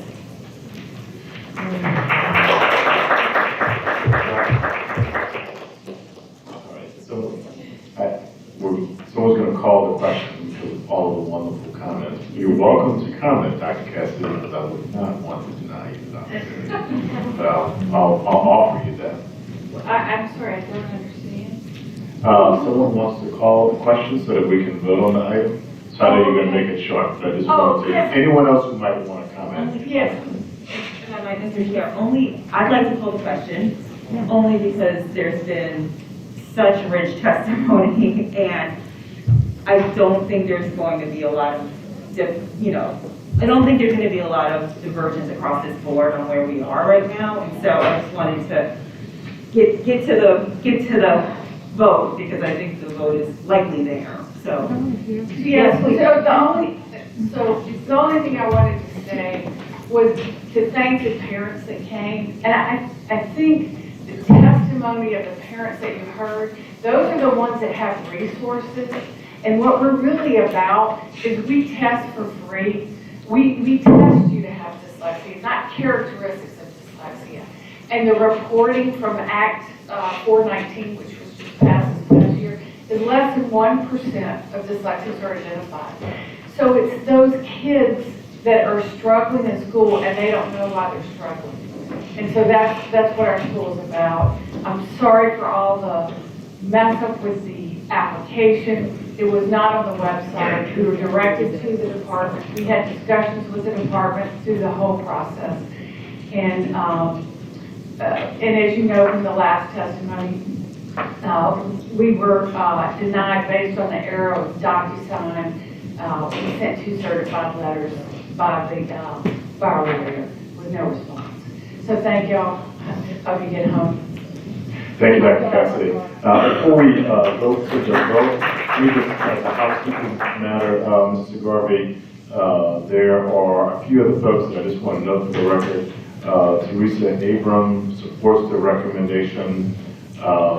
Braxton Sims supports the recommendation, does not wish to speak. David McGeehee supports the recommendation, does not wish to speak. Andromeda Courtright supports the recommendation, does not wish to speak. Heather Bourgeois supports the recommendation, but does not wish to speak. Mr. Garvey. Yes, real quick. I wanted to let the people who came today know that I had a good bit of testimony left to deliver But in light of Ms. Orange Jones's motion or suggestion, I'm going to propose. All right, Ms. Boucher wants 10 seconds. Okay, I promise I'll be brief. I think all families, including my own, have been affected by dyslexia and other types of learning disabilities. And I think at some point, we're looking at this one little microcosm, this one charter school that we are considering today. But I would hope, when we look at our assessment scores, and we're looking at struggling readers, and we're looking at that whole K-3, there are many, many more struggling readers out there throughout all of our schools. And we've got to, not only with dyslexia, but other forms of disabilities with our students.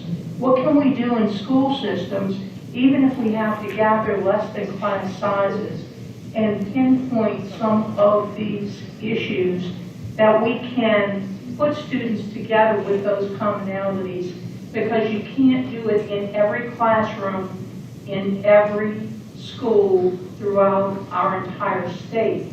But if we can marshal our resources, even within school districts, if we are allowed, and sometimes with IDEA and some of the interpretations, it's very difficult to hit that fine balance, where we can offer these programs, more of these types of things, not just to students with dyslexia, but to many of our students who have other disabilities who could profit from much more directed and research-based strategies, and we can accumulate them in little pockets. Thank you. Ms. Morris? Okay, Superintendent Berman, I try to follow the process, and your folks have responded really well with regard to the release of the literacy screener RFP, and I know that's a work in progress. But given, all the heartwarming testimony that we've heard today and the impact, across the student population, I'd just like to request some time with your staff to review that RFP. And my specific concern is how that screener, how that RFP is going to address the identification of dyslexia. Thank you. Great. Thank you, Ms. Morris. Seeing no more questions, and the question has been called, any objections to the motion? Seeing here no objection, the motion passes. Last.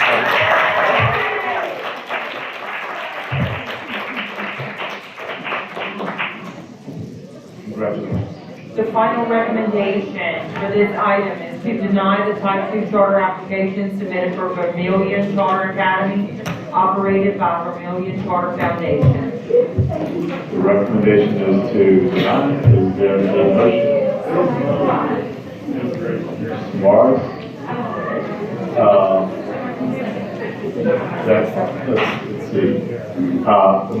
The recommendation is to deny. Mr. Morris, you move to deny. Dr. Davis, you move to deny. Dr. Davis moves to deny. Ms. Boucher moves, seconds the motion to deny. Mr. Day. All right. There we go. Not bad. It's been a minute. All right. Our fifth and final school that we'll be considering today. Bye. Sorry, man.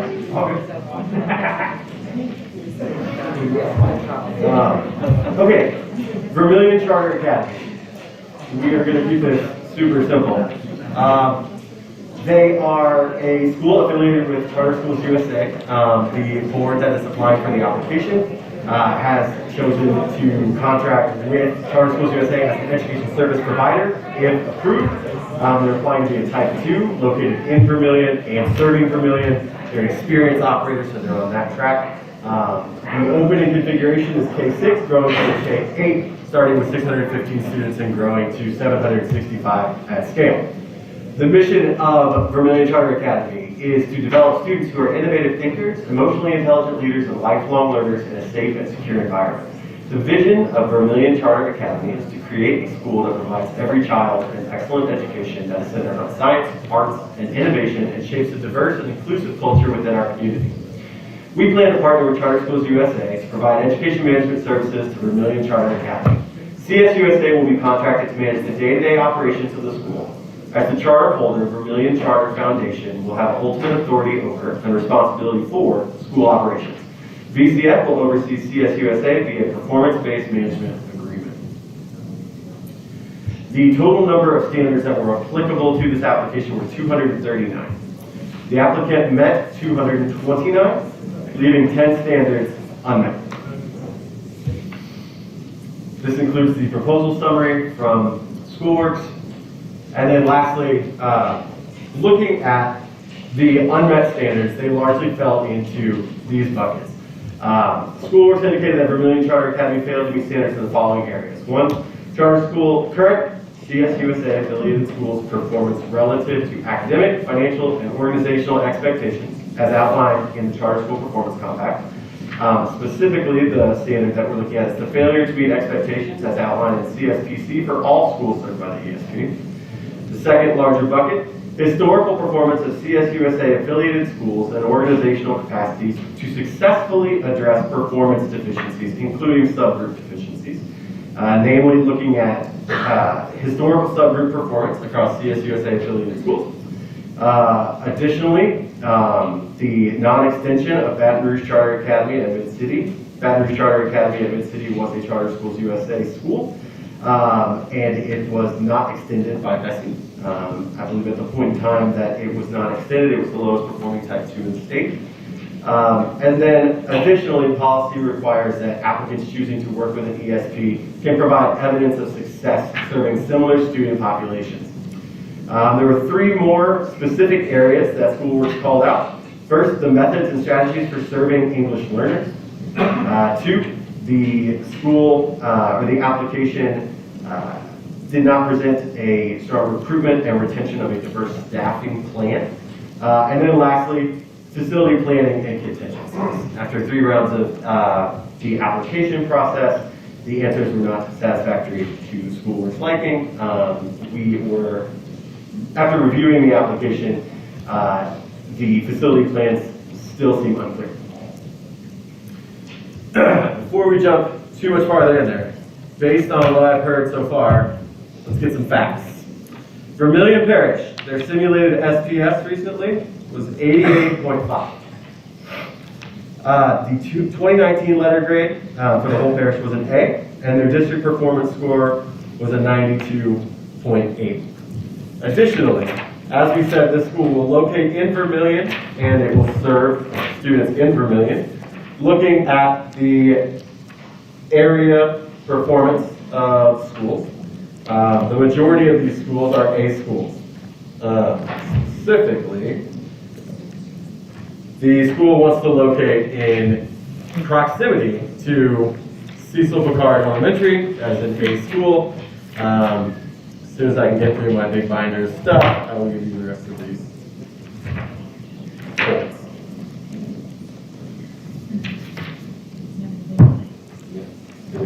While we're looking for that, I do want to address something. We've got several questions about, in this recommendation, is this about the board and their capacity, or is this about Charter Schools USA and their capacity?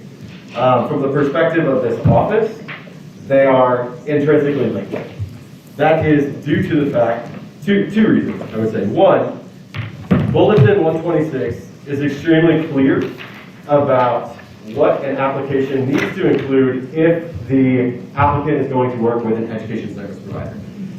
Section 515 of Bulletin 126 says that for a proposed public charter school that intends to contract with an education service provider for substantial education services, management services, or both types of services, the request for proposal shall additionally require the applicants to, 1, provide evidence of provider success in serving student populations similar to the target population, 2, provide the contract or MOU, 3, disclose and explain any existing or potential conflicts of interest, 4, provide a detailed plan outlining the mechanisms by which the charter board will oversee and will hold the management organization accountable, and then 5, provide rationale for consideration of an education service provider and evaluation of all providers considered.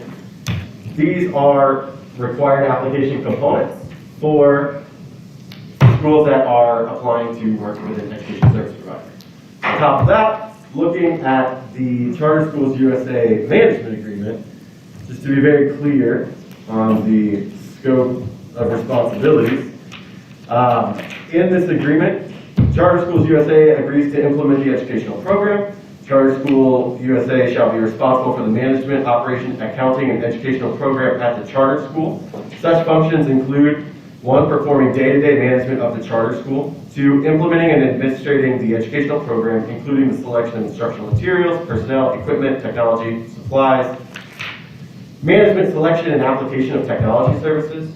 4, managing personnel functions, including professional development for the charter school administrator and instructional personnel. 5, management of the business administration of the charter school. 6, management of the accounting operation, including general ledger management and financial reporting.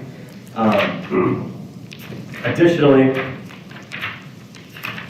Charter Schools USA shall manage the budget, accounting, and financial reporting functions for the charter school. Charter Schools USA shall prepare and submit to the charter school for its approval each fiscal year an annual budget for the charter school. Charter Schools USA shall select and hire qualified personnel to perform services at the charter school. Charter Schools USA shall have the authority, consistent with state law, to select and supervise each school administrator and to hold the school administrator accountable for the success of the charter school. CSUSA shall determine the number of teachers and the applicable grade levels and subjects required for the operation of the charter school. And CSUSA shall determine the number and the function of support staff required for the operation of the charter school. Again, from the perspective of this office, they are intrinsically linked given the amount of just day-to-day operations and functioning that Charter Schools USA is carrying out for this board. Specifically going back to charter school, or to SchoolWorks' feedback. The first thing that SchoolWorks mentioned is the failure to meet expectations as outlined in the Charter School Performance Compact for all schools served by ESP. Before we go too far into each one of these points, I do just want to frame that SchoolWorks raised concerns. We, after reviewing those concerns, did not find compelling evidence to overturn those concerns or to overturn a recommendation. And essentially, that came from what we're about to talk through. First, looking at the academic performance of CSUSA affiliated schools across the state. Looking back from 16-17, 17-18, 18-19, and then our simulated SPS in 2021, we see an organization that is largely C schools, a couple of Ds, but from this picture here, you do see schools that are moving away from Fs and hopefully continuing up on a positive trajectory. When we get to the Charter Schools USA affiliated schools in terms of performance or progress index, obviously the green is a much better sign. We see most of the Charter Schools USA schools either being an A or a B in terms of progress index. The standard that SchoolWorks is referring to becomes very real here, saying that Charter Schools USA or affiliated schools need to meet all expectations as outlined by the Charter School Performance Compact. The most recent organizational data that we have is from 1920, and as you can see, 5 out of the 6 met all expectations, 1 school met most expectations, and then for background, what is actually measured under organizational compliance is a number of different things. 1, enrollment, economically disadvantaged, and students with disabilities percentage, the re-enrollment of students, suspensions, students with disabilities evaluations, IEP timeline compliance, a number of other special education indicators, the school's enrollment practices, how they're serving special populations, and then whether or not they are maintaining compliance with law and policy. That is what rolls up into an organizational performance rating. Each one of those indicators that I just mentioned has a different set of scoring criteria, and again, it all rolls up to an overall classification based on the number of points earned across each indicator. Lastly, Charter Schools USA is financial performance. The financial performance, as outlined by the CSBC, is informed by 3 things: the fiscal risk assessment, the annual audit findings, and notices of concern or breach specifically related to financial concerns. Schools that meet all expectations, they have no action for the fiscal risk assessment, they have an unqualified audit with no consecutive or material findings, they have no notices of concern or breach. You have to meet all 3 of those indicators to be considered meeting all expectations. Down 1 level, meeting most expectations, school is in the monitored category. Sorry, I skipped a step. On the fiscal risk assessment, there are 3 ratings that one can obtain. No action means there's no action. Monitor is our middle category, and dialogue is the most serious level. I think we're referring to it as incorrective action, but it is the level that requires the most intervention. But for schools that meet most expectations in the overall roll-up, they're in the monitor category for the fiscal risk assessment. They have an unqualified audit with no more than one consecutive or material finding, and no more than one notice of concern and no notice of breach. So a school that meets any of those descriptors, any of those three, would be considered meets most expectations. And then lastly, for a school that does not meet expectations, you're either in the dialogue or incorrective action category. You have a qualified audit and 2 or more consecutive material findings, and more than one notice of concern or any notices of breach. If you all recall, the more serious level of intervention on our intervention ladder is a notice of breach or a notice of breach compared to a notice of concern. Again, schools that meet any of those descriptions above will be placed in the does not meet expectations category. When looking at Charter Schools USA affiliated schools over time and their financial performance, we are seeing a number of instances in which affiliated schools fail to meet financial expectations. Digging deeper into this, largely this seems to come from audit findings as well as repeated deficit spending over the last 5 years or so. And then also very low fund balances year over year. And the percent of fund balance compared to revenue is very low. Both of which are level 4 activities outlined in the fiscal risk assessment. Essentially, those are the issues with cash flow and with budgeting. Another area that Schoolworks pointed out was historical subgroup performance. And again, the standard here is not that you've not had a school that struggled with subgroups, it's that you've identified it and you said, we have been able to correct our track record, or these are the mechanisms that we're putting in place, or the safeguards that we will put in place to make sure that we're not repeating some of that historical subgroup deficiencies. Looking back at these labels, since they've been applied, we started applying intervention levels for schools in need of intervention under our ESSA plan, beginning with 2017. There are 3 levels. The level in need of most intervention is called the Comprehensive Intervention Required, otherwise CIR. You earn that rating if your school earned an overall letter grade of D or F for 3 consecutive years and or a cohort graduation rate below 67% in the most recent year. Urgent intervention required. Again, this is a consecutive year measure. It's schools that earn a subgroup score equivalent to an F for 2 consecutive years. For schools that had an out-of-school suspension rate greater than twice the national average, that would be our UIRD schools. And then lastly, urgent intervention needed. This is a 1-year metric. Schools that earn a subgroup score equivalent to D or F in the most recent year can earn that designation. Now that we have the rating criteria, this is the subgroup performance in terms of intervention required. Groups across CSUSA affiliated schools, across 2017-18, 2018-19, and we'll talk about what that data looks like based on the spring 2021 SBS momentarily. But the way that I would read this chart is just starting with Lafayette Renaissance Academy and understanding that the intervention label applied to that school is urgent intervention needed for Black students and students with disabilities. Recall, urgent intervention needed means that the school earned a subgroup score equivalent to a D or F in the most recent year. So that was a 1-year issue. Lake Charles Charter Academy, students with disabilities, urgent intervention needed, Southwest Louisiana students with disabilities. Iberville Charter Academy had comprehensive intervention required for all of their students, and then urgent intervention needed for Black students, economically disadvantaged, and students with disabilities. In 1819, we continue to see some subgroup performance deficiencies. Lafayette Renaissance Charter Academy earned an urgent intervention needed and required urgent intervention needed for our Black students and our urgent intervention required for our students with disabilities.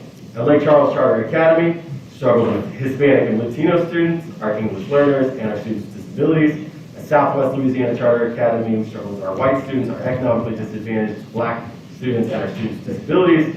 And then our Iberville Charter Academy, we struggled with Black students, economically disadvantaged students with disabilities, and then also Iberville Charter Academy earned the designation of comprehensive intervention required.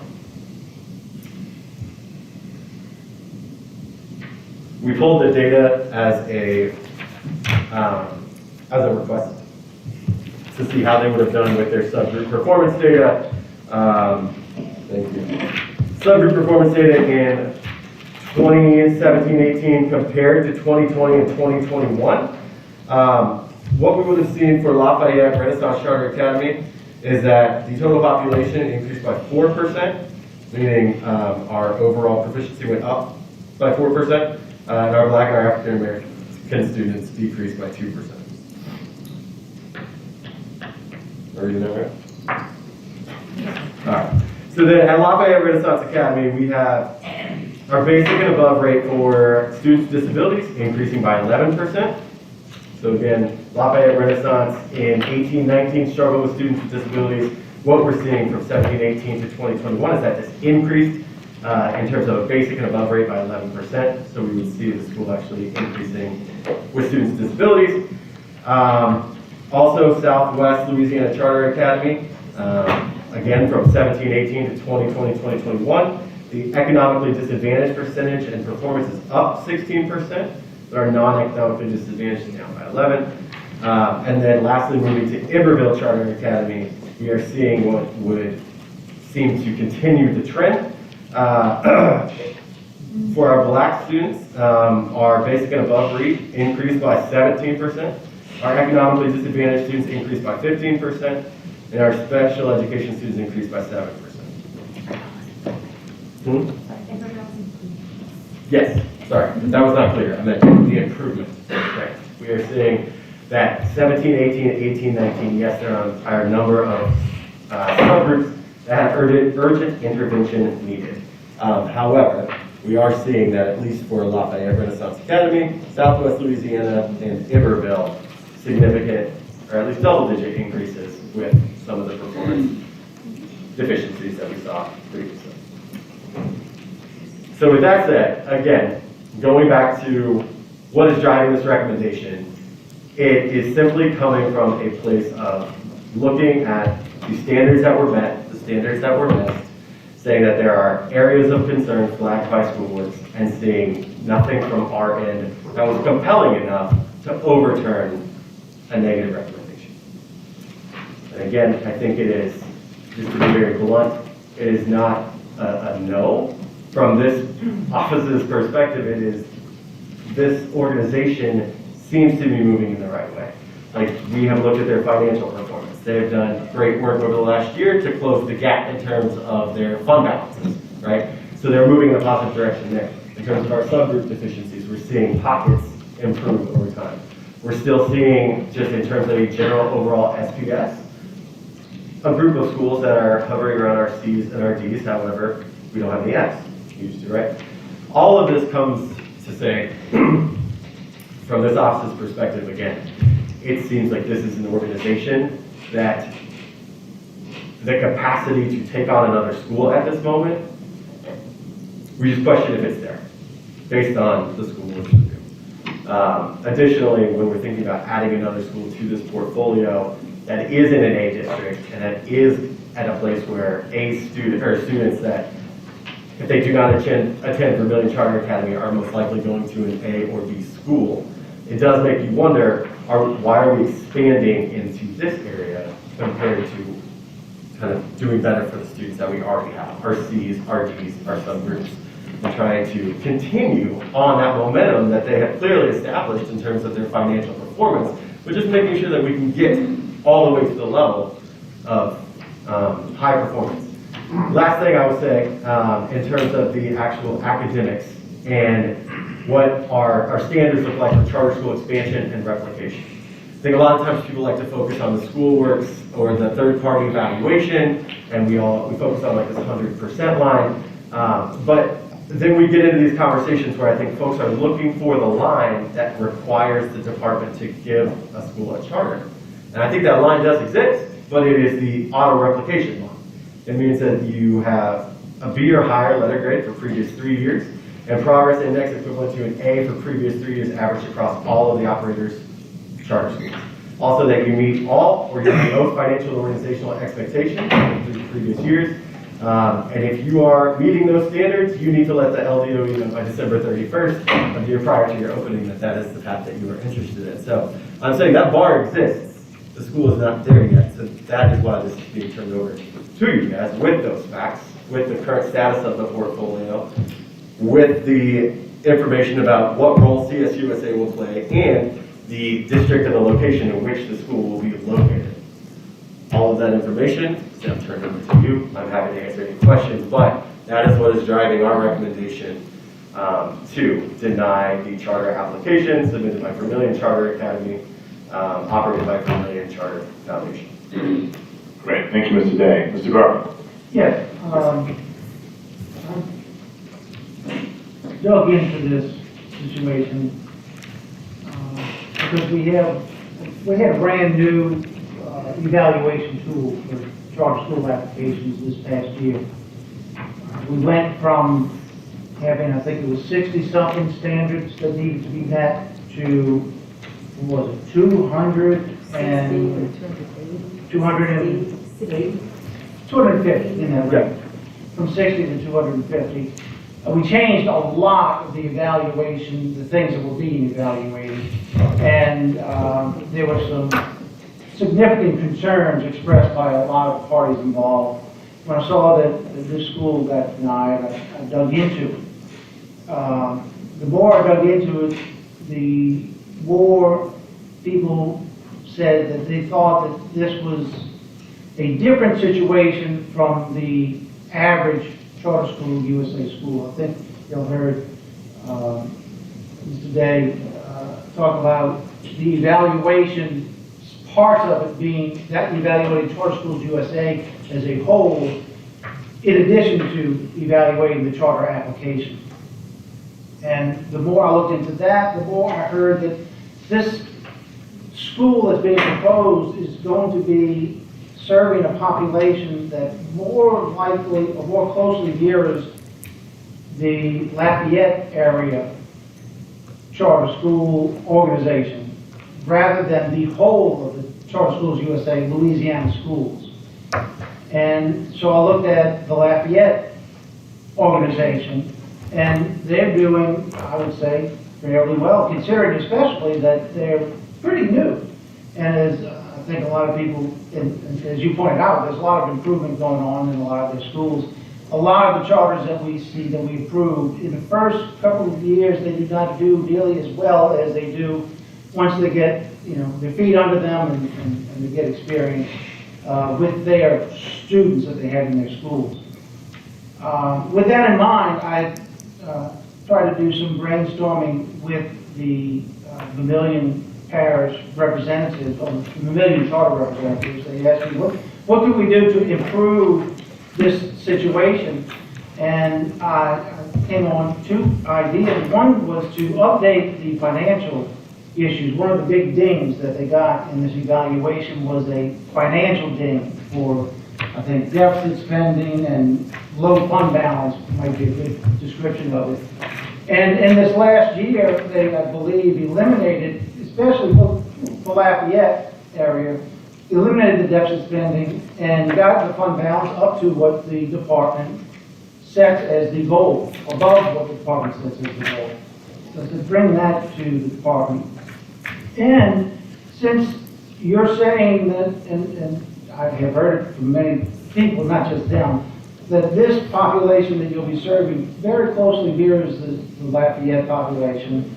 And since Lafayette seems to be doing better than any of the other Charter Schools USA groups, why don't you ask some of the Lafayette board members to join your board to help you get up and running and teach you how to handle the USA process, US Charter Schools USA process and procedures in a way that would mirror the Lafayette. They graciously agreed to bring on 3 of the Lafayette board members, and I think that 3 of the Lafayette board members have agreed.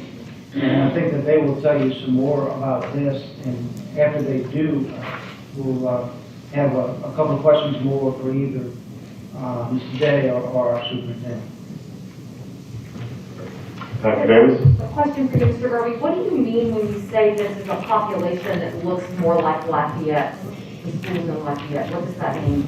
I would defer to the people who come from the area to give a more accurate description. What I can tell you is that they said, not exactly what you said, but that the community that would be served by this school, the students that would be served more closely or fairly closely mirror what's being served and addressed in Lafayette. I do not have the details on that. I did not go into demographics. Yeah, I mean, that would be my concern, right, that that's what that is really code for the demographics of the school look really different, and that perhaps those schools in Lafayette are serving wealthier and more wider student populations. I don't know the answer to that, right? That's a data question. I'm looking up right now enrollment numbers, but I'm a lot of them, so it's hard to do. Thank you. I understand. Thank you. Questions, comments from the board? Mr. Morris? I had a few questions. The first one I had was, Mr. Day, you referenced the performance-based agreement. Can you elaborate on that? You spoke to their work scope, in pretty good detail, but I didn't hear anything about anything that was performance related. I think that's their language, the very last sentence. The Millennium Charter Foundation will oversee CSUSA via a performance-based management agreement. So maybe we can get into this when they come up to the table. Okay, next question I had was you also mentioned something about a concern for enrollment practices. Can you speak to that? Remind me. I heard that there was a concern raised about enrollment practices, and just trying to follow up on. Give a few minutes to do your research with your folks or whatever, just to see if there's anything there. If there's not, it's fine, but that's what I heard, so I wanted to follow up. Next one I had was you shared some details about the subgroups, and my understanding was that was really in reference to SPS scores. Do you have any data on the growth scores for those subgroups? Not currently. Okay. Okay, the rest of my questions are for the group once they come to the table. Thank you. Ms. Holloway. I think I'm going to piggyback on Mr. Morris in regards to conversation that we had with subgroups and wanting to note the comparison of the last year with the area schools surrounding this particular children. Okay, like Vermilion, Lafayette, because there's an indication here of how there's a decline with their performance. But as we all know, let me just say, there are a majority of our schools that have declined within these past 2 years. So what is the comparison of this charter, the Charter USA versus area schools?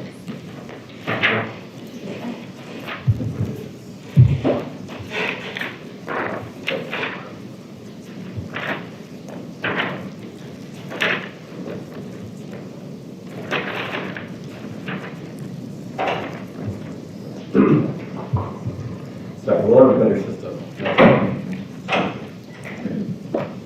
There we go. All right. In our, to understand some of our neighboring parishes, in EBR, there were 84 sites. 36 of those sites were urgent intervention needed. So 43% of schools in EBR were urgent intervention needed. For comprehensive intervention required, that is at 36%, so that's all students for multiple years. And then for our urgent intervention required, that would be 40%, so that's the 2 years. That's EBR. Iberville as a parish, they have 7 total sites. 4 of those were urgent intervention needed, that's 57%. 0 were comprehensive intervention required. 2 were urgent intervention required, so that's 29%. Lafayette Parish has 46 total sites. Of those, 25 were urgent intervention needed. That's 54%, so about half. 7 schools were comprehensive intervention required. That's 15%. And then for urgent intervention required, that's 31 sites, which represents 67%. Then we include Calcasieu. So that, I don't okay. any Calcasieu people will, commute to Vermilion. I'm looking at Vermilion, Iberia, like at St. Martin, there's that area surrounding it. So I just wanted some comparison. It's okay, you don't have it. But I know that there have been schools in decline. Sorry, say that last one? I said there are schools in decline that we can compare this particular area. Oh, sorry. Mrs. Morris. I'm sorry. Ms. Arshons? This is a follow-up to Ms. Holloway's point. I just wanted to understand that last point better. Do we have any data on that? Or, because, I think what I heard you say, Ms. Holloway, is that the schools in that area that the children could go to may be in decline. That's correct. That feels incredibly important to me. So do we have that data? Is that a fact? So, there are, well, let me back up. If this school is approved, they are approved to only serve students in Vermilion. So are you saying you still think they will Oh, is drop? that right? 10-2, so When they applied, they noted on their overview template, which is part of the application, that they would only want to serve students in Vermilion Parish. That's close to correct. Vermilion Parish students will have the priority if there are empty seats adjoining parishes can send students as well. surrounding parishes? Lafayette, Acadia, if there would be students from those parishes, then there would be open seats in the Vermilion school. But they have established as a board policy that they would serve Vermilion Parish students first. First, are there any open seats and you can go, kids from other districts? Correct. So, we will go back and check the application, but we were under the impression that they were looking only to serve students in Vermilion. But we will look to make sure that that is accurate. Mr. Morris? I have one more. My understanding was that there was a third-party assessment that was done, and that recommendation was positive, but the school board voted no. Is that correct? I believe that when they applied as a type 1 to Vermilion, that they received a positive recommendation. Okay, so can you help me appreciate, that was a positive recommendation, that the OE's third-party assessment was a negative recommendation? Can you help me understand the difference there? Why do we get two different rulings from an independent assessor? What do we attribute that to? Now you looked at that, just assuming you looked at that assessment as well. When authorizing, you try not to pit two different third-party evaluators against each other. Just in the same way that we put out our RFP, and we're looking for specific requirements, and we're looking for people to do that. We are choosing our evaluator, and we're telling them what we're looking for. In just the same way that a local system is choosing theirs. I'm not sure what standards they were looking for, or like how they run the process. We're completely separate. So you didn't really scrutinize the OEA's independent assessment? Okay, thank you. All right, any more questions or comments from board members? I just don't think, sorry, Mr. Chairman, I don't think my question was addressed, which was actually, I really am trying to understand the comparison point here. Is there a way to give us a sense of the comparative data of the schools within whatever distance? I understand kids can come from other parishes, but because the school's located in Vermilion and because I believe they have preference in seating, I'd like to know more about that. Yes, we will just need to pull that. We only pulled stuff for Vermilion based on what we thought their enrollment zone was going to be. So are you asking schools around? No, I'm asking about Vermilion. I'm sorry. No, yes, I'm asking about Vermilion only because Ms. Holloway made a point about whether or not those schools were continuing to do well. Were they on a decline? I didn't know if there was any data around that, but that felt like a very important. I'm sorry, I missed that entirely. So let's talk about 5 schools in particular. All in Vermilion Parish, all elementary and middle schools in the vicinity. Cecil Picard Elementary School at Maurice. In 2019, their SPS was a 93.2 and they were at A. Their 2021 simulated SPS is a 90.4, which means they're still an A. Mo Elementary School, 2019 letter grade was a B. Their SPS was 88.7.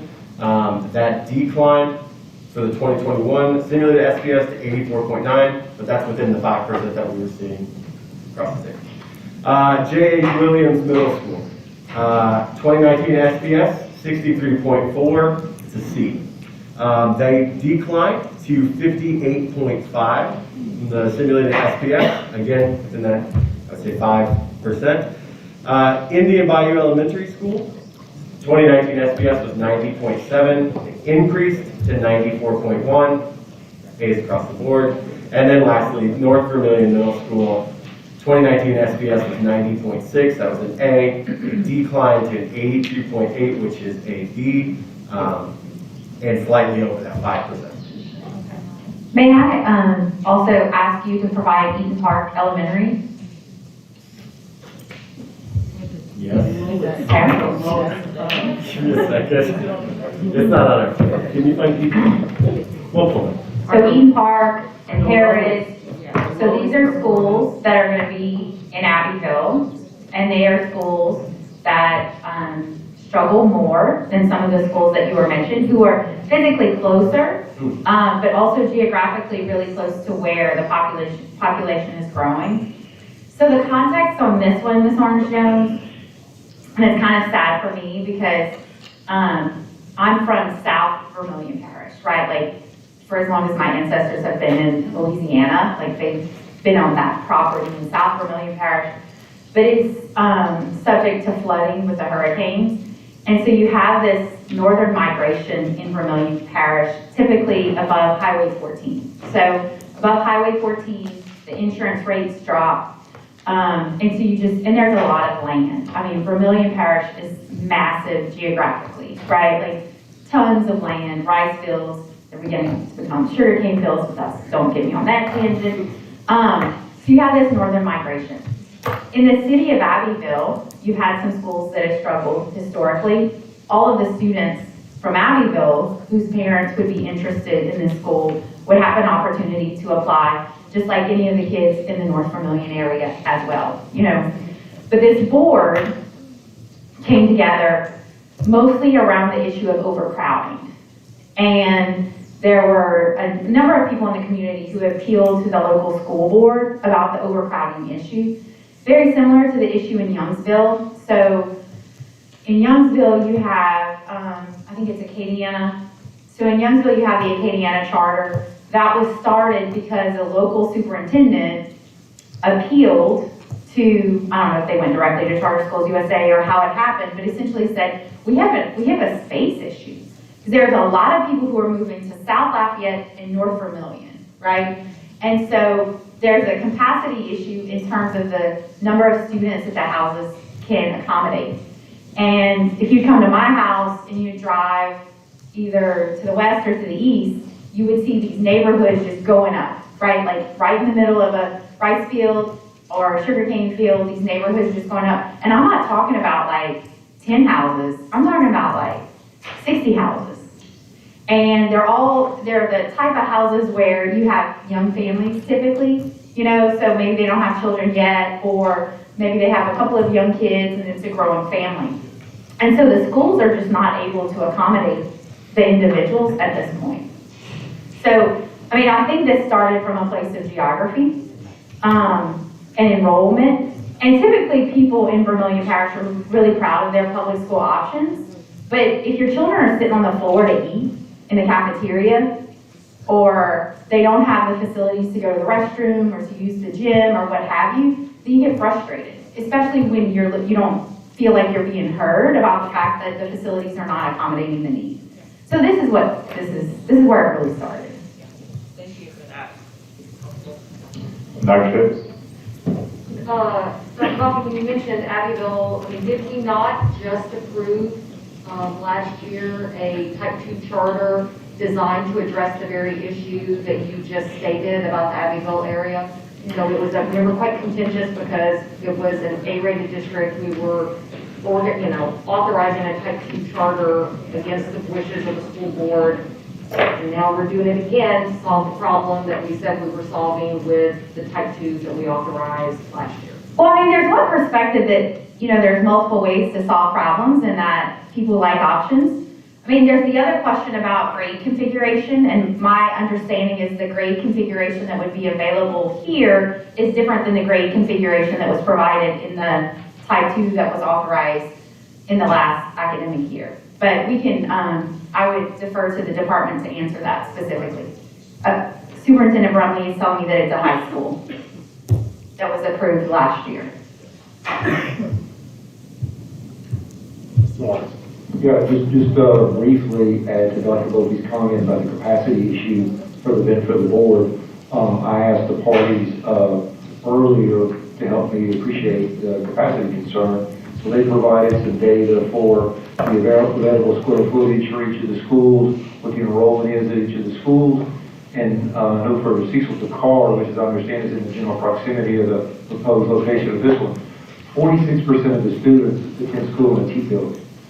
And then all of the other schools in the region, some of the students attend school in a T building. So there's definitely, a significant capacity issue here. The concern for me as we get into this is what is the alternative? To date, I haven't heard of any concrete alternative that's in play. So, if we don't approve this charter, my concern is, okay, where are these students going to land, given the forecasted growth in the area? They're going to build more T buildings until there's all the rice fields are filled up or whatever. You can't fill out the rice fields. But that's my concern, for other members is, what's the alternative for these children if it's not, we don't address the capacity issue. Great. Other questions? Ms. Armstrong. So, as a board, when we're making these decisions, the first, well, at least for me, the first consideration is there a need? And we just had that conversation. The second is, does this school or network address that need, right? And I think given the list of concerns that have been raised, I'd like those addressed. So perhaps someone from Charter School USA can come up. I want to go item by item and understand why is it that those standards were met, not met, and what is the narrative for each of those things, and how are they thinking about that? Great. And no, it's A perfect segue to our public comments. The first two public comment cards I have in my hand here are Mr. Ron Lewis, who opposes the department's recommendation, wishes to speak, and Mr. Gary McGoffin. Would you come to the table, please?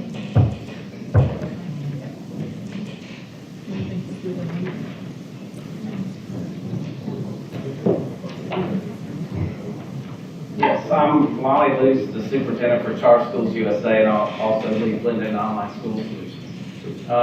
Some of the comments that I would make, if you look at the need, it's definitely there. If you've read the articles in the Advocate, it really lays out the need for what we have there. The board came to us to help solve that need. Charter Schools USA does not try to go into some place to create unhealthy competition. We will only go if people want us, and this community really came to us and want us.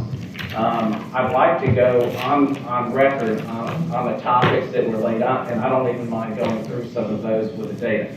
The piece that I would mention on this is if you looked at the evaluation of what the charter board did, it's stellar.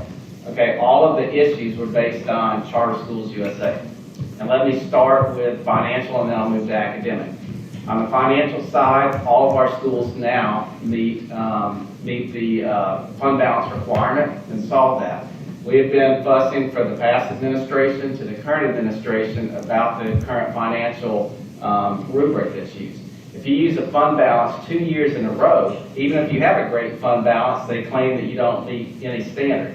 That's bad, especially fund balances are built for rainy days. COVID was a rainy day. We doubled the size. You approved it in a material amendment. We doubled the size of the Acadiana. It's very hard when you don't have the school filled up to have you dip into your fund balance. And now we're back well above the 6.5% in Acadiana. If we go to academics, Greg will bring the data and we'll show the schools in each location and compare the schools around it. If you look at growth, you saw that we're all A and B's in growth.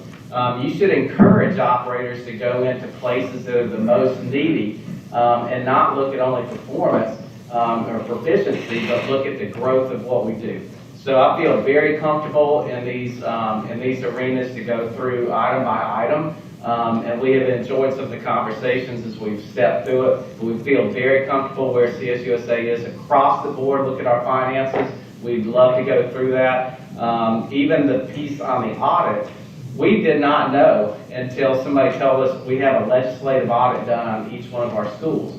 For the past several years, we always get a third-party evaluation. I think it's Postaway, Nitterville in most cases, the Lafayette schools for sure. We've had no material findings. There is this big AUP thing, a lot of us superintendents know that they added to it, then they find something within it. Well, they came back and showed us last year for the first time, and it's not even on the department's website to see it, that the legislative auditor does another audit of each of our schools. We've never been privy to that, never seen that, and that came out in the rubric that there's another audit that was used. We've asked for that. It doesn't look, we don't see that in Bulletin 126 to talk about that. We thought it only talked about a third-party audit. So we are very open to go through any of those things, but we feel very good about our financial status as CSUSA Louisiana, and we feel very good about our academics at this point with the growth and where we are, and we can show the data. Greg will have that if you have any questions. On the financial and on the educational aspects, we have two speakers here tonight. Mark Gamble and Greg Terry are going to address those directly. Let me put into context why the Lafayette Schools and the Lafayette Charter Foundation is so relevant to Vermillion. I have the good fortune of representing both of the foundations. Lafayette Charter Foundation was incorporated 10 years ago in 2012. We received our first charters in 2014. We're operating schools now both on the north side of I-10 and Lafayette and Youngsville, which is the far south side. Both of those schools are within 10 miles of the site that's contemplated by the Vermillion Charter Foundation. So when you talk about the students that look like the ones in Lafayette, it's because of the proximity and those locations. Also, particularly Youngsville has such a capacity issue. Literally, the mayor there says the town couldn't have grown to the size it is now if it did not have our charter schools there. We started as a K through 8 for 850 students. We're now, we built high school.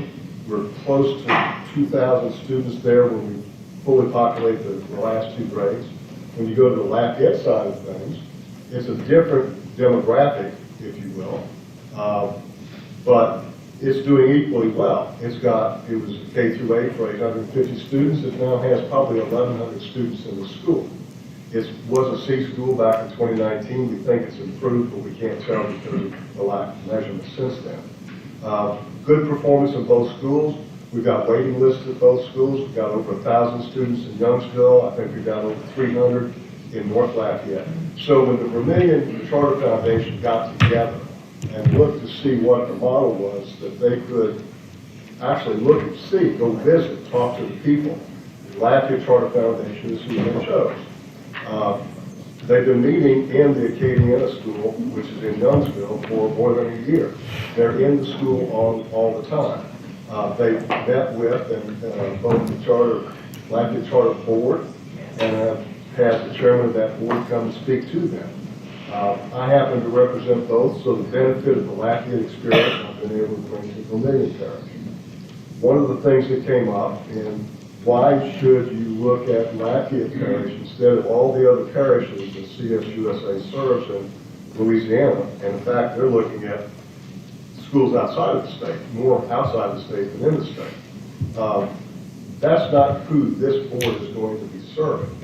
They know within that 10-mile radius, if you will, who they're going to be serving and what the conditions are.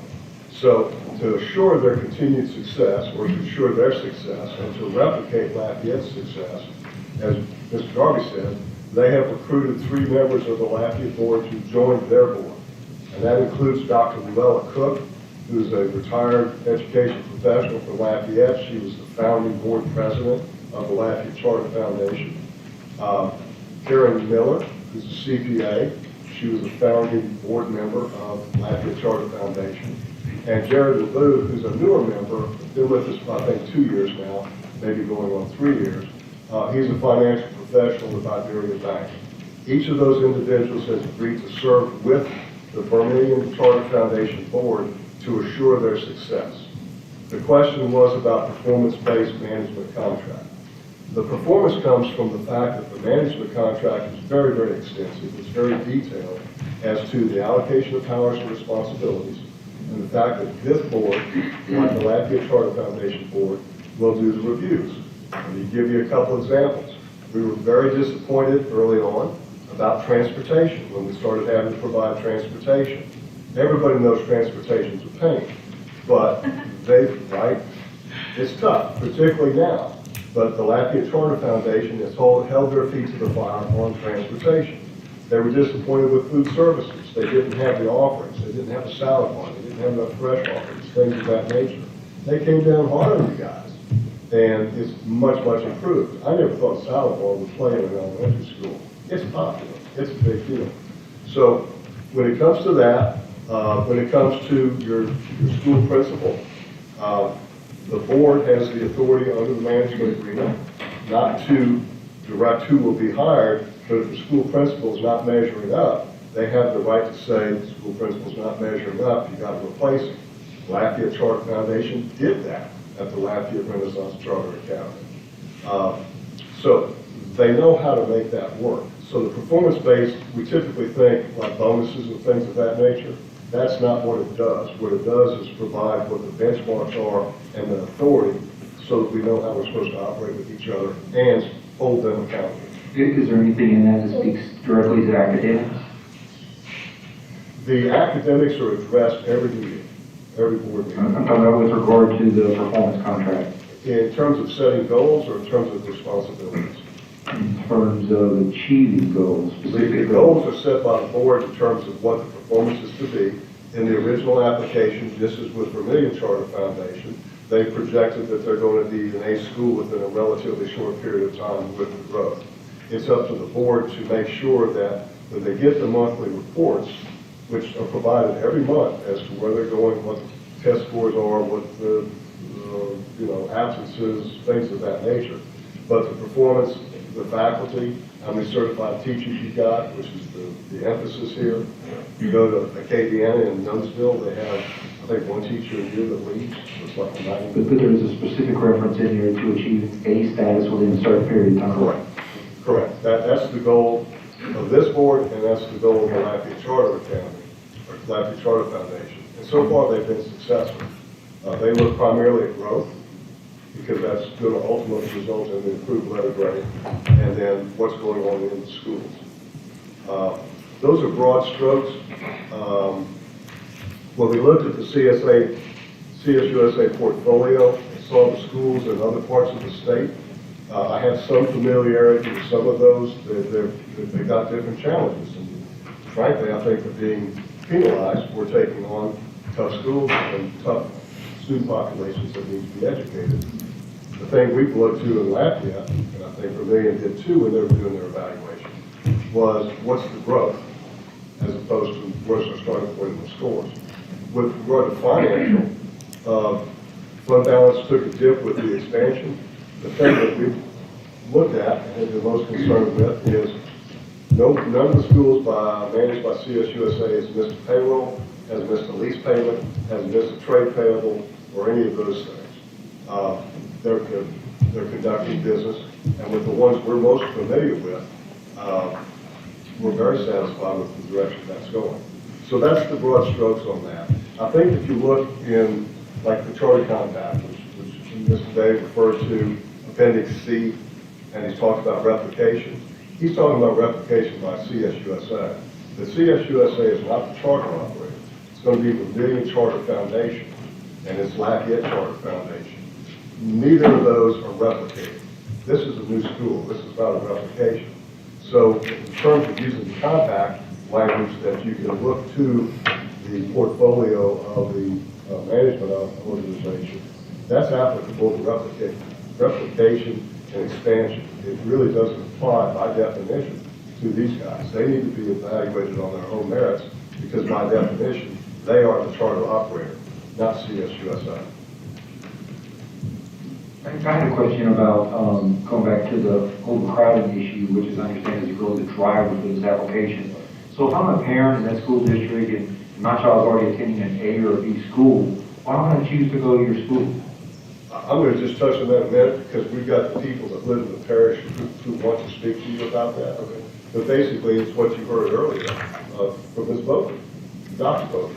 Why would you want your kids sitting on the floor to eat lunch because there's no room? Are there enough restrooms? Are there enough of those facilities? But I'm going to defer that to the board to go more detail. Okay. And another question, there's been a lot of discussion during this extremely long meeting today about the teacher shortage concern nationwide and also in our state. Like, so you guys open up a brand new school, you're going to go out and recruit and hire new teachers. Where are you going to find these teachers? Same place we Salad found. bar. I'm sorry? I said, well, salad bar. Well, maybe that's the draw. I don't know. You need more salad bars across the country. We have good discipline in our schools. We have good parental involvement in our schools. So can you repeat that? We have good discipline in our schools, student discipline. It's a good place. McGowan, would you mind speaking into the microphone? I'm sorry, sir. We have good discipline. We have great parental participation in both campuses. It's often said that the more affluent parents are going to take more time because they can. That would be our Dunsville school. But we have great parental participation in our North Lafayette school as well. We've had good continuity of leadership, particularly of late on the North Campus. We had a turnover with principals, I think 2 out of 3. But we've had continuity now with Mr. Benoit. He's doing a great job. That's really stabilized the schools. All of the teachers are supposed to be certified and working on certification, so they're surrounded by good career professionals who are improving themselves and their skill set. As I said, for the Youngsville School, if there's a 1 teacher turnover a year, it's remarkable. So they've done a good job of recruiting those teachers, providing the leadership on campus, and making it a place that teachers want to come to work. If I can make one other comment on that, Greg Terrio is now basically our regional superintendent for the Lafayette area.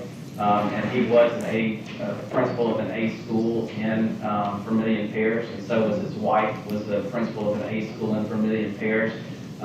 She's now currently the principal of Acadiana High School for us. So when you take a look at that, they've had discussions with many people there, and they feel very confident in filling those teacher spots. Like I say, we have a list of people they want, just like we have almost 1,300 on the enrollment of students that want to get into Acadiana 10 miles away. We have a whole host of teachers 10 miles away that want to go to Acadiana. So we feel very comfortable with that. Okay, so what I'm hearing is, if I get it correct, is basically you feel like you built a strong enough brand that your brand is going to draw relative to the other options. And the capacity that was mentioned earlier, that we have the capacity to continue to grow. We're continuing to hire great people and feel really comfortable with the people we're hiring. From Vermilion Parish, we spoke to Dr. Buffy. That's one of the things that she really told us. It needs to be Vermilion-centric. The board that came to us was from Vermilion. There's nobody on the board that was not from Vermilion that came to us. And a lot of our people that we've hired, like Greg, that is managing the Lafayette area, lives right there in Maurice's cell. That's one. I'd like to follow that point. One of the things that we had difficulty with in Lafayette when we first started was CSUSA was headquartered in Fort Lauderdale, and so that was the mothership. We didn't see them very often. It was by telephone, or someone would come in remotely. Over the last 3 years, they've built a strong Louisiana-based team. I think you have, what, 20 now employees? With a superintendent here in Louisiana. They know Louisiana. They're accessible. We have members of their staff that live in our community. So the support we're getting now is much improved. Unfortunately, it's not reflected in a lot of the data you see, because most of the data stopped after the 2019 school year. And so the improvements we've been seeing and performance operations, growth, those sorts of things, we've seen. It's just not reflected because you're not getting the data from those last 2 years. Next one I had was the comment about enrollment practices. So Mr. Day's checking his notes on that one, but if you guys could just briefly just kind of share with me the enrollment practice that you guys use for students. Yes, all of our enrollment goes through a program called SchoolNet. It's actually now headquartered in Lafayette. It had moved to Silicon Valley and recently moved back the SchoolNet. So we follow all of the processes for doing lottery systems and doing the systems. You can go to our websites, they're active right now because we're still enrolling. You can go click on and you can see the process to enroll students. So I don't know of any issue. They may have talked about enrollment practice, but I don't think there was one negative thing. So if I'm an interested parent, what's the process for me? You would go to the website and click on enroll, and you would go through the process of putting your information. And if you did it during the month-long enrollment period, you'd be put in a lottery, if we have a lottery, and after that, you'd be put on a wait list. Now, in certain areas, for instance, in Lafayette, to meet the numbers, we prioritize the enrollment practices there. So if you are special ed or economically disadvantaged, you actually get priority in your application. So we follow all those rules, and we went through that and worked out with the department on how to do that. We do that at Acadiana. It's the only school that we have to do that at this point. To give you the metrics on the 2 Lafayette schools, if you go to Youngsville, it's on par with its peer traditional public school system schools in terms of demographics. The standard, I think, in the contract is 66 or 67% at-risk youth is supposed to be the target.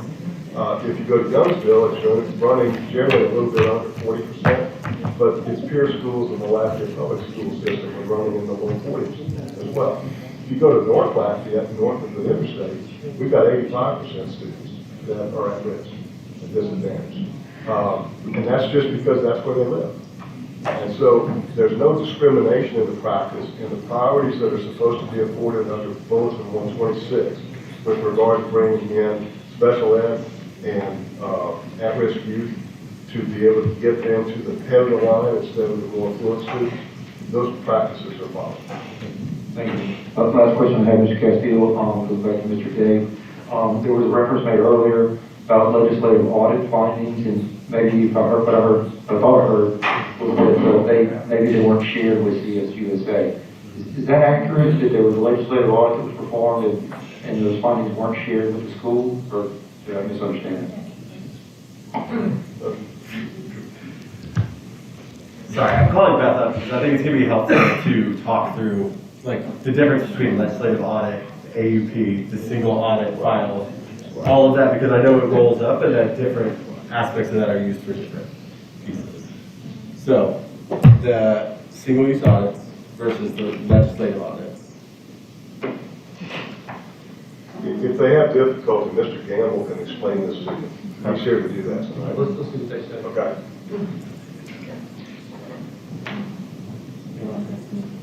This one, the AUP stuff. Yeah, AUP. Best Anna with the department, maybe just help to, Best Anna with the department, maybe would help just to sort of lay out the different types of audits that we review. There is one single audit that is required of all public entities, including the charter schools. They obtain those through an independent CPA firm. Within that audit, there are certain components. There is the financial audit that actually attests to the health of their fiscal operations. That's all required and conducted by the CPAs according to certain standards. Within those audits that have to be reported to the legislative auditor, who is the receiver and the official authorizer of whether or not those audits meet that criteria. There are also 2 other pieces. There's something that is now commonly referred to as the BESE agreed upon procedures. That is a component that is required that the independent CPAs perform of each of the school districts and the schools. It encompasses some data that has to be validated every year, and we monitor that because it is a requirement of the statutes right now and the rules. and we look at their compliance. There's also something new that was instituted by the legislative auditors that deals with internal controls. It is a separate piece of the audit that the legislative auditors designed and had required. It looks at all the internal controls. Each one of those pieces are looked at because they are a component of the full audit. The department uses them in the review of the fiscal risk assessment, as well as you receive a report from our internal auditor who looks at it from a little different perspective and reports to you on the multiple audit findings. I believe most recently provided you that report in October. So there is a lot of information in those documents that are submitted.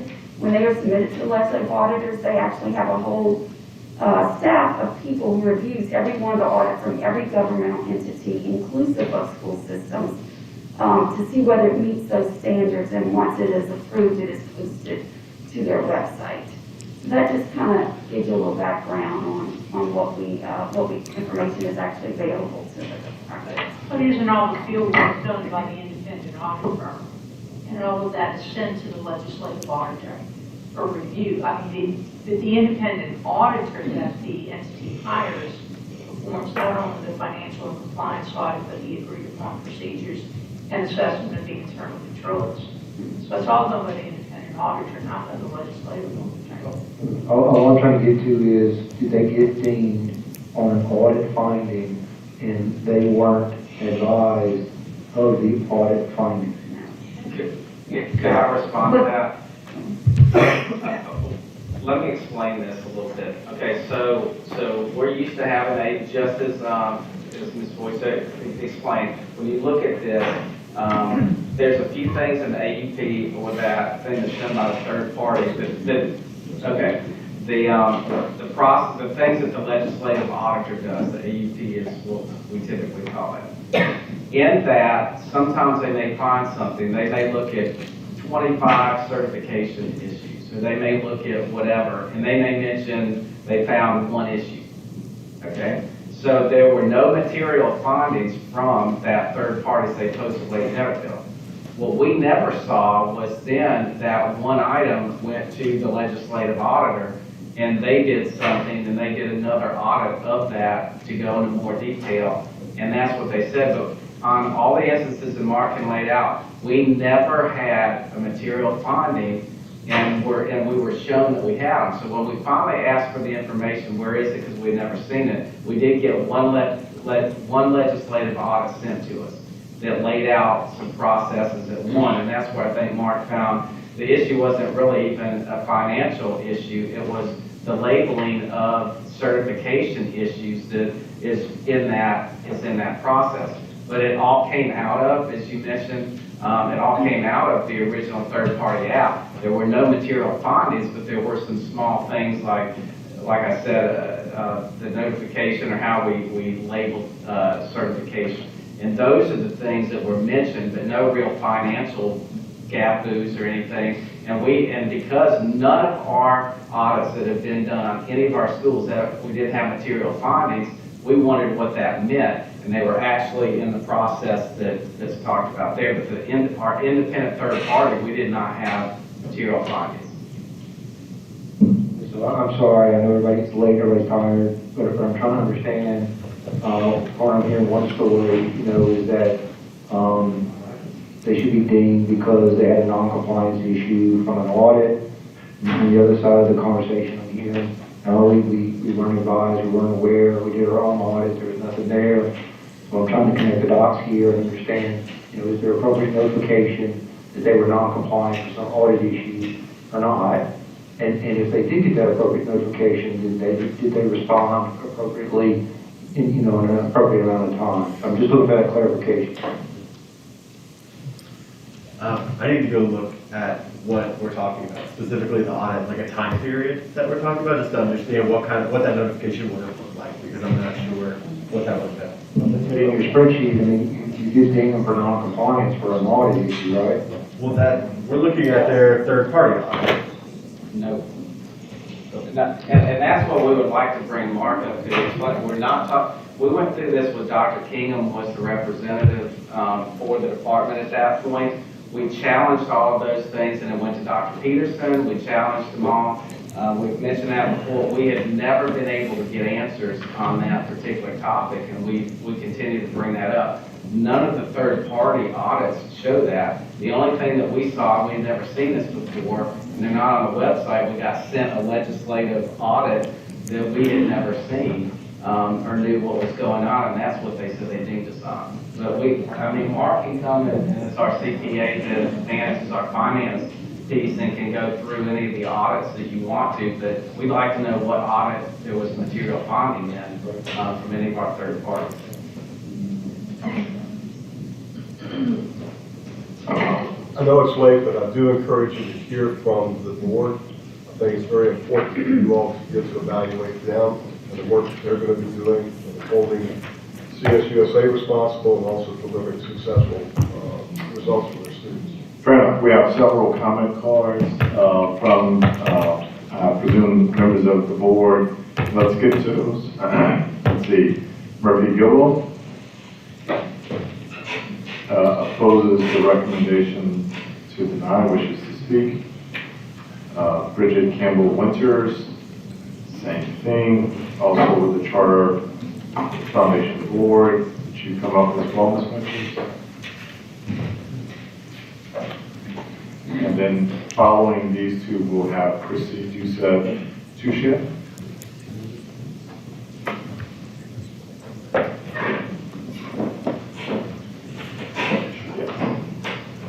All right, 2 minutes, please. Yes, sir. I'm sure you can do it. Well, I had 42 seconds last time we were here. I'm going to let you go. Thanks to her, so that's why I'm going to let her go first. Listen, thank you so much.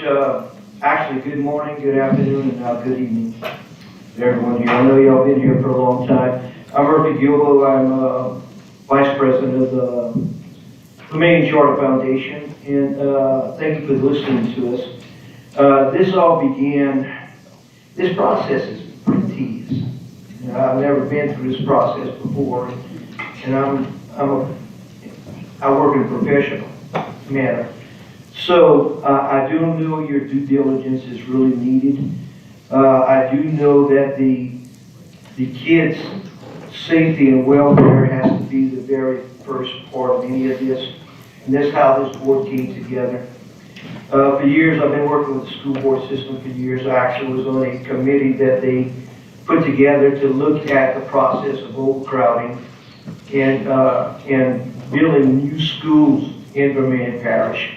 We actually, the committee worked pretty diligently for about 7 months to come up with a comprehensive plan to report to the school board, and I'm sorry to say they did not want to hear what it was. So once that happened, I didn't know anything about charter school. I was approached by a school board member there, said, look, we're not going to be able to build a school. We're not going to be able to take care of the kids in that area. Would you be interested in joining a board, a school board for a charter school? I said, let me take a look at it. And I did. And come to find out, our school board that we put together, is phenomenal. Our demographics scale all the way from financial to educational to whatever. We started looking at this process and started looking at what was going to happen, specifically about the overcrowdedness in the North Vermillion area, because that was a huge issue. And the community, people from the community came to us and said, we have a problem. What do we do? There was not an answer that I knew, because I'm very friendly with the superintendent and all that. I've been to his office. I was there last Thursday. Last Thursday, said, okay, what's the plan? How is there a plan? The plan that they're looking at, in our opinion, does not fit what's happening in that area right now.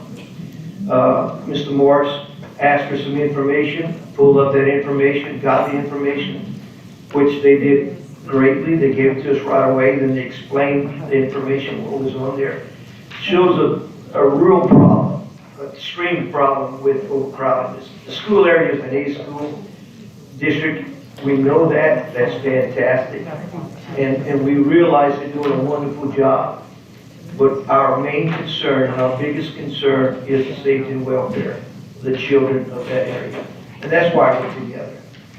And Chairman, I might be over my 2 minutes, I don't know, because they hadn't put it up there. Yeah, it's not working, but. If you want to start it over again, I'm good. Ding, ding, ding, ding, ding, ding, you're over. I've said too much. No, that's all right. I appreciate your comments. Thank you for listening to us. As your colleague now has white visa. I got that extra second from you. I appreciate that. I needed that. I really did. I'll turn it over to Ms. Winters, who's my better person than that. Good night. My name is Bridget Campbell Winters, and I'm the president of the Vermillion Charter Foundation Board. And it's been a long day. I'm not telling you anything you don't already know. As a 33-year retiree of the Vermillion Parish School Board, I did not make the decision lightly to join the Vermillion Charter Foundation Board. I knew that there would be a lot of people who would question my decision, they wouldn't understand it, and I'd have a lot of explaining to do.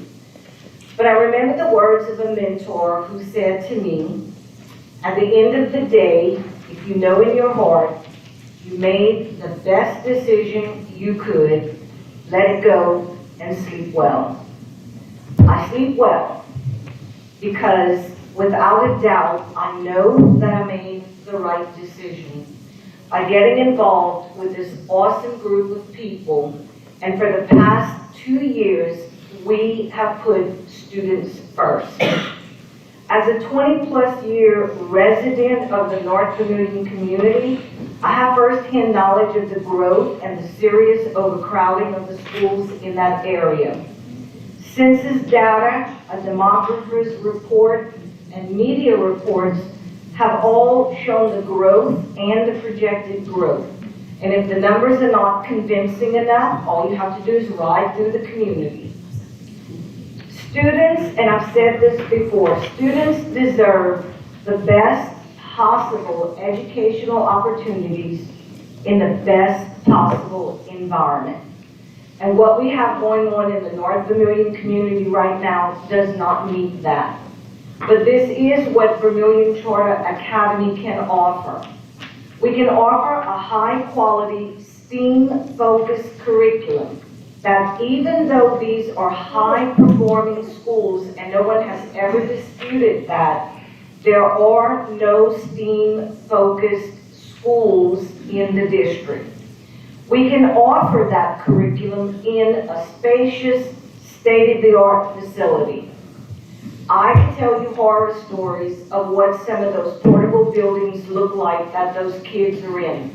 And I know that firsthand, not only from the reports I get from parents, but in my role in early childhood, I've had the opportunity to go into many of those buildings to do class observations. It's a safety, it's a security, and I just think it's a disgrace that a child has to sit on a gym floor eating lunch when the other half of the gym floor is having a PE class going on. Kids deserve better than that. As the charter operator, our board, along with our educational partners, we have no doubt that Vermillion Charter Academy can be a quality choice for parents while addressing the severe overcrowding in the schools. I humbly ask for your consideration of our application, and I have no doubt that we can make this work. Thank you. Great, thank you very much. Touche? Yes, thank you. If you haven't told by my name, Chrissy Doucette Touche, I am Cajun. I did grow up around this area, but I actually have been a resident of Vermillion Parish for only 8 years. I grew up north of I-10 in St. Landry Parish, moved to Lafayette, and then when 2013 came around, I became pregnant. I knew immediately I wanted to put my kids in the North Vermillion area because of their public school reputation. So in 2018, when my daughter starts pre-K at Cecil Picard, we'll go into our first teacher conference. My husband, who's a lifelong resident of Vermillion Parish, takes me around to the school where I've seen rows and rows and rows of butler buildings lined up. Never seen that before in my life. So I had to ask, what is this for? He indicated it's where kids are going to classes. It was very surprising to me. We walk in to see our teacher, and the first thing that she pretty much tells us is, hey, guess what? We are the only pre-K class that is not going to be in the Butler building. I'm so excited about this because my kids don't have to go out into the weather. They don't have to experience any of this. That was very eye-opening. Never had seen this before. So since 2018, living in Vermillion Parish, I've seen the expansion of my current subdivision and now multiple other subdivisions that are growing. Right now, North Vermillion sees about approximately 130% population increase since the last census, and is growing about 7% annually. And as of right now, Vermillion Parish School Board does not have any immediate plans to address the overcrowding issue. Similar to Murphy, I didn't have a lot of experience with charter schools, so I did my own research, read academic studies, researched Charter Schools USA, and spoke to friends and business associates that are familiar with the organization, who all gave Acadiana Renaissance glowing recommendations. Last year, at the end of 21, I had the privilege to attend CSUSA's educational conference in Orlando, Florida, where I got to actually sit with other teachers and principals from schools throughout the United States and ask me about their personal experiences being an employee. I'm an HR director, that's important to me. All of which provided excellent recommendations and enjoy being an employee of Charter Schools USA. When I was there, the CEO and founder also announced that he's going to reinvest $25 million of federal funds back into teacher salaries using a performance-based management program, which for me solidified my personal decision to want to partner with Charter Schools USA. So I thank you all for your time. I know it's been a long day, but I really hope you take into account my experience as a parent and also as an HR person learning from Charter Schools USA. So thank you. Great. Thank you both. Next up, we have Greg Terrio and Mark Engel, both with the Charter Foundation Board, poses the recommendation, supports the application. Hi, I'm Greg Terrio.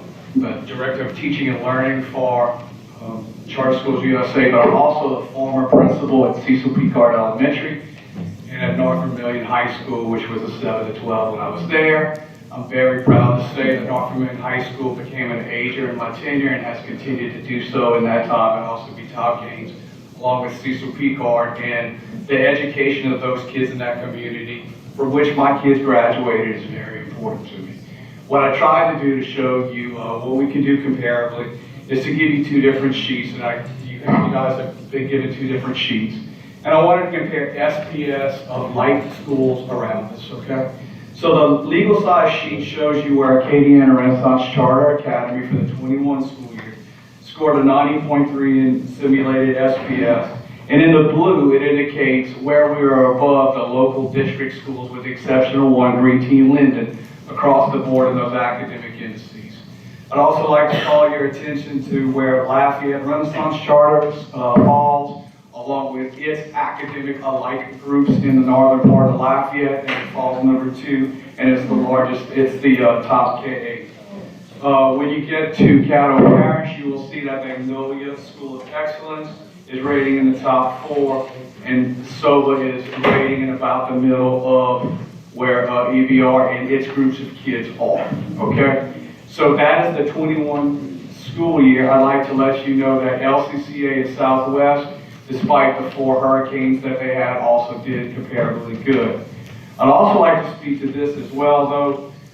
When we look at the subgroup data, to equate for subgroup data, I had Dr. Meredith Ross, our statistician for CSUSA, take the scores from the subgroups from 16, 17, 18, 19, and 21, and equate them equally, meaning regardless of the amount of students that they had, what academic index did they come up with. I would like to draw your attention to the Black or African American. So when you look at Acadiana Renaissance Charter, you can see that they are above most of the schools in Vermillion Parish that are listed as Cecil Picard, James Harris, J.H. Williams, North Vermillion, Middle, and Eaton Park. So I think comparatively, subgroup-wise, it shows that we can compete and do well. And go back to what Max said earlier, the other schools that we have in our charge are growing as well. I'd like to draw your attention to our white subgroup, our economically disadvantaged subgroup, and our students with disabilities subgroup. You're going to know that Acadiana Renaissance Charter and Lafayette Renaissance Charter are above most of the schools that they have that are out there. So I feel and have the data to prove that we can serve kids, all groups of kids, all subgroups, and do it quite well. If you have any particular question about this, please let me know, because it is also very important to me that the LDOE looks through the data, because I also forgot to mention for 6 years I was a network deputy with the LDOE, and I know how granting charters is a very serious job, and we want to do that with correct data and want to give you guys, the voting public, the best information possible. Great, thank you, sir. Mr. Cameron? Hi, my name is Mark Gamble. I'm the State Financial Director for CSUSA for all of our schools here in Louisiana. I just wanted to give you a little more detailed information that I think you have seen in your fiscal risk assessment from a financial standpoint that I think needs to be known. The data that y'all have been looking at goes to the year of 1920. It does not include the year that concluded 2020. I want to provide that information to you because it's very important. When I'm looking strictly at our fund balances, we have concentrated a lot on fund balances to try to improve our fund balances. And I want to give you some numbers here real quick on all of our 5 Type 2 schools here in Louisiana. Our lowest performing or lowest fund balance school now at Lafayette, 7.56% fund balance. This is above the excellent rating threshold. Next comes Iberville, 8.68%. Acadiana, 9.27%. Southwest Louisiana, 23.02%. And Lake Charles Charter Academy, 37.64%. We've made great strides financially in this area, and I think these numbers reflect that. Other areas that are noted in our in the fiscal risk assessment, they're talking about deficit spending at 2 of our schools. We had 2 years of deficit spending in 17-18 at 2 of our schools. That's the only time we've had deficit spending in the last several years. Okay, at one of our schools in Acadiana, we had some safety issues that caused us to touch our fund balance in order to provide the funding necessary to improve the safety issues that we had, and we have improved it and we're not having more problems there. The other one was at Iberville, where we used our fund balance in the amount of a little less than $40,000 to enhance our contract SPED services that we provide to our students there. Those are the only 2 times that we have experienced deficit spending in a number of years. The other area that was talked about was consecutive audit findings. We talked about that earlier. When I look at our external audit report that's performed by our external auditors, we have received unmodified opinions all years, all schools. All years, all schools. Okay, so I'm not quite sure where the information came from that 2 of our schools in corrective action status when the category says that you had to have a qualified opinion. And we've never had that. So I think we've done very well. Some of the other areas of the audit that were brought out were some of the AUPs, the responses to the AUP reports there, which, as y'all probably know, these are more, these questions are geared more toward the events at the school, for example, certification of teachers, educational experience of teachers, et cetera, et cetera. Those are areas where those are looked upon. So from a pure financial standpoint, we have had excellent ratings from our outside external auditors for a number of years at all of our schools. Great. Thank you, gentlemen. I have a comment card from Mr. Canfield, I have one question. Okay, go right ahead. Okay, so I think the minimum requirement is 6.5%, is that right? That's gets you to a good category. Right. Excellent category, 7.5%. Okay, so you guys satisfied excellent and above currently for 21. What do you attribute the change to? And now that you are in compliance, previously at several schools you were not, now 2021 you are, what do you attribute that? Well, we certainly looked at our operations very closely to see what we can do to minimize our spending and maximize our revenue. So we have done a really good job of that. We've also been able to provide some other resources that help us financially that provide the extra funding there as well too. But more importantly, is the review of our daily operations and how closely we watch that than we have in the past. And last question, how do you guys do with the 70% rule? We will find with that. So, Mr. Day, they satisfy the 70% rule across the board? I'll look. I'm not sure. No. All right. Any questions for these two gentlemen? Otherwise, Stacy Brunet again opposes the recommendation to deny, supports the application, does not wish to speak. We have Ms. Kalana Corley, who supports the recommendation to deny, wishes to speak. That is my last comment card. So if there was someone else who thought they provided a comment card, let me know. When she's finished, I'd like to speak. Mr. Castillo, there's no one that's going to speak on behalf of the school board on this issue? I don't know. Is there anyone here from the school board that would like to speak on this issue? You know, I'd be glad to speak on that. If you afford me that opportunity. We do have someone in the back, and sir. Yes, sir. Dr. David Dupuy of Mid-Parish School Board District 8. I'm here strictly. Can you hold 1 second? Come to the microphone. Come on up and we can get you to fill out a card. We'll let Ms. Corley make her comments, and I'm sure he will be done once you. I'm gonna let him speak first. No, you go ahead and let him go ahead and complete. Thanks, that's okay. No problem at all, sir. Again, good evening, Dr. David Dupuy, Marion Parish School Board District 8. I'm here this evening strictly to number one, to observe, listen. I'm here to support our school board decision, which you already have in your hands, which was delivered to you before. I know I sent you information, emailed as to why this charter school should be denied. Basically, I think you're going to be turning an A system, a school that's sitting right there, North Vermillion High School, an A school, I think eventually will be turned into an alternative school. I think that's going to be robbed. I think our teachers are going to be robbed.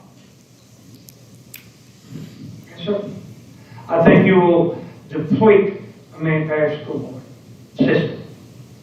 And you'll be taking money away from the rest of the children in Marion Parish.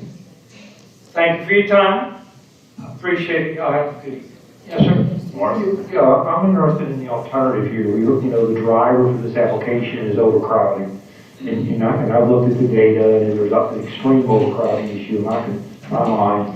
And I heard about students eating on the floor in the gym, and safety concerns, because these buildings are old and whatnot. Well, can you hear me out? Yes, sir. So if the school is not approved, what's the alternative? How are you guys going to address the overcrowding issue? I haven't heard anything about a new building or any alternative plan. So can you help me appreciate that?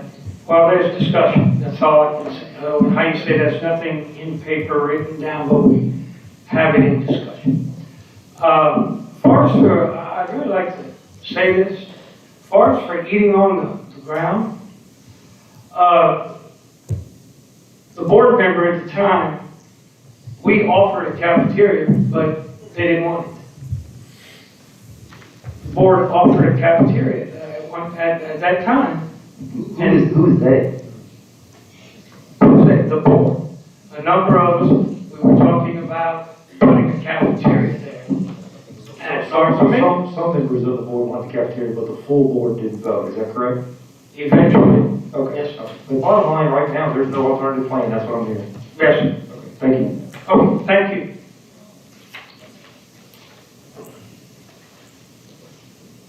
Ms. Corley? Good night. My name is Karana Corley. I am co-founder, co-director for BESE, which is Fairness, Accountability, Transparency, Equity, and of course, Excellence for Children with Disabilities. In December 2019, the House Education Committee, under Representative Carter, who was acting chair, but was vice chair at the time, had an extremely long list of charters that he named that were failing and had at-risk populations the same as this charter. At that time, Superintendent John White was asked by Representative Carter, what was the plan? And he continued to say they did not, LDOE and BESE did not have one. That was 2019, December. This is now January 2022. Still no plan, same population. That population was the minority Black students, English language learners, economic disadvantage, and last but certainly not least, the children with disabilities. As we know, children with disabilities provide each and every school system with the biggest funding source. And as we listen to Vermillion Charter speak, they didn't come up with a plan. They didn't have one. They did speak about a lottery system, which lottery system always equals discrimination. If you don't believe me, I can give you a charter, a merge charter. My child has autism as well as spina bifida.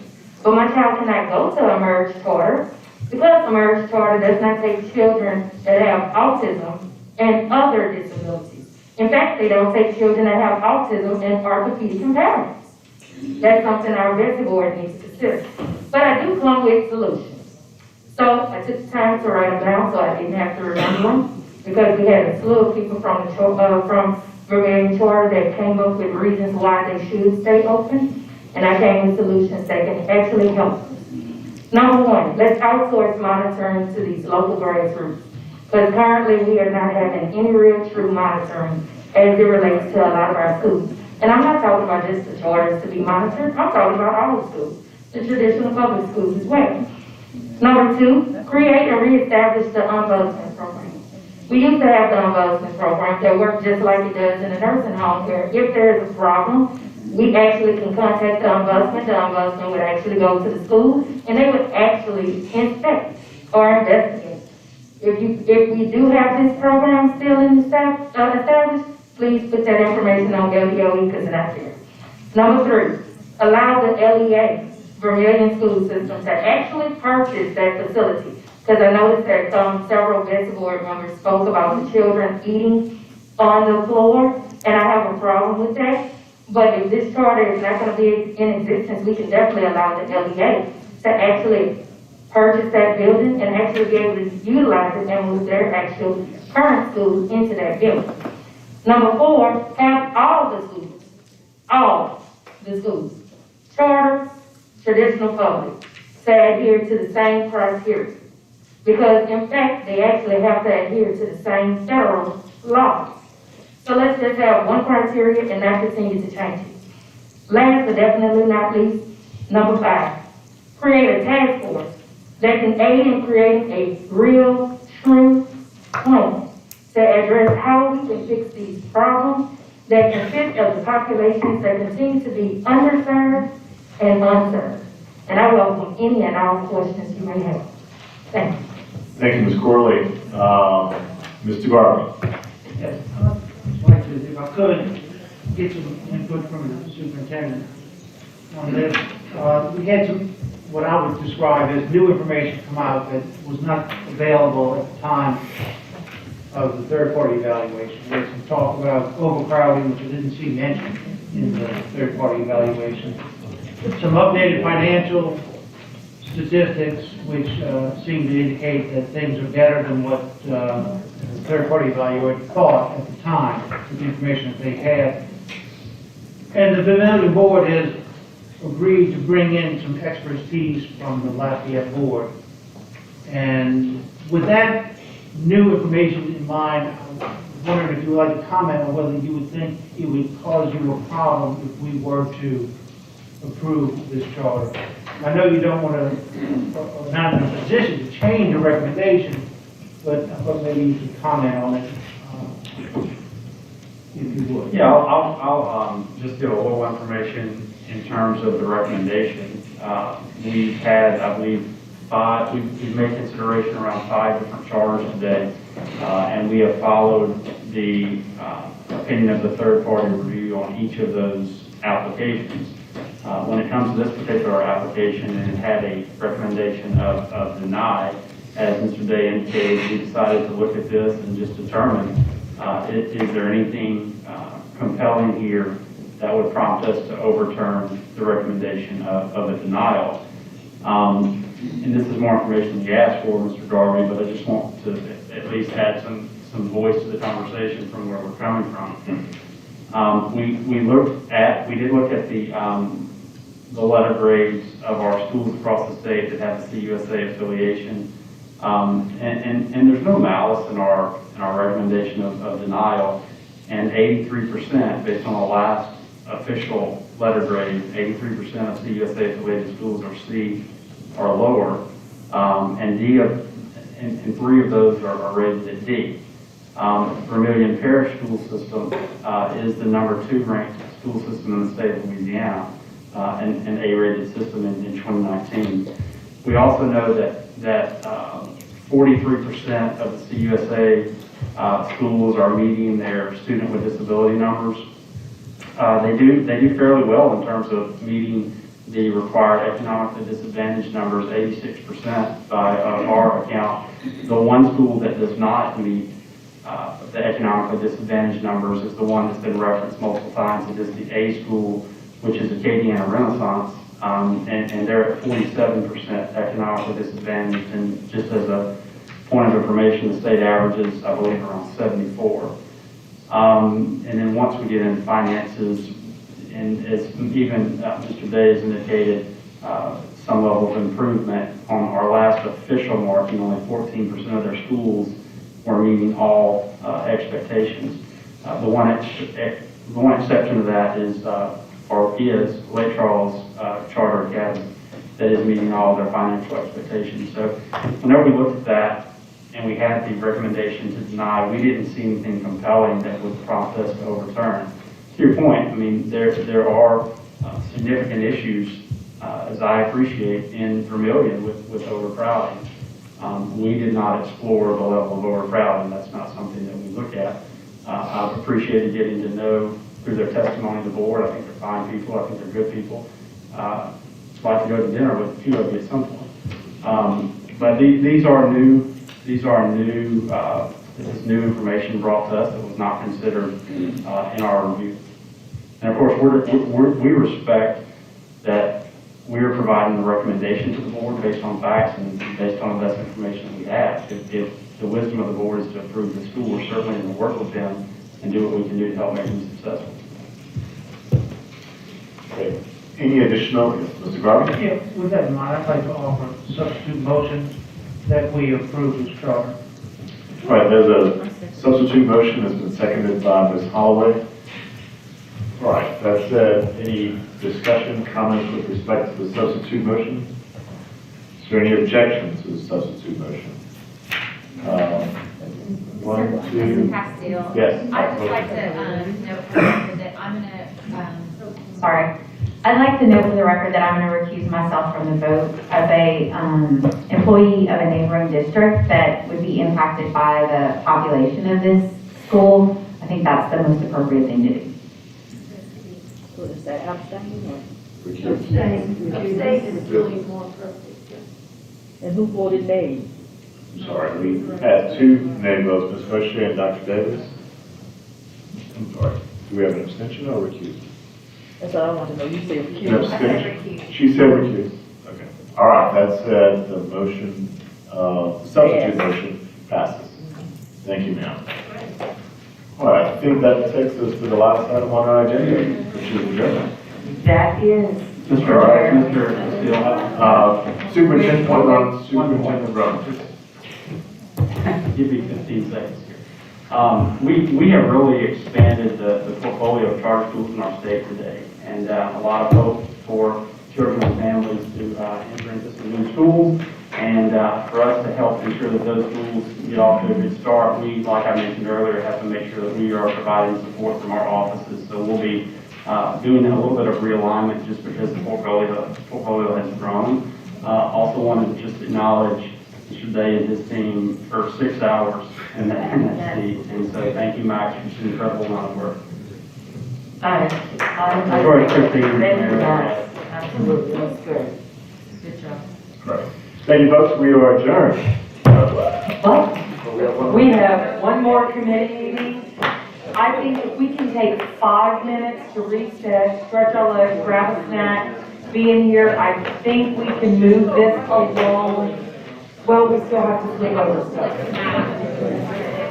Okay, 5 minutes, we'll be back here for our next meeting.